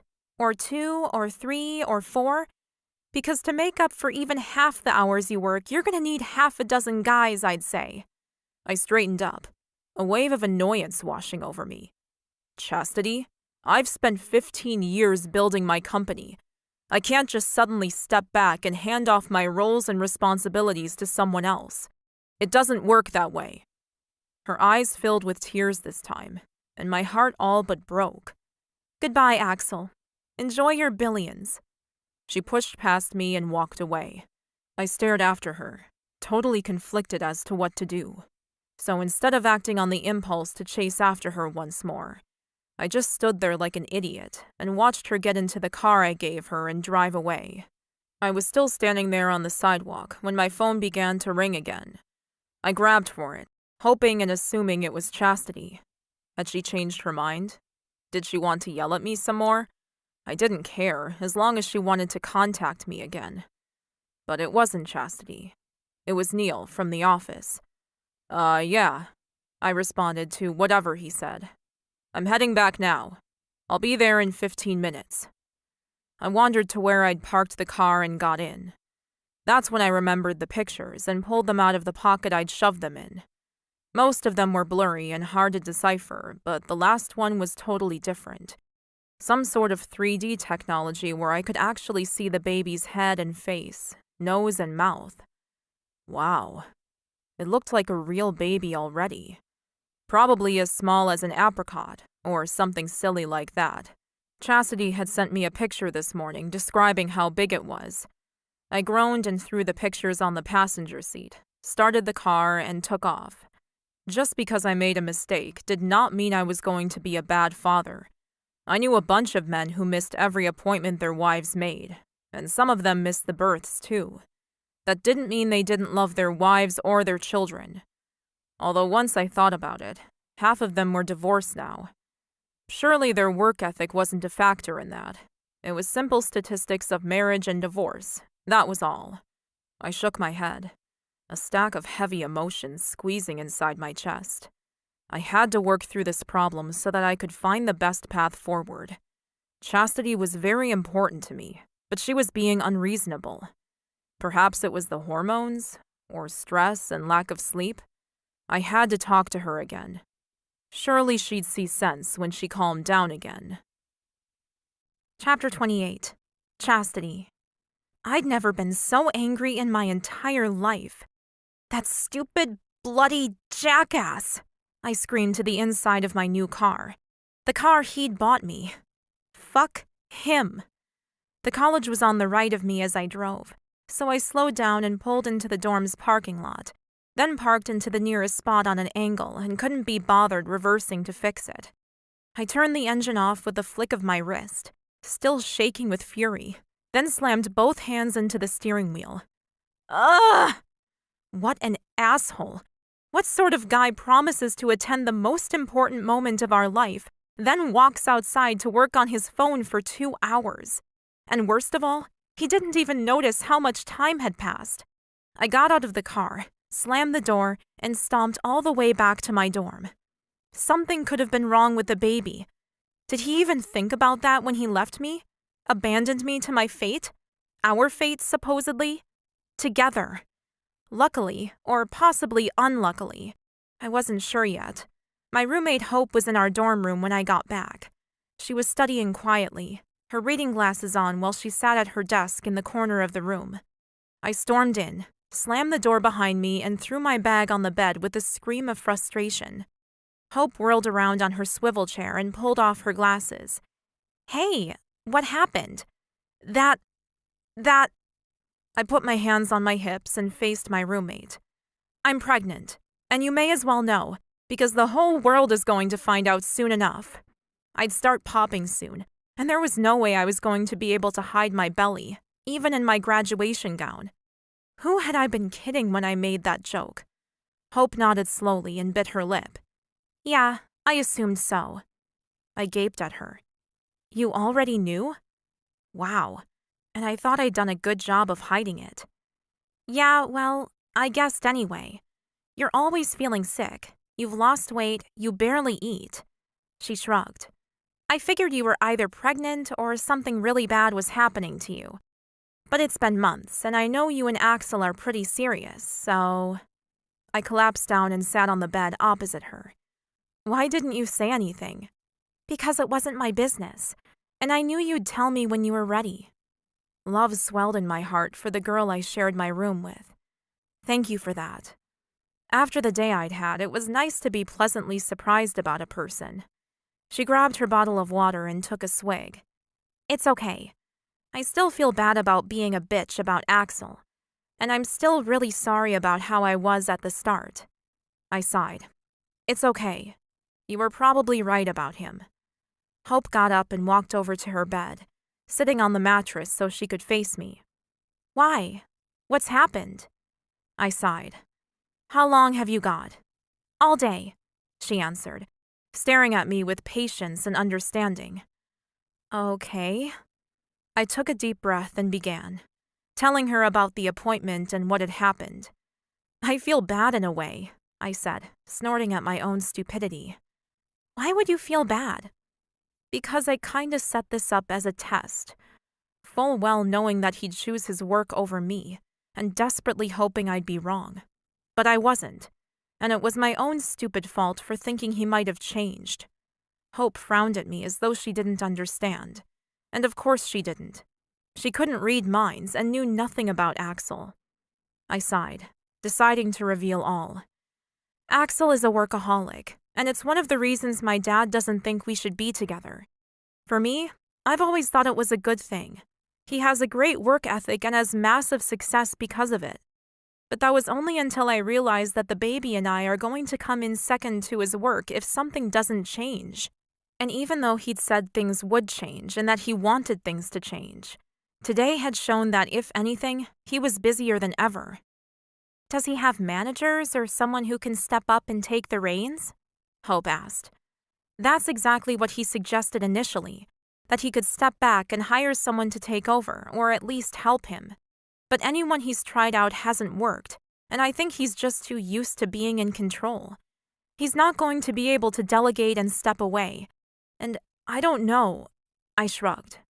I felt totally lost in this regard. If he couldn't trust anyone to help him, we would have no hope of having a life together. So, hang on. Back it up a step. So, how was this day a test? Hope asked, moving to the edge of her bed. Well, I've tried to be extremely supportive and a good girlfriend over the last few weeks, but I made it super clear that, for me, this was one of the most important scans of the whole pregnancy. This would tell us if the baby was alive and well, and afterwards I could start telling people, including my parents, which I still hadn't done and felt sick to my stomach about doing, especially now. Hope snorted. And he missed the appointment? How? Well, they were running late, so I gave him the out. I let him go outside to work, which was something I didn't want him to do. But again, I was trying to show him how supportive I was. When they came to get me, I rang him 3 times and then texted him a dozen times, all of which he ignored and just kept working. I still couldn't believe he'd missed all my messages. He was literally on his phone. Hope lifted her legs and crossed them, now sitting on the bed like a genie. Well, if he was on the phone, your calls probably went to voicemail. That wasn't the point. The receptionist gave him a time, and he never once noticed he'd blown an hour past it. But he knew I was inside, waiting for him. This was our moment to see the baby, to check everything was okay with her. Her? Hope asked, sitting up suddenly. You're having a girl? I clapped my hand over my mouth. Oh, shit. I didn't mean to say that. Axel doesn't even know. Oh, that's so awesome, Hope said, grinning from ear to ear. Sadness swept over me, pushing away the last of the anger. Yeah, I think so too. It's not certain. I got a blood test that can determine the sex and checks for abnormalities, and I'll get those results in a few weeks. But the sonographer said that if they had to guess, they'd say 80% chance it's a girl. Hope sighed. So cool. It was. A baby girl to adore. Pink walls and blankets, hair ribbons and beautiful dresses. Tears gathered in my eyes, and I blinked them away. Yeah, it is. And he missed it. The whole appointment. We hadn't even decided if we wanted to know what it was. And I was so angry with him for not being there for me, I just said yes, I wanted to know. and despite being angry about Axel missing the appointment, I still felt a little guilty about going ahead with the question without asking him what he wanted to do. Hope tucked her hair behind her ear and sighed. Well, look, he's definitely a workaholic asshole. I'm totally with you on that one. But he loves you. You know he does. I know he does. Everything he's done for you so far has been amazing. She had a point. The sex, the Vegas trip, the car, the phone calls, the jewelry. I lifted my hand and stared down at the vintage-style Tiffany ring on my hand and sighed. Yeah, but if he isn't there for me when I need him, what's the point of being together? Hope put both hands up as though saying, stop. Hang on a minute. You're considering breaking up with him? Well, was I? Maybe? I was certainly angry enough to do so. Despite all the love, money, and sex, just because he missed one appointment? I jumped to my feet and glared at her. It's not about the appointment. It's about the fact that his company is always more important than me, and I can't have that be our lives. Is he going to miss the birth because work calls? Or the baby's first birthday? No. I shook my head and pressed both hands to my belly. No. We deserve to be loved, and for me, that means quality time. Then I think you need to talk to him, Hope said, standing up and going over to her stash of candy and grabbing a bag of jelly beans. Want some? I nodded and held out my hand. Yeah, we do need to talk. But what would I say? Hey, hun, how about you pull your head out of your ass and focus on what's important in life? My phone began to ring and I picked it up, staring at the screen for too long. It's him. Rage filled me, and I rejected the call with one push of the button. Then, for good measure, I blocked his number in the settings. See how he likes it. Hope laughed, and I twisted around to stare at her. What? No offense, but are you sure you're not overreacting? I mean, you're usually the nice one, always giving people a second chance. I shook my head. Not this time. I need some space to think. And work out what the hell I was going to do now. Well, I suppose you have 6 months, Hope said, stuffing more candy in her mouth. I stared at Hope, absorbing her words. I did have 6 months. That was a long time. Longer than we'd even been together. You're right. I'm going to have a shower. I feel totally dirty after those tests. I swear they're always shoving something in me or taking something out of me. It's gross. Then I'm going to eat and study. Gotta catch up where I've been falling behind. And that's exactly what I did. I ate a late lunch, went to the library, and ignored all the good news I'd had today. And the bad. For the rest of the night, I just wanted to be a college student with nothing to worry about except exams.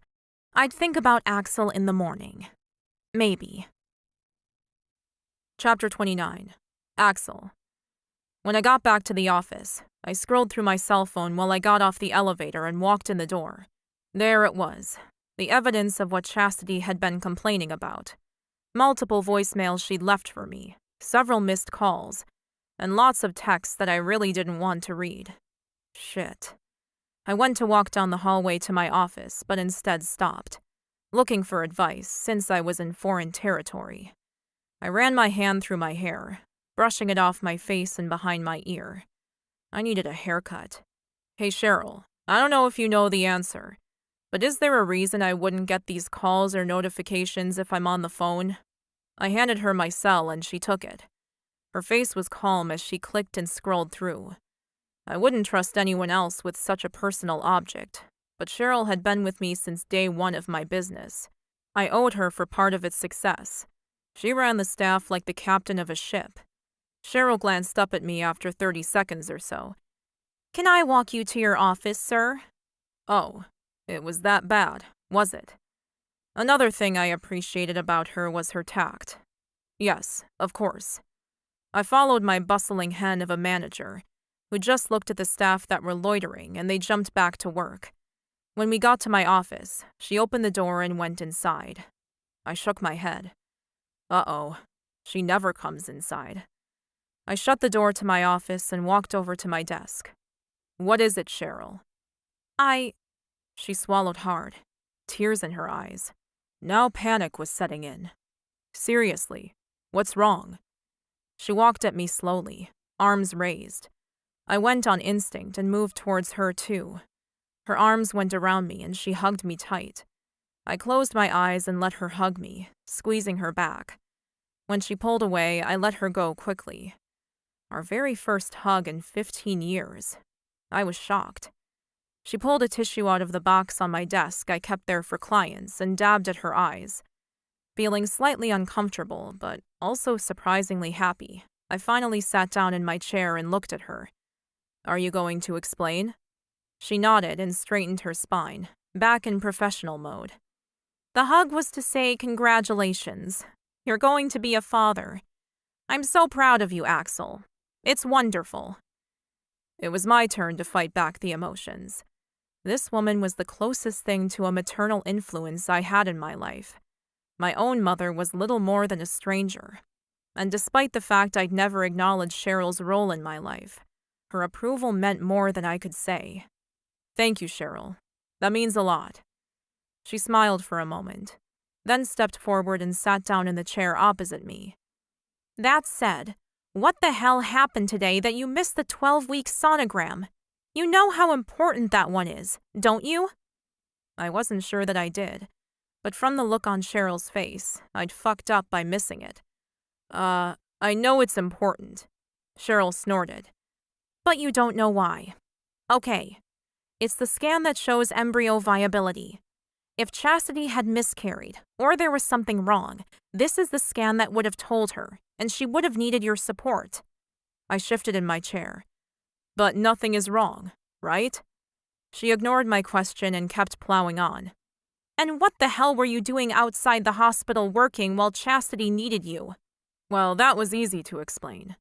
The doctor was running an hour late, and Chastity told me to go outside and work for an hour. And did you? I frowned. Did I what? Go outside and work for an hour? I did go outside, but I lost track of time. I was juggling 3 phone calls and must have missed the time. Cheryl pursed her lips and gave me a sour expression. From the looks of those messages, you missed it by a long shot. Well, I didn't mean it. Not at all. And of all the people in the world, Cheryl should know that about me.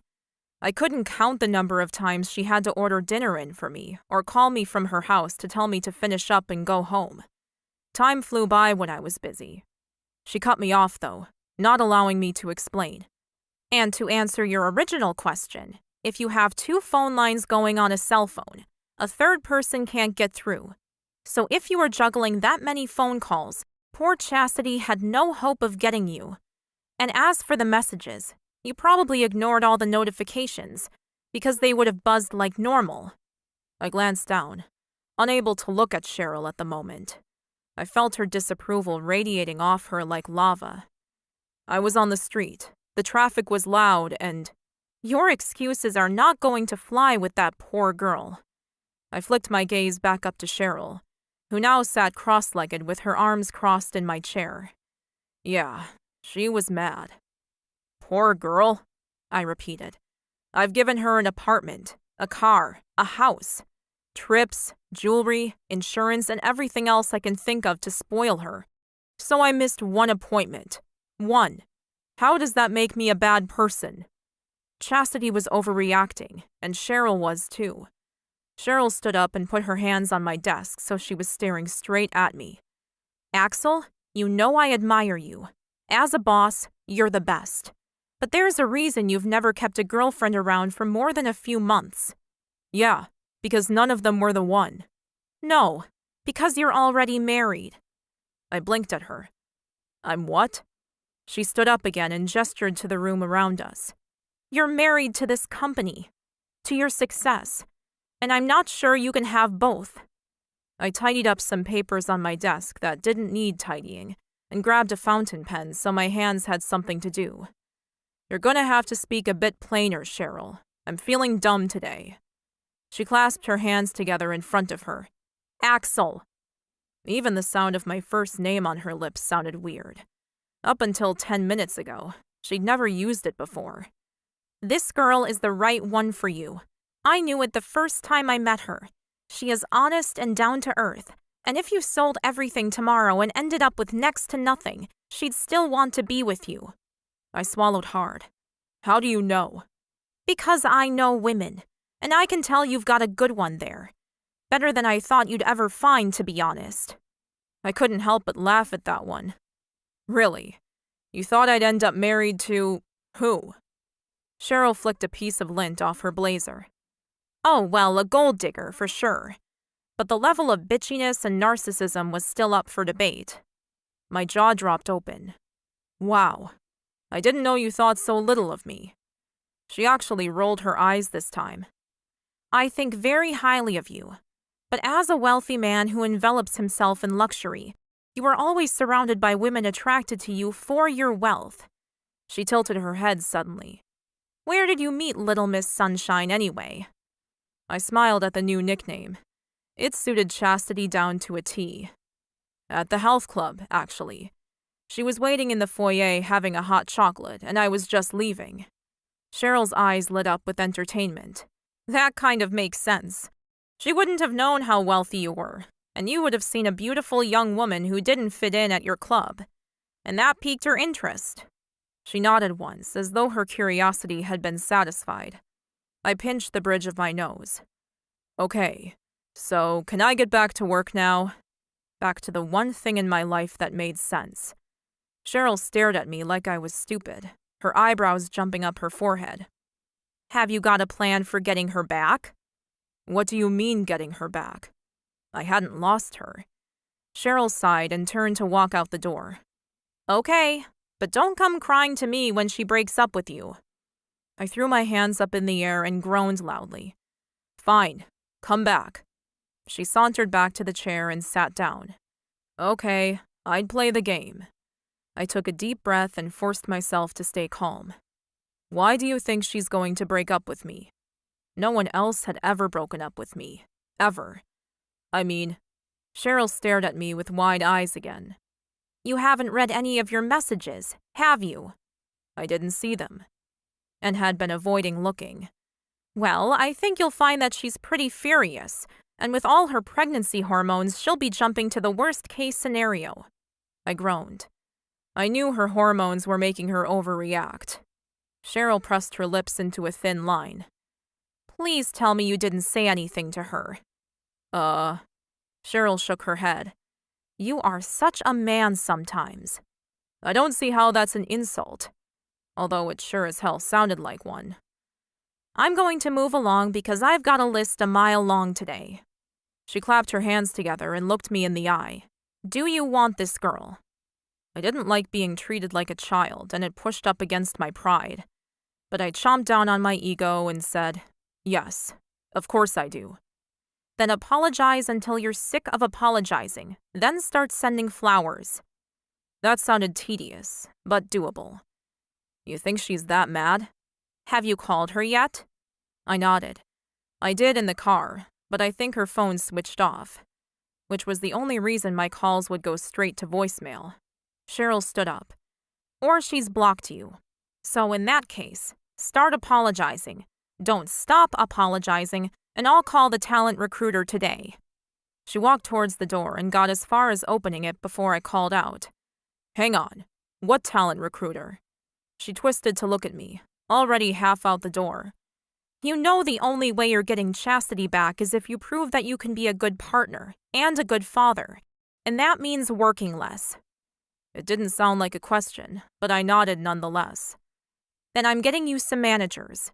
It's time you stepped back, Axel, and let the 25-year-olds take over. You were a hothead back then, and I'll find you another just like it. 3 if I have to. I opened my mouth to respond, then slammed it shut again. Thank you, Cheryl. You're welcome, Mr. Patterson, she said, assuming her assistant role once more. You deserve to have a life.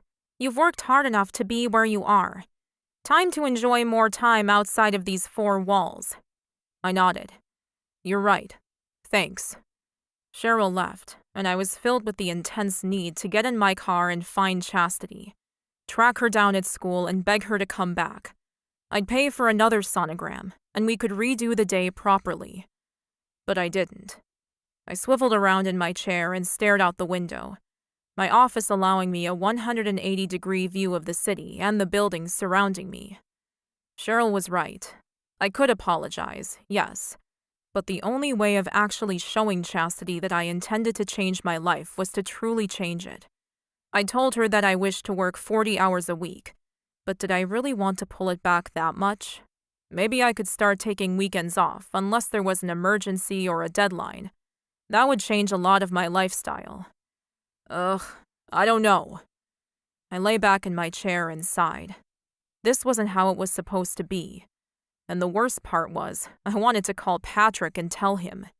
He'd give me good advice and lament at how different women and men could be. But I couldn't do anything more than call him for a run. Oh yeah, I definitely wanted a run. But first, I turned the chair back around and picked up my phone. I listened to the 2 voicemails Chastity had left and read the messages she sent. Her calls were frantic and became increasingly angry. Her texts were the same. And beneath it all was an overwhelming disappointment that choked me. She really needed me today. Was the multi-million-dollar deal that I'd saved with an hour's worth of phone calls worth it? Probably was, since it was her future I was building too. I had to tell her. I had to explain. But how did I do that when she was so angry? I'd do what Cheryl suggested. Apologize for disappointing her, then start working towards my goal of reducing my hours. As soon as I worked out what that goal was, how far could I step back before the deck of cards collapsed? Chapter 30. Chastity. I hated to admit it, but at first I loved ignoring Axel. I blocked him on my phone so I didn't get any phone calls or texts, and it was bliss. I got a ton of work done and stood on the moral high ground long enough to feel too content in my heightened level of happiness. That feeling lasted about 24 hours. Then I started to miss him. Like, really miss him. Which sucked because he was in the wrong and I should be mad at him for a hell of a lot longer than one day. But the doubt had started to creep in, and the guilt at how I'd acted. After all, I'd been the one to send him outside. I should have told him to stay, made him hold my hand through the blood tests, maybe communicated better how much I actually needed him. I shook my head to try and clear the thoughts from my mind. I couldn't study while my brain whirled, and second-guessing myself in regards to Axel was absolutely doing my head in. It was Friday night. Another week done. Another step closer to graduation. "You hanging around here for the weekend?" Hope asked from her side of the room as she packed her bags for a rare trip home to see her parents for the weekend. "Yeah, I don't have any plans." And I was feeling so much better now. A lot of my fatigue and sickness had gone. Not completely, but it was better enough that I could actually catch up on the studying I'd been missing out on. "Axel still hasn't called?" she asked. I grinned at her. "I still have him blocked, so I have no idea." If his calls are blocked, he can still leave voicemails. I'd never blocked anyone before, so I didn't know the rules exactly. When I unblocked him eventually, would a flood of messages come rushing into my phone? I inhaled deeply through my nose and rolled onto my side on my bed to face Hope. "Yeah, there's a few on there. I've been avoiding listening to them." Hope laughed while zipping up her suitcase. "Why would you do that?" "Because I know he'll be saying he's sorry and I'm not ready to hear it." I sat up and reached for my cell, staring down at its blank screen. I didn't want to admit to Hope or anyone else that I missed seeing his missed calls and messages there. "Well, I'm off. But if you need me, I'm only a couple of hours away." I smiled at her. We'd become closer than ever in the last few days. "I know. And thanks." I'd considered going to see my parents this weekend, but since I didn't know what I was going to tell them, I just gave them my normal excuse about needing to study. I hadn't seen them for a few months, and although I was keenly aware of it, my parents didn't seem to have noticed the lack of visits. There was a knock on the door and Hope walked over to open it. "A delivery for Chastity," an unfamiliar male voice said from behind the door. "Thank you," Hope said, then turned around with a massive bunch of roses in her arms and an insane grin on her face. "Look who got flowers!" I rolled my eyes. What a typical thing to do. But I couldn't stop myself from sitting up on the bed and reaching for them. "Is there a card?" "Yeah, on top." The flowers weren't just flowers. They were perfect, long-stemmed red roses. My favorites. Thanks. I took the vase and stared down at the roses for a moment, absorbing their perfection before I set them down on my nightstand and reached for the card. It was a handwritten card. Interesting. It actually looks like he wrote this himself. This wasn't a typed card done by the lady at the florist. But then again, it could have been written by Cheryl for all I knew. I didn't actually know what his writing looked like. I stared at the card and read it aloud. Dear sweetheart, I am so sorry I disappointed you. I will make it up to you. Love, Axel. I sighed as my chest squeezed tight, my heart cracking open a little. How does he think he can make it up to me? It's impossible. Tears that I'd been fighting all week swam into my eyes and I blinked angrily, rubbing them away. No, I'm not going to cry. I promised myself I wouldn't. I was going to be strong, for me and my little girl. Are you okay? Hope asked, hovering around my bed. Oh, yeah, of course. You go. See you on Sunday night. Hope reached down and hugged me quickly. Call me if you need someone to talk to. I hiccuped up a laugh. I might need to, since you're the only one that knows about everything. I hadn't dared to tell my mom or dad about the fallout between Axel and me, which sucked. I needed advice and someone to vent to, and yet the two people I trusted most in this world didn't know about my pregnancy and didn't want me to be with Axel. They'd tell me to break up with him or get rid of the baby, or 100 wrong things I didn't want to hear. So help wasn't going to be found in that corner. I waved to Hope as she left and focused on the card. He was going to make it up to me, was he? Did he have a time machine? I fell back onto the bed and sighed, still clinging to the card. Maybe I should listen to his voicemails, or unblock him. I didn't have to answer, but at least I could see what he was messaging me. That sounded sensible enough, so I reached for my cell phone and unblocked him. There wasn't a flood of texts or anything that came in, so I had to assume that if he'd sent anything, it was now lost in the ether. I pushed my phone away and closed my eyes. This wasn't fair. It wasn't meant to be like this. Get up. Stop being so pathetic. I forced myself to stand up and stretch. It was time to get some dinner and maybe have an early night. I hadn't been sleeping very well, despite being totally exhausted. I did exactly as I'd planned and fell fast asleep before 10 p.m., the aroma of my roses filling my nose and giving me sweet dreams. The next day, I woke up to a text on my phone. I'm not sure if you're getting these messages, but I wanted you to know how much I miss you. Your voice, your kisses, everything. I clapped a hand over my mouth to stop the sob from rising. He wasn't playing fair sending messages like that. I missed him too much to even think about the fact that he missed me too. But what was the point of a relationship if I didn't trust him and couldn't count on him? I thrust my cell phone away and went and took a shower, marveling at how much better I was feeling. I put my hand down on my belly, noticing the slight swell going on. Good morning, baby. Happiness filled me to the brim. A baby with Axel's gorgeous eyes, fitness, and brains would be a handful. I'd be super busy when he or she was older, that was for certain. I sighed, got out of the shower, dried myself, and got dressed. A wave of nausea flowed over me, but this time it felt more like hunger than anything else. Breakfast today. I hadn't eaten a proper breakfast in months, so this would be interesting. I managed a piece of toast and some apple juice. A win for me. Then I went back to my room to study rather than the library.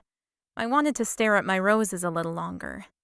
When there was a knock at the dorm room door, I jumped. Come in, I called out, though my heart had begun to pound like I was running a marathon. Was it him? Hi, sweetie, my mom called out as she stuck her head around the door. Mom, I cried, jumping to my feet and racing for her. She wrapped her arms around me, laughing as she hugged me tightly. I couldn't let go of her once I had my arms around her. The tears rose and I sobbed, burying my head in her neck. Hey, what's going on? Mom asked me, brushing back my hair off my face. I'm just so glad to see you, I sobbed, rushing for the tissue box to mop up the tears on my face and blow my nose. Oh, sweetie, I'm so sorry it's been so long. Mom walked across the room and sat down on my bed. Then she grabbed my hand and tugged on me to sit down. Come, sit. I blew my nose, tossed the tissue in the wastebasket beside my bed, then grabbed another tissue in case I needed it. What are you doing here? I asked her. Not that I'm not glad to see you.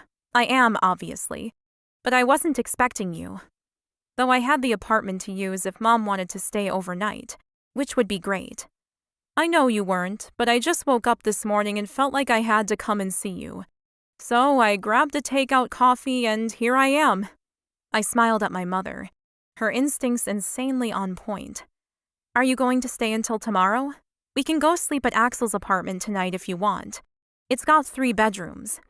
Mom's cheeks colored as she blushed bright red. Thanks, sweetie, but I have a date tonight, actually. Dinner at 8. I can stay most of the day, but should try to head off around 4 so I've got time to get ready. My jaw dropped open. Really, Mom? Wow, that's great. You think so? She asked. Her tone so hopeful it broke my heart. Yes, of course. You deserve to be happy. And she was so young still, barely 43. She still had 40 to 50 years of life ahead of her, and I wanted her to find someone to spend those years with. Who is it? I asked. Where'd you meet him? Oh, well, maybe I should take you to brunch and tell you. She stood abruptly. That didn't sound very good. I just had breakfast, Mom, and there was no way I could eat anymore without worrying about my morning sickness. You can tell me. Hope's gone for the weekend, so you can relax. But my mother was doing the complete opposite of relaxing. She was wringing her hands and pacing back and forth across my room. I slid to the edge of my bed and narrowed my eyes at her. Why are you acting so strangely, Mom? She ran her hands through her hair, looking the very picture of worried.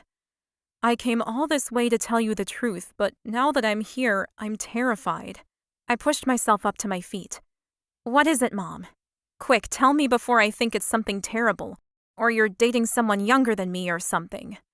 That would serve me right, wouldn't it? After all, Axel was the same age as my parents. Would it be the same if my mom was dating a 20-year-old guy? I wasn't sure I could deal with it. Mom stopped and twisted around to look at me. It's your dad, she all but squeaked. I crossed my arms over my breasts and leaned forward. I mustn't have heard her properly. Come again? It's Patrick. We, went out for coffee a few months ago, just to, talk about you. And it was nice. We had a good time. So we had dinner, and another dinner, and then... I raised both hands into the air and pushed them out at her as though to say stop. Hang on a second. Let me get this straight. You're dating my father? After 20 years of being broken up, you two are together again?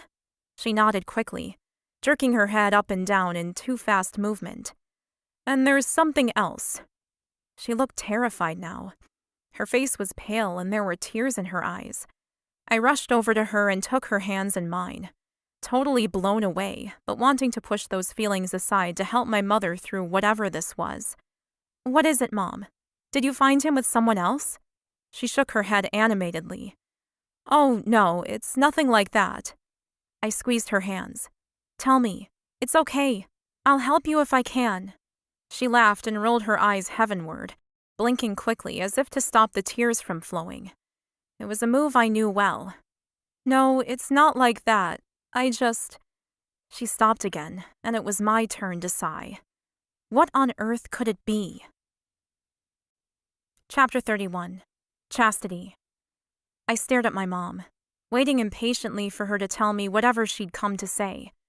When she didn't start speaking, I moved my hand in a circular motion to tell her to get a move on and groaned in impatience. Go on, Mom. I'm dying here. So you and Dad are dating again. That's good, right? She seemed happy about it. I was still processing it myself. They'd always been at odds about pretty much everything, and I could feel an undercurrent of annoyance at the fact that they decided to make it work when I finally didn't need them to. It would have been nice for them to have sorted this out 20 years ago, but still. Stop being so selfish. Mom nodded, then bit her lip, still not speaking. She was obviously stressed, so it had to be something totally crazy. An idea occurred to me, and I grinned at her. "You two aren't getting married again," I laughed. "Because that would be kind of weird." They'd gotten married when Mom was 4 months pregnant with me and were divorced before I was even 2 years old. I wasn't sure how I felt about the idea of either of them marrying again, let alone marrying each other. Weird didn't even begin to cover it. Mom gave a nervous giggle. "No, it's not that. Oh my God, I wish it was that." It was worse than them getting married. "Now you have to tell me. Spill." Mom tugged her hands out of mine and walked a few feet away, then twisted around to look at me. "I'm pregnant." "You're... what?" I whispered. "No. You can't be. It was impossible. She was old, and I was... No. I know, right?" my mother said, pressing her hands to her belly in a protective gesture I knew too well. "It's crazy, but I am." She was grinning like a loon, like she was happy about it. "How far along are you?" I whispered, wrapping my arms around my waist. Oh God. "Only about 9 weeks, but I had to tell you," Mom exclaimed, her face lighting up like she was announcing that money was falling from the clouds instead of rain. "Even though I know it's a little early to get my hopes up, I've been feeling so sick, and my doctor said my hormone levels are good." Then she bit her lip and stared at me, worry clear in her eyes. "Are you really upset?" "Well, I had no idea what to say.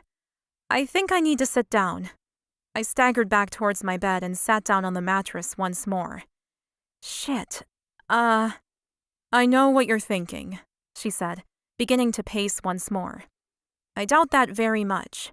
There was no way my mom knew I was thinking about the Father of the Bride Part 2 plot we were reenacting. My mom couldn't be pregnant at the same time as me. She couldn't." "You're thinking I'm way too old to be doing this," she said, throwing her hands around in that flamboyant, animated way she had. "I had to stop drinking, which was not fun, I can tell you.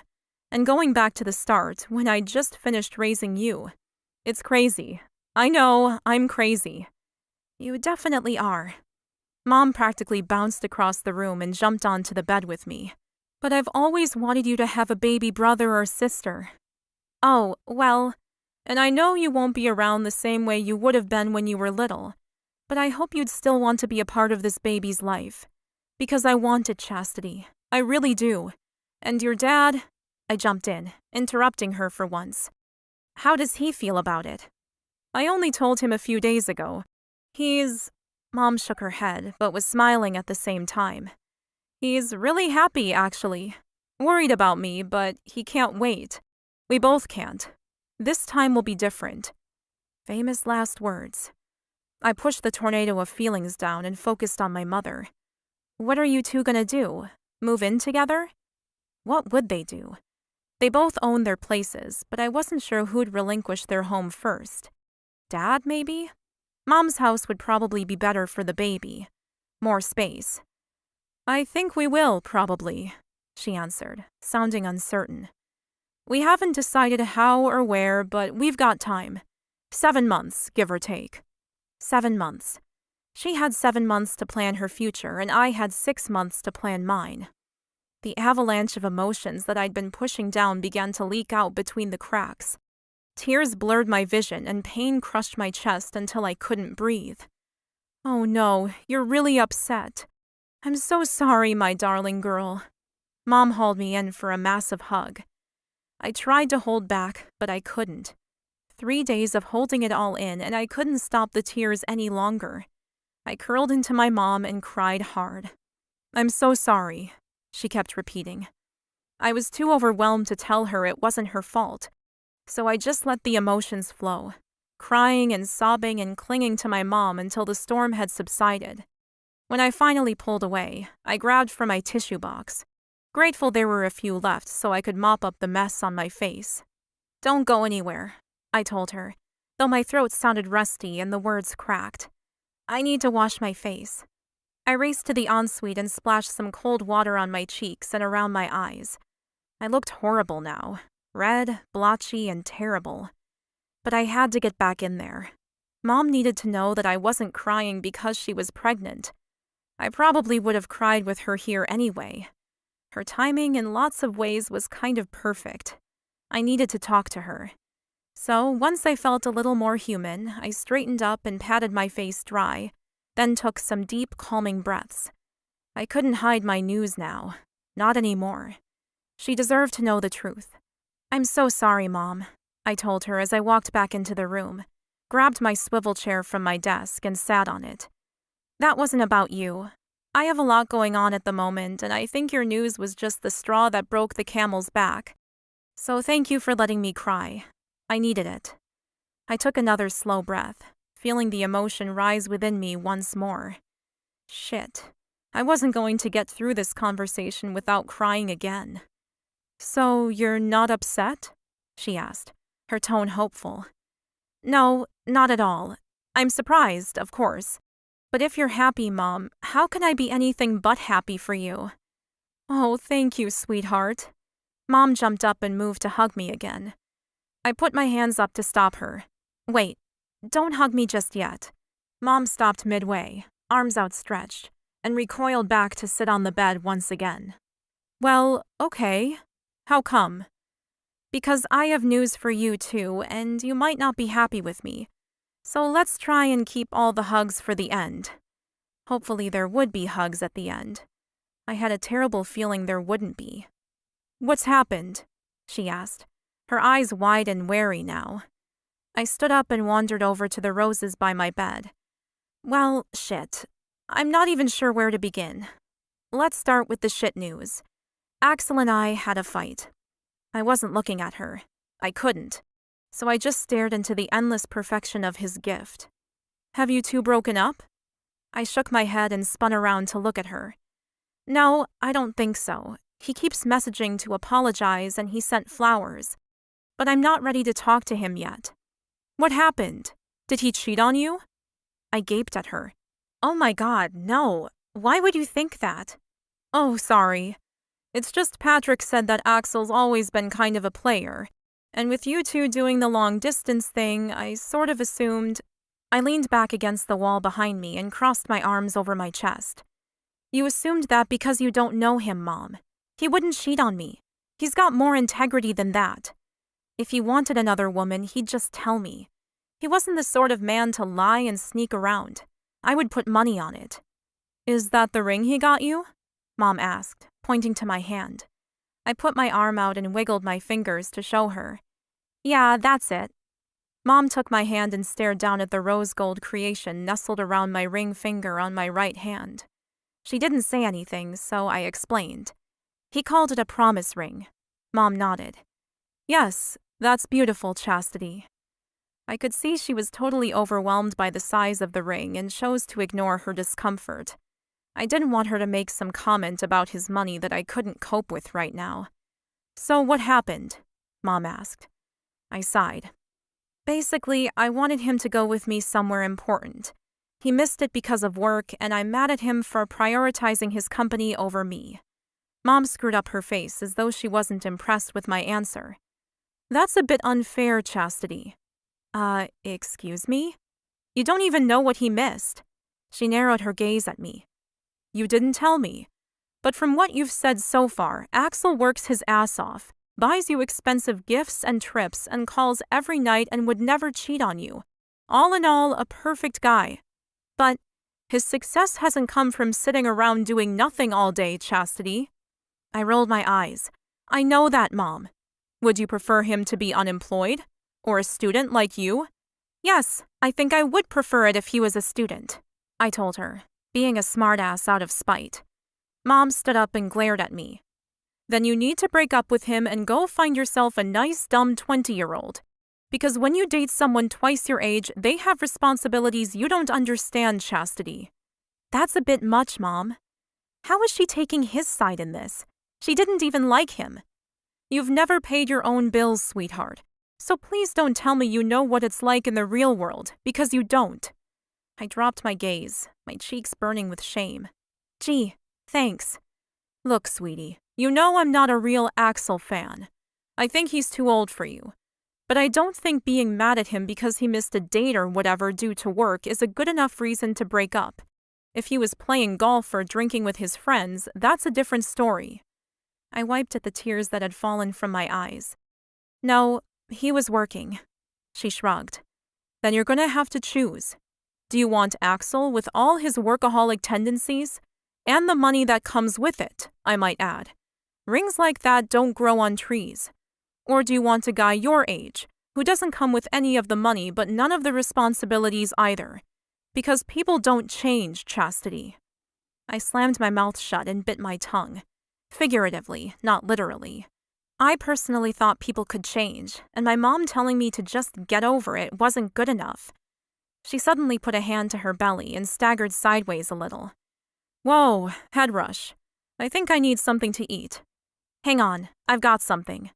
I rushed to my nightstand and grabbed my emergency supply of dry crackers and a bottle of water. I handed both to my mom and she took them, munching on a cracker right away. Thanks, she said, sighing heavily. You never made me this sick. So you think it might be a boy this time? I asked, pushing the conversation away from Axel and me for a minute. I don't know, Mom said, but we'll find out soon enough. Because of my age, they're giving me every test under the sun. I can imagine. I glanced down at the ground. I knew a lot more about pregnancies than she was aware. How was I going to tell my mom that we were going to have babies at the same time? I'd been worried that she wouldn't approve of me being so young, or of Axel being the father, or me putting off chiropractic school. But this? Wow. This was a whole new level of crazy. Mom walked over to my headboard and stared down into my drawer. Then she scooped something up, more food I assumed, and turned around with a strange look on her face. Chastity? What's this? I froze. There was my mother, holding up the sonogram of her grandchild. Chapter 32. Chastity. Oh shit. That was not the way I'd planned for my mother to find out about her grandchild. Chastity? My mother repeated, her voice harsh and clipped. Is this yours? I nodded. Yes. It's from the sonogram I had on Wednesday that Axel missed. That's why I'm still mad at him. My mom groaned and threw the picture on the bed, placing one hand on her hip. Well, shit, Chastity. This wasn't supposed to happen. I gasped at her tone, so stark and harsh, almost cruel. And the way she disregarded the sonogram was just nasty. I'm sure she wouldn't have done such a thing to photos of her own baby. Mom tisked again, shaking her head in disapproval like she used to when I was a child and she was scolding me, like I'd come home late or failed a test. I couldn't do anything but stop and stare at her. Her mouth was pinched like she'd sucked on a lemon, and it was obvious she was mad as hell. Any other time I would have been falling over myself to apologize and fix whatever was wrong. I couldn't stand it when my mom was mad at me. But today, after everything she'd just revealed to me, all I could do was think about how different her reaction to my pregnancy was in comparison to how I'd reacted to hers. I bit my lip and tilted my head to the side. Hang on a minute, Mom. I don't think you're being very fair here. Fair? Mom repeated, gaping at me. You've known this guy, what, 4 months? 5, maybe? And you haven't even graduated yet, let alone, she gasped loudly, chiropractic school. She slapped herself in the forehead with her palm, making a loud thwacking noise for effect. You're going to have to defer. Oh, fucking hell, Chastity. This will really screw up your future if you go ahead with it. Go ahead with it? I repeated, glaring at her. I'm more than 12 weeks and my baby is healthy. I'm healthy. Why the hell would I choose not to continue with it? Mom put both hands on her hips. Because it will ruin your future. Don't you see? You're just repeating my mistakes. Your mistakes? I threw my hands up in the air. Why am I always referred to as your mistake? I'd heard it since before I could remember. The guilt trips about everything she'd missed out on. And when I got to my teenage years, Mom would torment me with stories of how she got pregnant and all the reasons why teenagers having sex was a bad idea. She was the real reason I'd still been a virgin at 21. She'd terrified me from childhood. And despite all that, I was now in the exact position she'd always said she didn't want for me. Her position, her life. But I had one key difference: Axel. Mom's eyes dimmed as she realized what she'd said and how I'd taken it. "I didn't mean it like that," she defended. My temper exploded. "Oh, yes, you did," I bellowed at her, walking across to the other side of the room so I could put some distance between us.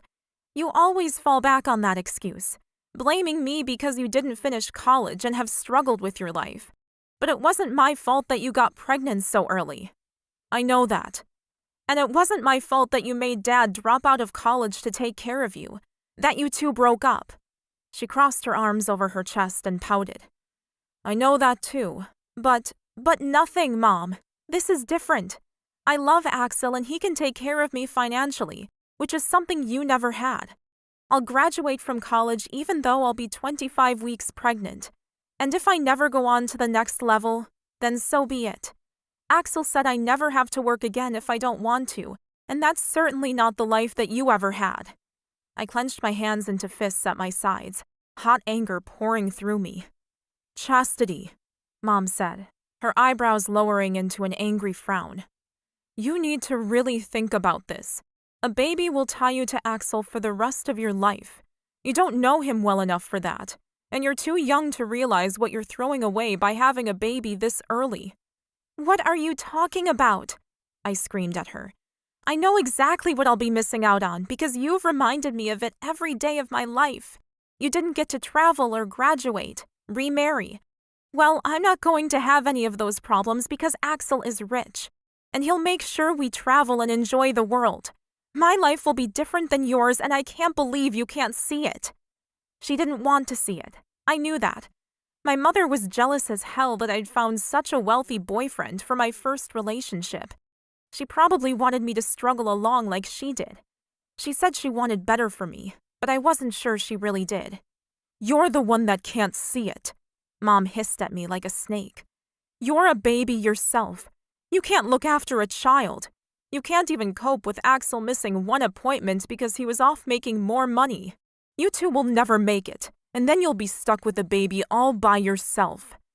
She had that super smug look on her face that I hated. She always thought she knew better, and in this case, she couldn't be more wrong. I took a breath, my anger exploding. "You came here to tell me you have a completely unplanned pregnancy at the age of 43 with your ex-husband whom you've barely spoken to in 20 years, and you have the gall to tell me it'll never work? Who the hell was she kidding? Was my dad kidding? They were never going to last. They didn't last time, and what had changed in 20 years? Nothing." "Chastity," Mom said, turning her head slightly, giving me the side eye. "No." I stomped to my bedroom door. She was not in the right here, and I would not be talked down to today. Not over this. "You need to leave. But thank you for doing the one thing I needed you to do. Put my relationship with Axel into perspective." Mom rushed over to me and grabbed my hands, but I shook her off. "You need to leave." "But, no buts. It's pretty obvious who needs a reality check around here, Mom. I have always supported you with whatever you needed to be happy. And today, when you needed me to support your life and your choices, I did. But you find out the exact same thing about me, that I'm pregnant to a man I love, and you fly off the handle and want me to get rid of it." Her bottom lip quivered a little. "That's not what I said." No, she couldn't have said exactly that, could she? But I knew exactly what she'd been thinking, and it made me sick. "Well, you said enough," I said to her. "Thanks for nothing." Mom opened her mouth to argue again, and I groaned. "Fine, I'll leave then. Because I'm not hanging around here waiting for you to go." She could drag this out for hours. According to my father, she'd been the queen of drama. I'd never really seen her in full flight, and I didn't intend to. I stomped over to my cell phone, grabbed it, and ran out of the room. Then I dropped to a jog but kept moving down the hallway and out into the fresh air. "Ah!" I screamed out. Shit. I didn't grab my keys, which meant that I was stuck on campus. It would have been great to be able to jump in the car and just go. Put some distance between my mom and me, I shook myself. No matter. There were a lot of places I could hide where she couldn't find me. I twisted on the ball of my feet and marched off in the direction of the library cafe. I needed a coffee. Oops. Shit. I couldn't. No caffeine for me. So I just kept walking and stomping my feet until I found myself running out of steam. Then a thought occurred to me. Who was the first person Mom was going to call and bitch about me to? Oh shit. Dad.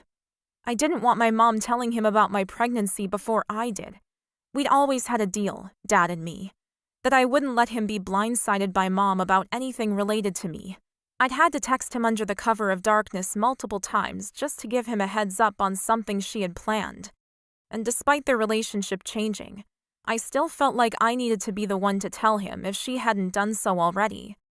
I took out my cell and pushed the button to call him. 3 rings in, and with my stomach in knots, he picked up. Hey, Chastity. Long time no talk. Oh, good. She hasn't got to him yet. Hey, Dad, I need to talk to you for a minute. Can you spare the time? He grunted as though getting up from his chair. Yeah. Give me a minute. I'm just gonna walk somewhere quiet. I waited, impatiently tapping my foot against the concrete and looking around. I half expected my mom to just jump out of nowhere and sabotage the phone call. Where would she be anyway? Okay, what's up? Which one should I start with? His news or mine? Mom visited me this morning and gave me your good news. Dad was silent for a minute. Then he said, I didn't know she was going to see you. Otherwise, I would have come too. It's okay, Dad. I know you always try and do the right thing. That's why I'm calling you. I'm happy for you and Mom. I really am. You both deserve a second chance to be happy, and if this is it, then I couldn't be happier for the both of you. Thanks, Chastity. I wanted to tell you, but it seemed too early to say anything. I nodded, tears welling in my eyes. That's how I've been feeling lately, too. What do you mean? I have news for you as well.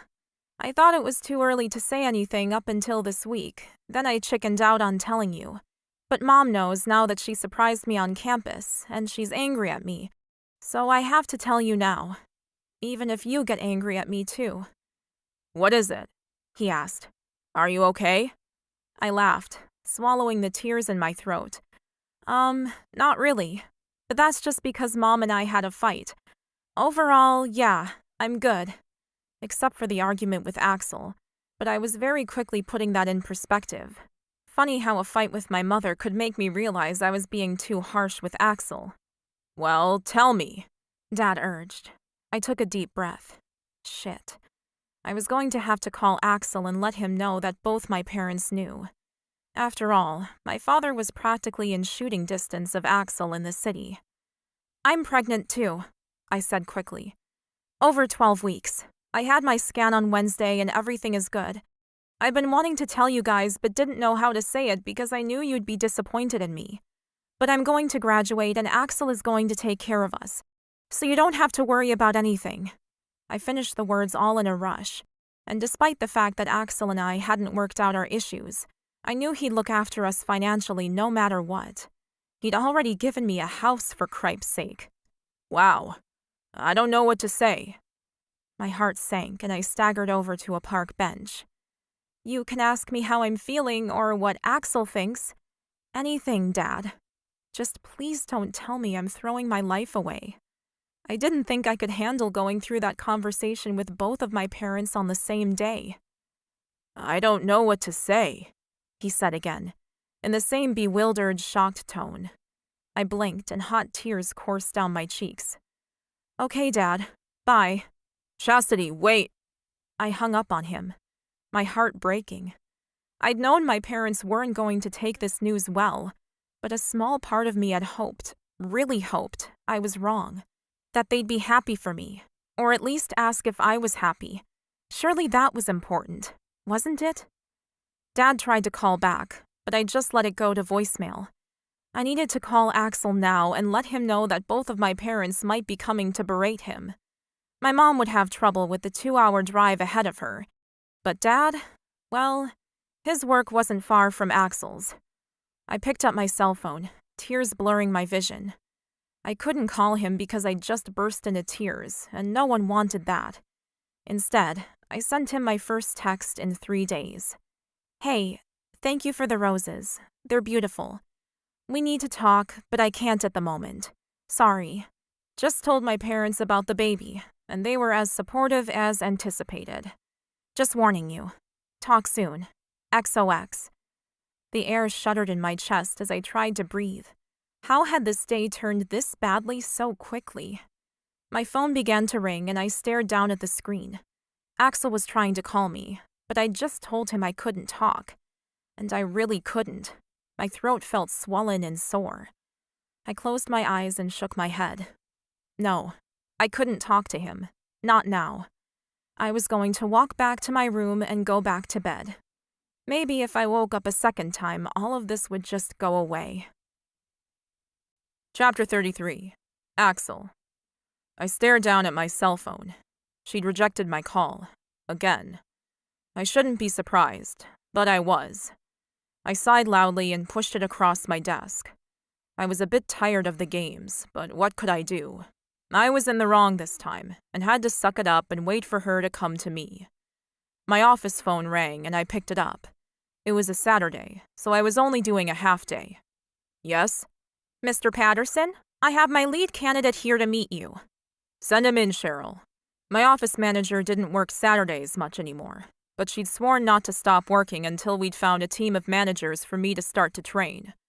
I wasn't ready to step down or slow down drastically, but Cheryl had convinced me that it was necessary for the benefit of the company and my relationship. And I was sure once I was able to enjoy my weekends again and slotted in a vacation or two, I might welcome the pullback. But for a minute, the fact I was being forced to change my work habits ate at me like a stomach ulcer. The door opened and a woman walked in. First surprise. Not that I should be surprised by anything Cheryl did nowadays. She was a wonder. But I hadn't expected a female. I stood up and walked around my desk to shake her hand. Axel Patterson. She shook my hand, meeting my gaze head on. I'm Taylor. Taylor Mays. Nice to meet you, Miss Mays. Please take a seat. She moved over to the chair opposite my desk and sat down, crossing her legs and placing her small black bag on the floor next to her chair. Please, call me Taylor. Then you can call me Axel. We're not very formal around here. Well, except for Cheryl, of course. Taylor's eyes lit up as I mentioned Cheryl. She's wonderful. You're really lucky to have such a brilliant office manager. Yes, I am. Okay, so the girl before me obviously had the credentials I needed, or her resume wouldn't have made it past the first round of Cheryl's inspection. Now I knew that Cheryl liked her, and the sentiment was mutual. That was rare, because Cheryl was tough, and she looked through you to your soul and judged you on it, which was why I trusted her, and why it made me happy that she liked Chastity. So, Taylor, tell me why you want to work 60 to 80-hour weeks. The money was always the allure for people, but that didn't mean they had the drive to do the job and be successful. She smiled at me. Because that's what you need to do to succeed, to buy a home in this city. She was right, but I wanted a more in-depth answer. True. So, may I be frank? I was starting to feel like this interview was redundant. She was a young, enthusiastic, qualified woman. Giving her a go at the job seemed like the right thing to do, and she couldn't do any worse than the last idiot I'd hired. Of course, she said, and sat poised, waiting for me. I took a deep breath, getting ready to be more honest with a stranger than I was prepared to be with my own parents. The reason I'm slowing down, or at least trying to get more help around here at the executive level, at my level, is because I've finally met a woman I want to spend my nights and weekends with, go on vacation with. I've been working non-stop for 2 decades, and it's been pointed out to me that I deserve a life. You obviously do, Taylor agreed as she glanced around the room. Look at all you've accomplished. I'd hit all my financial targets, plus more. But the problem was the maintenance of such a huge company. All the moving parts needed constant attention, which was why a managerial team was the answer. Cheryl and Chastity were right. The team could do the tasks I didn't enjoy, which would free me up to focus on new acquisitions, and the clients who were too temperamental for anyone else to handle. So, tell me how you think you'll do being me, I urged her. Having your whole life revolve around work, because I have to warn you, you'll be here weekends, nights, early mornings. Not every day, but often. I had to know if she knew what she was getting herself into. She was young, about 24, maybe 25. She deserved a life too. I'm ready for that. Well, the last manager I hired told me the same thing. But the very first week I hired him, he took most of the weekend off, even though there were meetings and deadlines to be met. And he'd been motivated, according to him. 45 and wanting to retire by 50. I'd thought he was the perfect candidate. But no, I'd been wrong. Taylor shuffled forward on her chair. May I be frank also? Please, I said, gesturing openly to her. It would be a welcome change. The corporate world wasn't the place to find genuine, open people. I don't talk about my personal life generally with potential employers, but you seem to want to know the true reason I'm driven to work the way I do, so I'll tell you the full truth. I've been with my girlfriend for 3 years. She's a corporate lawyer and we live in a tiny apartment about 2 blocks from here. I nodded. It's good when you have a partner who has a similar drive, which I didn't have in Chastity, unfortunately. She didn't understand why I needed to work the hours I did. Yes, it is. But we sat down a few months ago and decided that we would put aside 10 years to work our absolute butts off, to buy a house, travel, get ahead. And then, if we wanted to, we would start a family. But I am absolutely committed to making our future a reality. So if you hire me, Mr. Patterson, I promise you will not regret it. I stared at her and absorbed her passion. Many leaders talked about the why you need to keep working. Keep doing whatever it is you're doing. For me, it had always been my parents that had driven me. I didn't want to rely on them for money. I wanted to impress them with my success. It had never worked, but during the path to success, I'd found my true love for what I did. Now my why had changed, and yet I empathized with Taylor's position, and I found myself liking her also. You can start today, I told her, with the caveat that you pass the drug screening and background checks, of course. She jumped to her feet. Seriously? You don't want to know how many languages I speak? Or which college I went to? Well, languages may be an advantage. I had several interpreters, but they weren't always available when I needed them. I'm fluent in French and can get by in most conversations in German and Italian. She was perfect. I'll get Cheryl to bring in a laptop and you can work in here with me for the first few weeks. Then we'll find you an office. Assuming, of course, that you don't quit before then. Oh, I won't, Mr. Patterson. Thank you. She reached over the desk and enthusiastically shook my hand. Axel, I reminded her. She grinned. Yes, sir. Well, let's get you started. I got my new manager a computer and off she went. I ended up pulling a full day, ordering takeout for dinner around 10 p.m. and working until midnight. When I woke up the next morning, I had hope that finding a proper management team was possible, and I had to tell Chastity. I picked up my phone and it was only 7 a.m. To text or not to text? That was the question. Screw it. I had to let her know. Hey, beautiful. I'm hoping you want to chat today. I hired a new manager yesterday, and she started work immediately. Call me when you can. I sent off the text, and I hadn't even gotten up from my bed before she'd called. Good morning, I greeted her. Your new manager is a woman? I laughed at the obvious jealousy I heard in her tone. Yeah, she's Cheryl's pick. Okay. She sounded terrible, depressed and lonely. I had to pull her out of the mood somehow. She's only worked for me for 1 day, but I think you'll like her. Chastity sighed. I probably will. What's she like? She's brilliant with numbers and convinced me she's driven enough to succeed, but we'll see. I've been fooled before. Is she married? Chastity asked quietly. I grinned. This was the cruncher. She has a female partner. They've been together 3 years. Silence. Oh, that's great. Chastity beamed now. Can't wait to meet her. Yeah, I thought that might change everything. How are you doing, sweetheart? You've had a tough week, haven't you? She sniffed and didn't say anything. My heart clenched. I'm not sure how many of my messages you got, sweetheart, but please know that I'm sorry I missed the sonogram. It's okay, she said. I shouldn't have overreacted the way I did. I'm sorry too. Whoa, that's a bit of a fast turnaround. Although I appreciate what you're saying, what's happened to change your mind? She sounded defeated.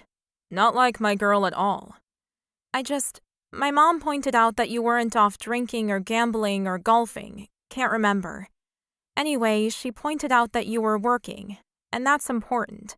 Especially since I used the fact that you're successful against her when she was comparing our two situations.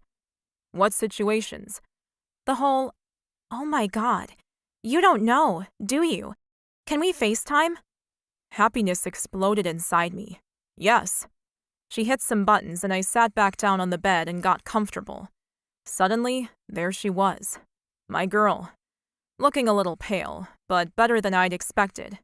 I've missed you. I've missed you too, I told her. Very much. So what do you need to tell me?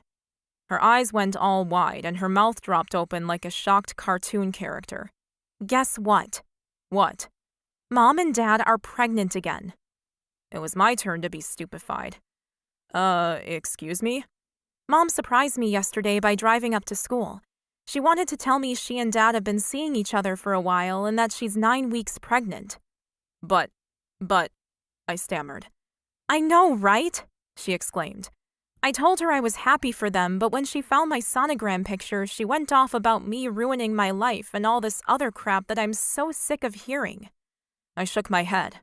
That's insane. It is. Mom's 43. Yeah, God. I've got to call Pat now. Would he be excited or angry that he'd accidentally impregnated the same woman twice? She laughed, then covered her mouth suddenly. I talked to Dad yesterday, and he wasn't very happy about our baby, so I hung up on him. I think I probably owe him an apology.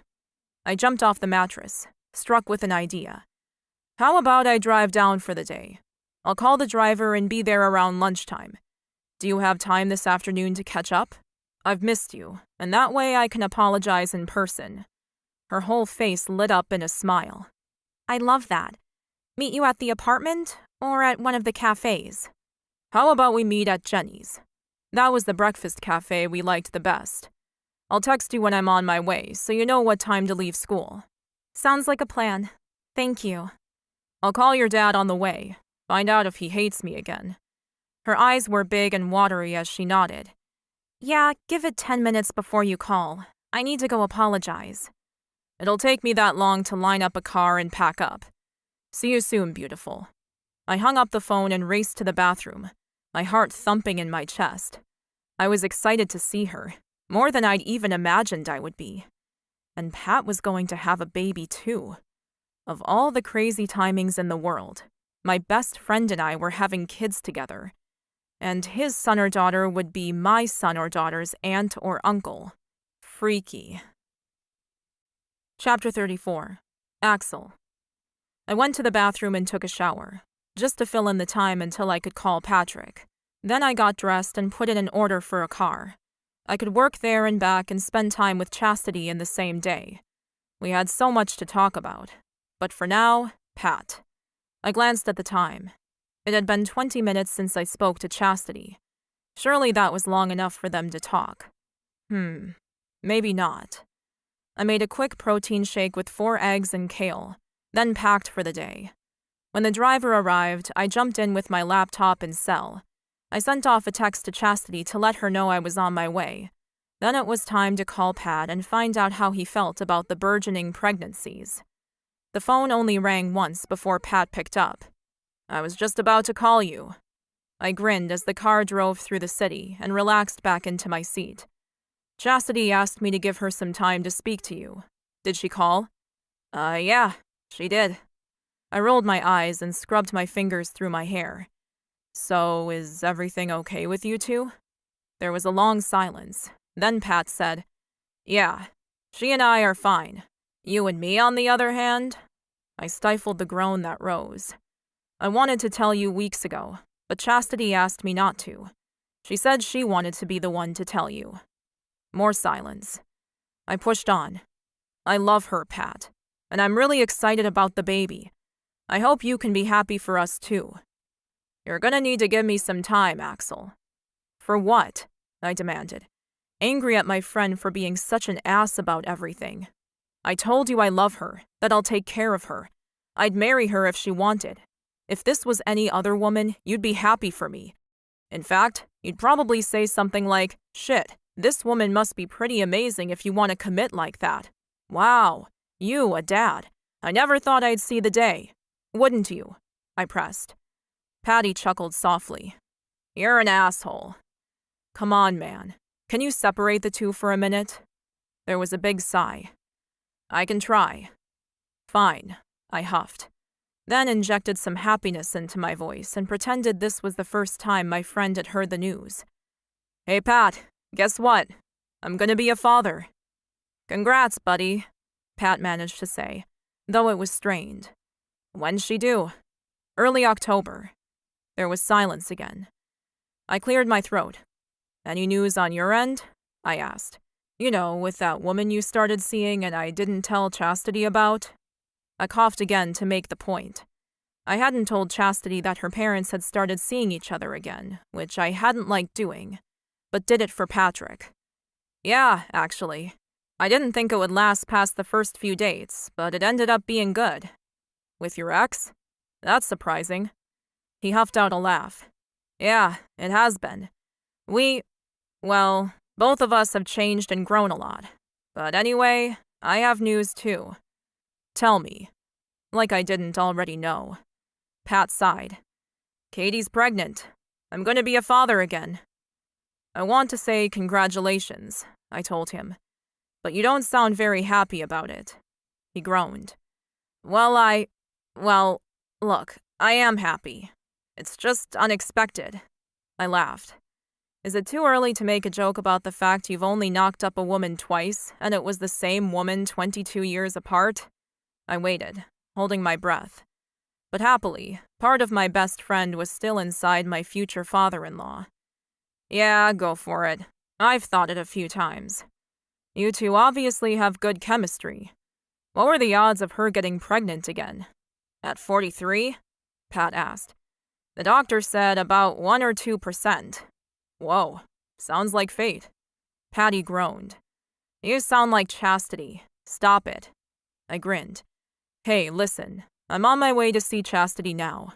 I need to suck up for a mistake I made on Wednesday. Can we catch up tomorrow, maybe? Dinner on me?" "Do I even want to know what you did wrong?" my buddy asked. "I missed her sonogram because I took some work calls." Pat laughed. "I knew it. Your job is going to get in the way with you two. Shut up. I'm fixing it, okay?" "Yeah, right. But okay, dinner tomorrow. I'll meet you at Jack's at 8. Jack's was our favorite steak place. "Yeah, perfect. See you then." I hung up feeling lighter and happier than I'd felt in months. Pat knew about our baby. Chastity wanted me down at the apartment to spend time together, and Cheryl was on the warpath to find me the best managers around. Life was good. Almost 2 hours later, we pulled up outside Jenny's. I closed my laptop and opened the door. "Hey, Terry, I should be ready to go by 6 p.m. "No problem, sir," the driver said. "I'll be here." I got out and walked over to the cafe. I stopped outside and stared into the window. Chastity was sitting in a booth at the back, a cup of tea in hand. Happiness filled my chest, and I pushed open the front door. She glanced up, and her face lit up with a smile. I waved and forced myself to walk calmly across the room. She didn't get up and jump at me like I was hoping, but she was smiling and moved slightly to the left so I could slide into the booth alongside her.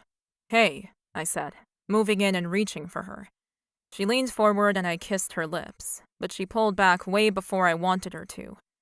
"Have you ordered?" I asked. She shook her head. "No, just the tea. It helps my stomach." "How is the nausea?"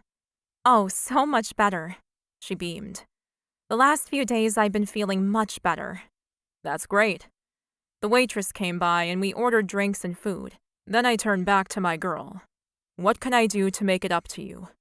She looked down at the table, gripping her mug tightly. You can't. I'm very sorry, sweetheart. I didn't think about how my actions would affect you. It wasn't about the day, that appointment. Not really. What was it then? I asked, then thanked the waitress for my coffee and went back to focusing on Chastity. It was what the appointment represented. I sighed. Cheryl was right. You think that I'll always prioritize work over you? Well, yeah. And I get it. I do. You've worked really hard to get where you are with your company, and I admire your work ethic and devotion. But when it comes to the baby, I don't want an absent father. Her eyes were welling up with tears as she spoke, but she didn't let on, simply blinking them away. Sadness swept over me. I wouldn't be absent. She looked up and met my gaze, and I could see the uncertainty swimming in her eyes. I wouldn't. She sighed. I suppose I need to just wait and see. But I need to say that if we stay together, I need a real partner. Not one that just earns money, throws a nanny at me, and pops his head into the kitchen once a week. My jaw dropped open. That's not what it would be like. I know, but... Think about how much time we've spent together since we met. We've been on a weekend away, had a bunch of dinners and nights together, hours on the phone almost every day. I'd really tried with Chastity to have a normal relationship. That's true, but we're not living together yet. I'd move you in today if I could, but you want to finish college first. She sighed. Only 10 weeks to go. How's it going? She brushed her hand through the air. I don't want to talk about school. Can we talk about what happens after I move in with you? How's it going to work? What do you mean? I asked. Do you want to look at houses to move into together right away? I assumed we'd move into my apartment first, but you might have a point. We don't want to move too close to the birth. She laughed. That's, not what I meant, although you're probably right. The apartment isn't the best place for a baby, but lots of people do it. Can we table that for later? I grinned at her, loving the terminology. Okay, what did you mean then? I mean, have you made any changes at work that will mean we can spend more time together? Or have you hired a housekeeper and a cook? The waitress brought our food, and I stared down at my southwestern omelet, suddenly ravenous. I picked up my knife and fork and began to cut. Well, I haven't looked into getting full-time staff at home yet, but that's on the list. It hadn't been on mine, of course, but surely Cheryl would have it on hers, and that counted. Then what? Chastity asked, picking up her fork and picking at her fruit salad. You've lost more weight, I told her. She shrugged. My appetite isn't great. I made a mental note to talk to the obstetrician about that and continued on. I've started making changes at work. Tell me, she said, looking excited. Well, the main thing, of course, is hiring my first manager, Taylor. But if Cheryl has her way, I'll have a team of them by the end of the quarter.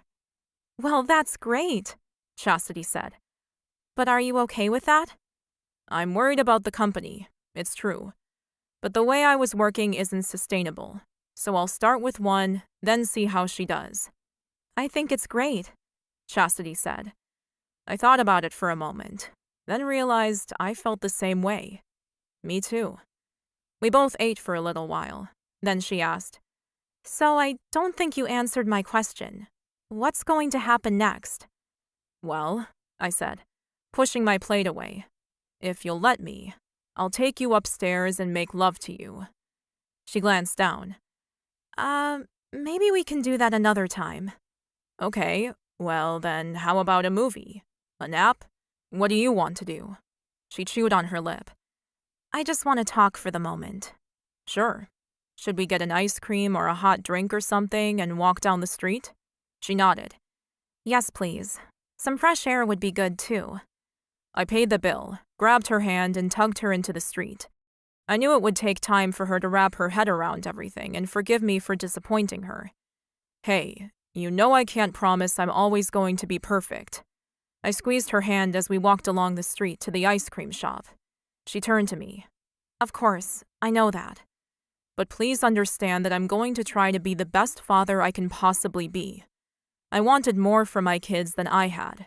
Siblings, a proper home, love and affection, all the things that had been missing from my own childhood. This time she beamed up at me with her huge smile.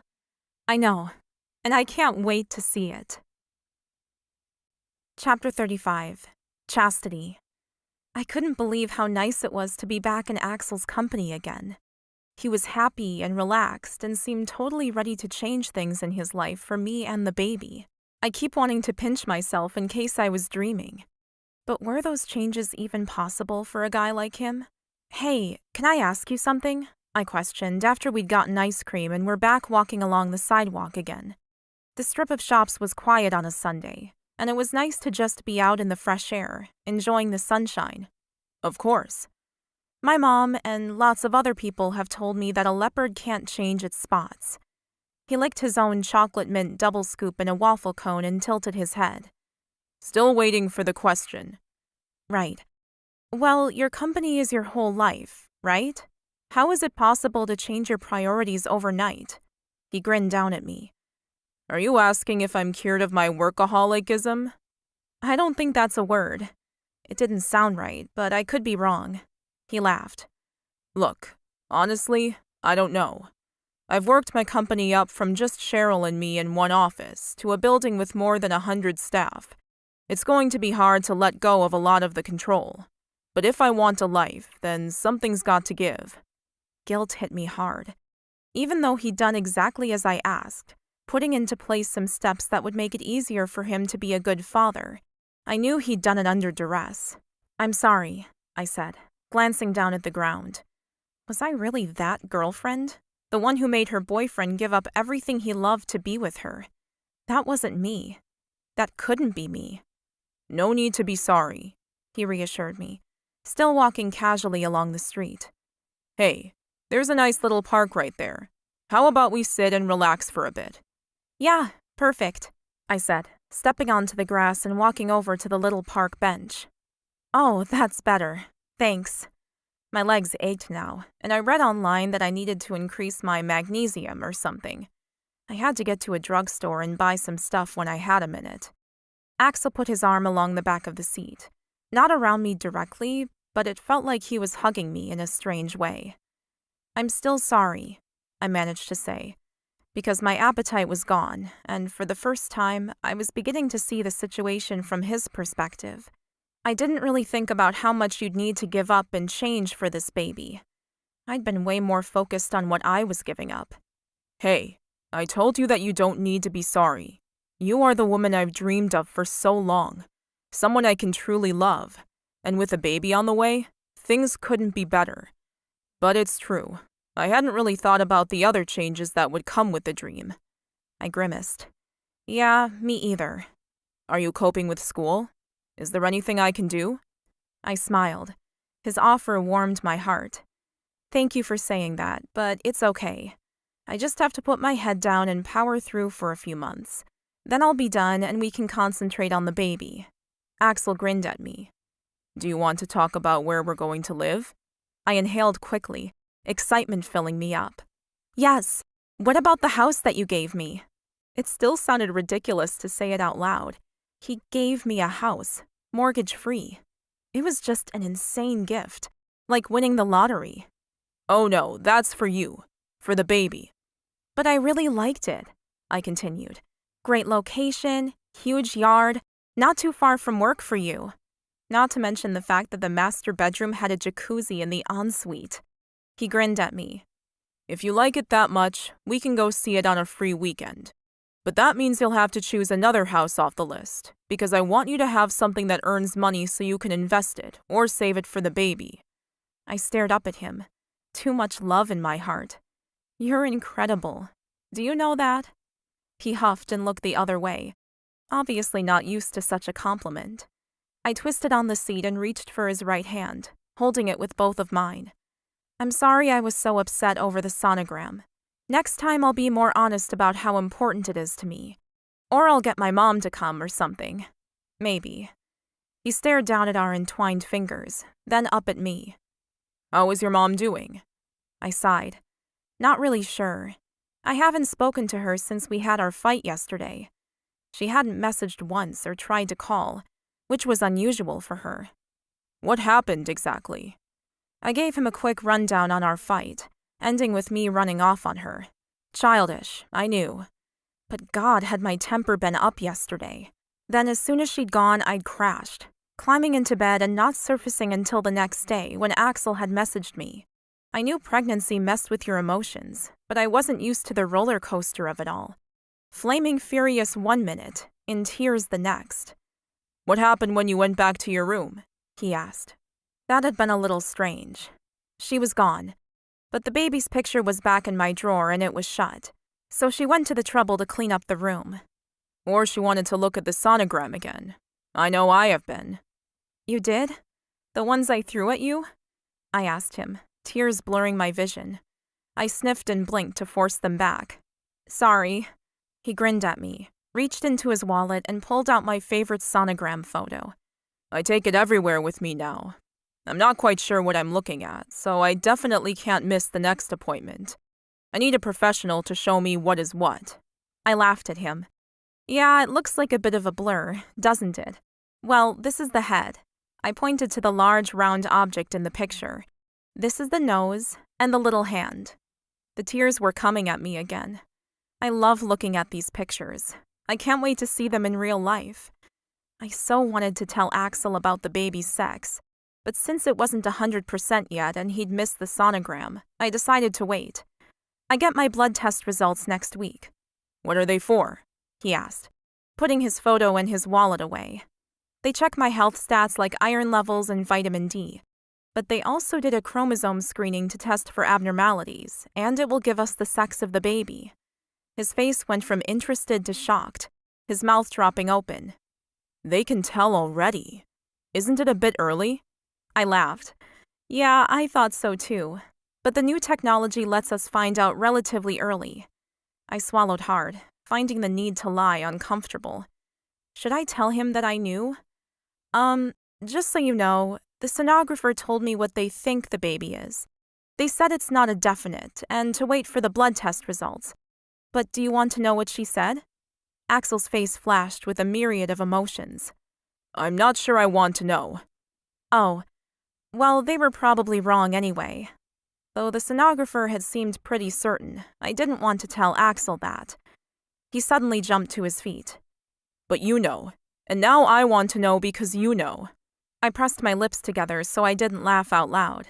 I'll tell you, but you can't get your hopes up in case it's wrong.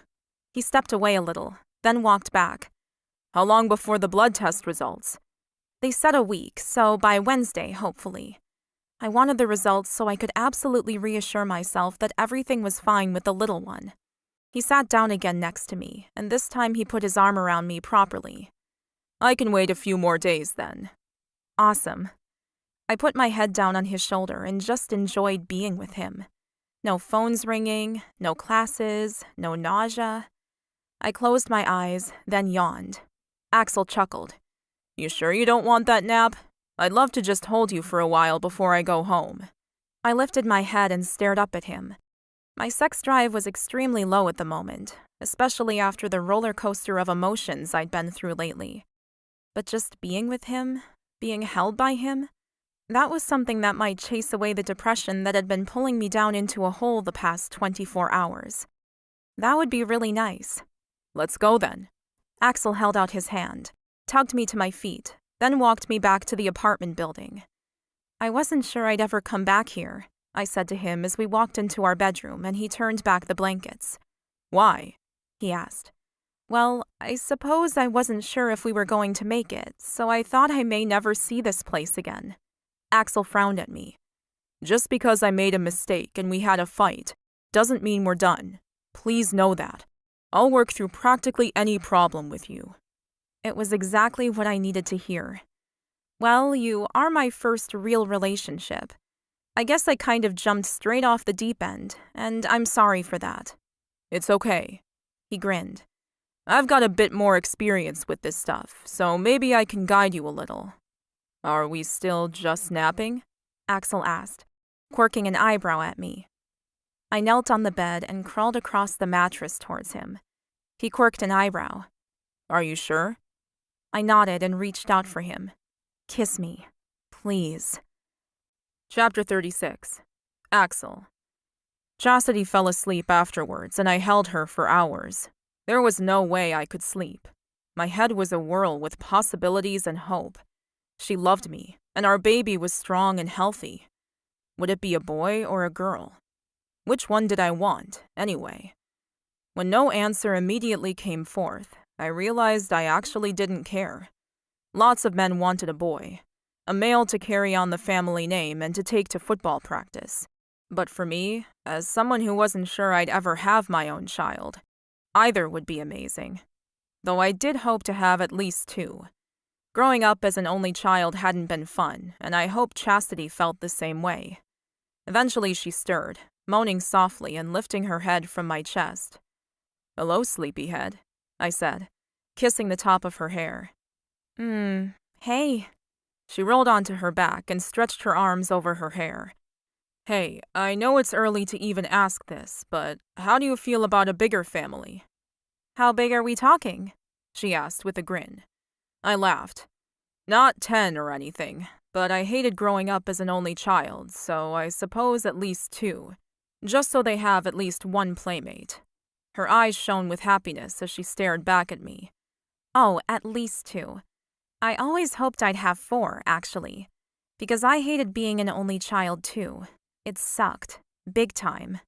I leaned forward and kissed her again, loving the feel of her warmth on my mouth. Then I pulled back. Let's start with 2 and see how we're doing. I had a lot of friends who'd assumed they wanted a whole tribe of kids, only to find out that 2 was more than enough. My phone began to buzz, so I grabbed for it where it lay on the nightstand. It was the driver. I picked up my phone and answered. "Yeah, I'll be down in 15. Thanks." I hung up and stared back at Chastity. "I'm sorry, I have to go. If I didn't have some international meetings online tonight, I'd stay." She sat up and slid off the bed. It's totally fine. I appreciate you coming all this way for just a few hours. She ran off towards the bathroom, and I watched her gorgeous ass as she went. Then she shut the door. I sighed, wanting to stay. I didn't want to spend 2 hours in a car working, to then work all night as well. Wow, I muttered to myself. I am changing. I laughed and shook my head, then forced myself to get dressed. I never really thought I'd find anything as important as my company and my goals. When she walked back out, still completely naked, I couldn't help myself. I rushed straight over to her and grabbed her up in my arms. "Damn, you're beautiful." She laughed and grabbed for me, squeezing me tightly. I'm going to miss you. I pulled back, making an instant decision. I'll come back next weekend, okay? You probably shouldn't be traveling too much with all your studies, so how about I commit to coming up here every weekend until graduation? Her jaw dropped. You'd do that? Of course. I nodded my head. I'd make sure I could. Unless you decide you want to come to the city to visit friends or whatever, and then I'll send a driver for you, okay? She nodded, her eyes filling with tears. That would be great. I think it's going to get harder to be apart now. I pulled her into me and hugged her close. I agree. So I'll be back next weekend, I promise. And hopefully I'll have another new manager hired, and I won't need to fire him for being incompetent. She giggled as she pulled back, wiping her nose. I bet you're a tough taskmaster at work. I nodded my head. Only way to be successful, especially at the executive level. She cupped my jaw for a moment, then went and grabbed her clothes. I should have been packing to leave, but I watched as her delicious body disappeared from sight. Once she was done, I grabbed my clothes, packed my stuff, and took her hand. I have to go, but I'll call you tomorrow, okay? She nodded. I'll walk down with you. I need to get back to my dorm. Exams to study for. We walked down together, and even though every part of me was saying I should stay and luxuriate in her body and her love some more, I got in the car and we drove away. Chapter 37. Axel. The start of the week went well. Taylor, the new manager Cheryl had hired, was a gun at finance and numbers and had already taken over 2 of my major accounts. I'd interviewed 2 other managers from Cheryl's list, but hadn't clicked with either of them. It was Wednesday morning, the day we got our IPSY test results, that Taylor turned to me. Can I ask a slightly off-topic question? Of course, I said, not looking up from my computer. Are you still looking for managers? Yes, I need at least 3 more, I think, to make it possible for me to take off the time I need in October. Are you going away? Oh, I hadn't told anyone. I turned towards her, but she seemed to take in my mood and instantly apologized. I'm sorry, I just realized that's a personal question. Well, Pat and Katie knew. I had yet to call my parents, but would do that after the results came in today. No, it's okay. We're starting to tell people. My girlfriend is pregnant and she's due in October. I promised her that I'll take some time off after the birth. Taylor nodded. Congratulations. Is there a reason you were asking? She nodded and twisted around in her chair to look straight at me. Yes, well, I was hoping I could help you there. I was in an incredible class at Yale, and several of the people who graduated in the same year as me aren't happy with their current positions. We had a social event on Friday night, and so many of them aren't reaching their full potential. If you wanted some recommendations, I could easily tell you who is best suited to which department. I hadn't even thought about Taylor's contacts. That would be great, actually. I'll make a list of what I need, and you book them in around the calendar. Taylor grinned at me. Done. Then she got back to her work, and the weight on my shoulders felt instantly lighter. If Taylor could create a team of highly talented, trainable people, then she could save my family life in one fell swoop. My phone rang around lunchtime, and I grabbed for it. It's Chastity, I told Taylor. Would you excuse us? Of course, she said, grabbing her bag. I'll go get some lunch now. I picked up the phone. Hey, sweetheart. How's your day going? Good, she said, all happiness and sunshine in her voice. How's your day going? Well, it's good, actually. Taylor, my new manager, just told me she knows several people from grad school who might fit in here, so she's going to set up some interviews for the team. She sounds great, Chastity said, and although there wasn't the jealousy from before, I knew she wasn't too happy. You'll really like her, I told Chastity. Maybe when we're settled, we can invite her and her partner over to our place. Oh, I'd love that, Chastity beamed. They're around my age, aren't they? I laughed. Yeah, I didn't check her resume, but I'd say she's 25 or 6. Chastity huffed. Better than a 60-year-old like those guys at dinner. I leaned back in my chair and grinned to myself. You're right. So tell me, have you got the results of the blood test? Yes, that's why I'm calling. I waited, but she didn't say anything else. Well, I pushed. What does it say? The baby's healthy. No chromosome abnormalities or anything like that, which is such a relief. That's great, I said, feeling her relief wash over me. And you? How are your vitamin levels and things? Oh, I need some iron supplements, but that's okay. I can get them over the counter at any drugstore. And? I said, wanting to know the rest of the results. And what? She asked. I groaned. Does it tell us the gender of the baby? She laughed. It does. Do you want to know? I do, now that you know. I can keep it to myself if you want the surprise. I wasn't sure about that. I'm not sure that's possible. You'll buy blue paint or a pink blanket, and the surprise will go out the window. Well, it does mean we can prepare the nursery and buy clothes and blankets and things. I ran my hand through my hair.